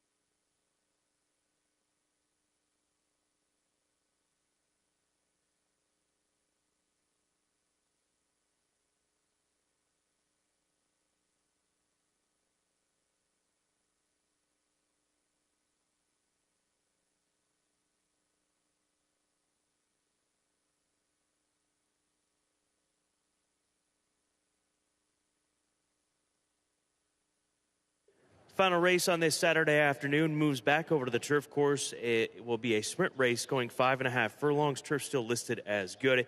And we are looking right now at the 2-1 favorite. That's my top selection. Artemis City Limits for Mike Maker, a son of Temple City, who's making his second start here at Keeneland Racecourse. He was last seen at Keeneland, in fact, on the main track, a day in which he was claimed. But since then, he's been very consistent in his races against the same company or same level of company between Kentucky Downs, Belmont, Aqueduct, and Gulfstream Park have all equaled the top 3 finishes. He hasn't won in a while, Gabby, but you've got to respect what this horse has been able to do over the course of his career. He is a 4-time winner. My only problem with him, Scott, is that you look at at least his most recent victories, and they've been against claiming competition. When he's had to step up at the allowance level, he's run really well, but he hasn't quite been able to break through at the allowance level. So that was just my main concern, but he's got, one of the top riders here in Irad Ortiz Jr. to get the job done. Let's go one to the inside of Artemis City Limits to Momos, Iron Horse Racing Stable, and Tammy Bobo, the co-owners of this colt by Distorted Humor. He's got speed. He showed that speed going 6.5 in the Hernandez, that Grade 2 race at Santa Anita. So the cutback in distance looks like it could make him even more live off of that run. That's what I think. I don't think he's a downhill 6.5 furlong turf sprinter. I don't think he wants 6 furlongs or 7 or a mile. I think he is one of those typical turf sprinters in 5 furlongs, 5.5 furlongs. And he ran against some decent horses, some fast horses at Saratoga and Monmouth. I think he can handle this good going as well. I'll go to a big-priced horse, Savvy. This is a pedigree play. These are connections plays. Savvy is a half-brother to 2 turf winners. He comes out of a tough run, including Beverly Park, who was a 2-time winner here last meet, and so Union, and that race was at Churchill Downs. But Kelsey Danner, when she tries horses on the grass for the first time, she gets them to win at a 24% win rate. That's a high percentage. You got Raylu Gutierrez in the saddle, and you got a big price if you want to chase Savvy here in the nightcap. I guess I don't really mind the surface change, but really it's the 6.5 furlongs. The 5.5 furlongs. Is he going to get a little lost early? But he does look great. A beautiful gray horse there in the paddock for Kelsey Danner. Let's take a look at a chestnut. That's the 3 Creative Credit out of the T.R. Hain Barn, a mare by Creative Cause. She's got speed. She's got a good inside draw. That's the pluses here. She's going to get tested for class. There's no question about that. But the type of speed that she puts on display, she rarely is behind horses early on in races. I like your strategy, Scott. You pick the favorite on top, and you've got bombs underneath. That's the way to get out. Infinite, the full horse, will wrap up the conversation. 16-1 on a Wesley Ward runner in a turf sprint. I know. I guess because he hasn't, competed since March of last year, so long layoff. But Wesley Ward, well, look, he at 180-plus days, he wins at almost 30%. The layoff is not a concern. It probably is class, though. When he was last running, he was going against Starter Allowance Company, so maybe a tick below, but I'll take it. 16-1 Wesley at Keeneland, sure. Inside posts are good in these turf sprints, and look at the post positions 1 through 4 in the prices: 52-1, 36-1, 18-1, and 17-1. 12 minutes before the nightcap. We hope you've enjoyed this afternoon of racing as much as we have covering it. Toyota Bluegrass Stakes Day, and we will wrap it up here in less than 12 minutes and give you our thoughts here front side in just a few moments.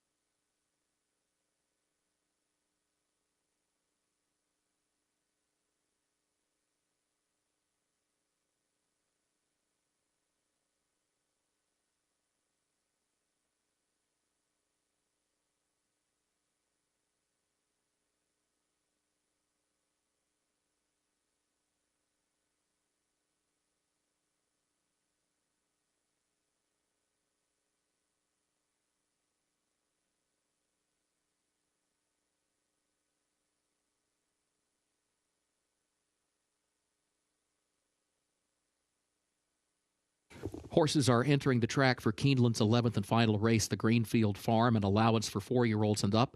5.5 furlongs over the turf listed good. Temporary rail is down today. 11th race features the Toyota $1 Super High 5 wager. Scratch part of entry, 1A, Jammer's Justice. Also scratch the 12 Striker. Scratch the 14 Soaring Bird and scratch 15 Coltonator. Number 13, City Drifter, draws into the race. Overweight, number 3, Creative Credit, jockey 5 pounds over. Post time in just 5 minutes.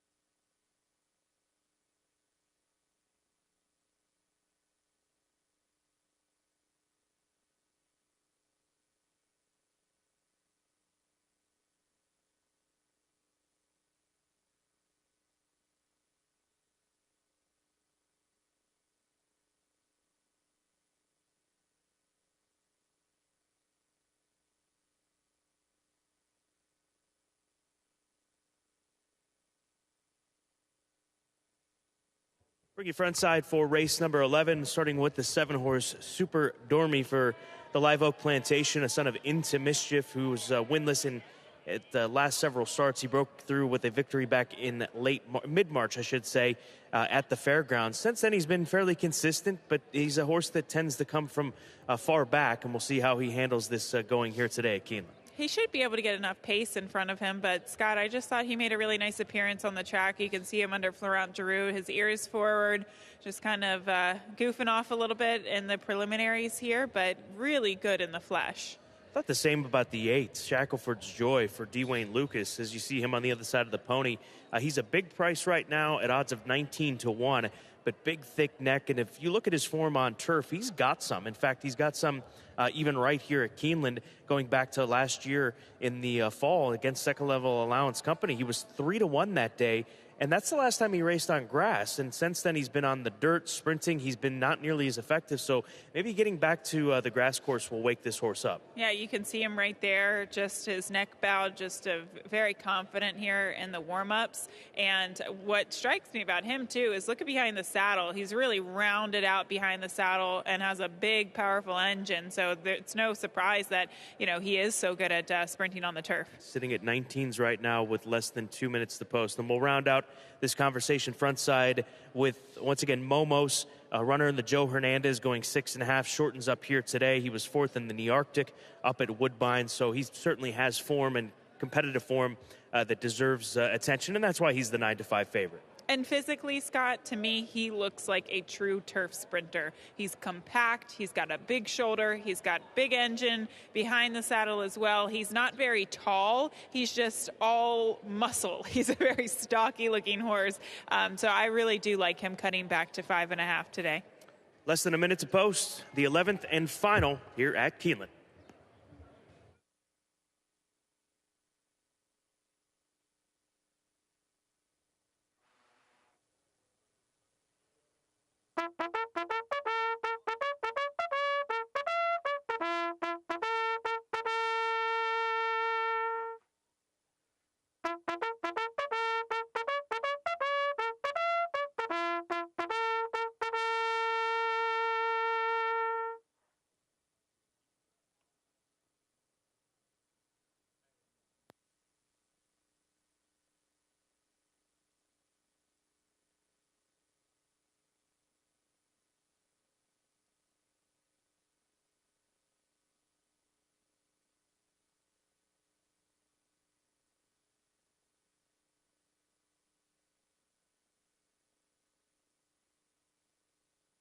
Horses have reached the starting gate for Keeneland's 11th and final race, the Greenfield Farm.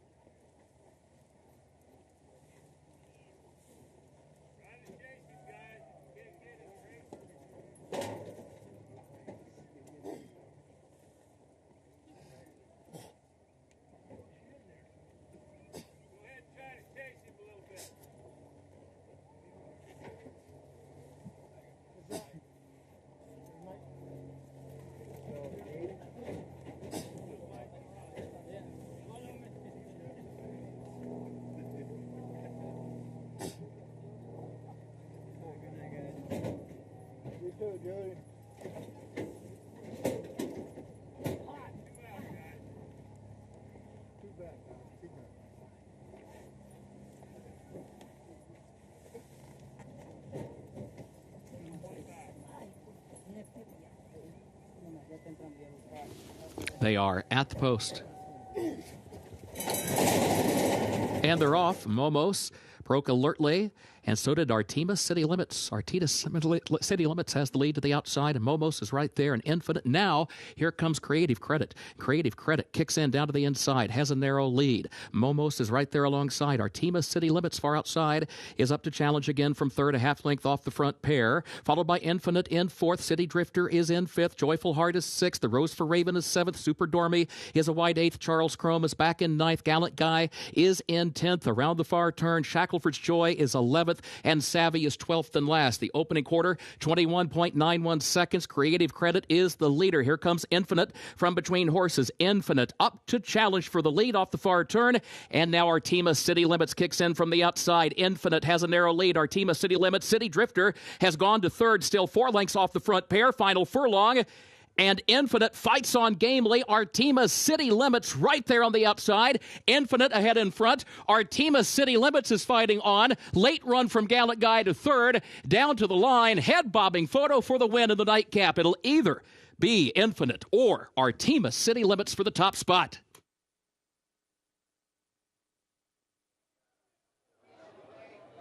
Closest finish that we've had so far here on opening weekend. Down on the inside is Infinite off the long layoff for Wesley Ward. Artemis City Limits, the 11, the second choice at odds of 2-1. Very difficult to tell who gets their nose on the wire from this wide shot. All I know is that Infinite was so game down on the inside. It looked like he was going to cede his position, and then he kept coming back, especially impressive considering the lengthy layoff. We'll take another look at here with the rail cam. And right here, Infinite is on the lead. I don't know, Scott. It's going to come down to the photo finish. There's no question about it. Tough to tell whose nose is in front from this perspective, and they fall behind these runners as they hit the wire right there as the decision is now in the hands of the placing judges. You've got 12-1 or 2-1. Here's another pretty look at it. Down on the inside, the Chestnut. The 11's going to bob his nose maybe in front. I don't know that the 11 actually ever got his nose back in front of the number 4 horse. Right there he does with that stride.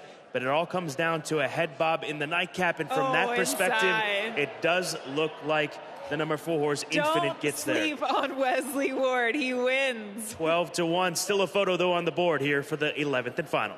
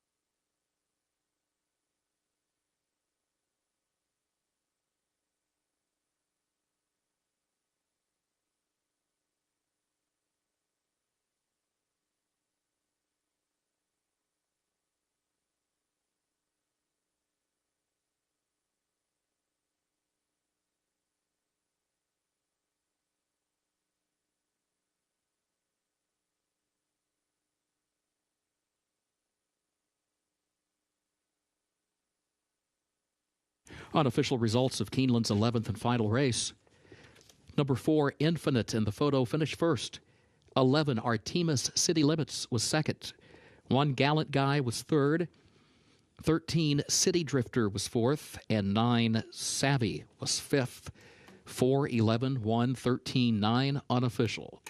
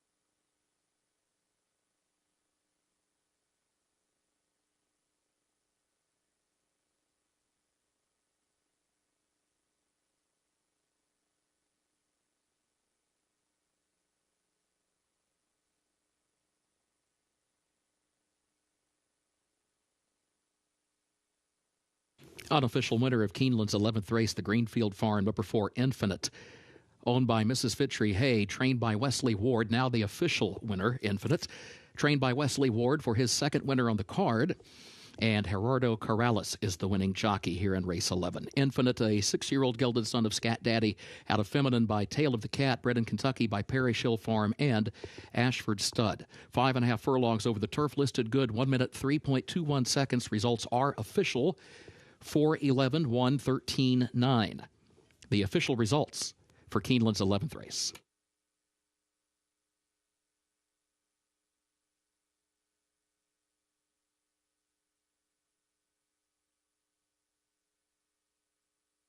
Late pick 5 pays on 5 of 5 with a consolation 4 of 5. No perfect tickets in the Toyota Super High 5. A carryover $6,557 for tomorrow's card. And there's the trophy presentation for race 11, the Greenfield Farm Trophy, presented to the connections of number 4, Infinite.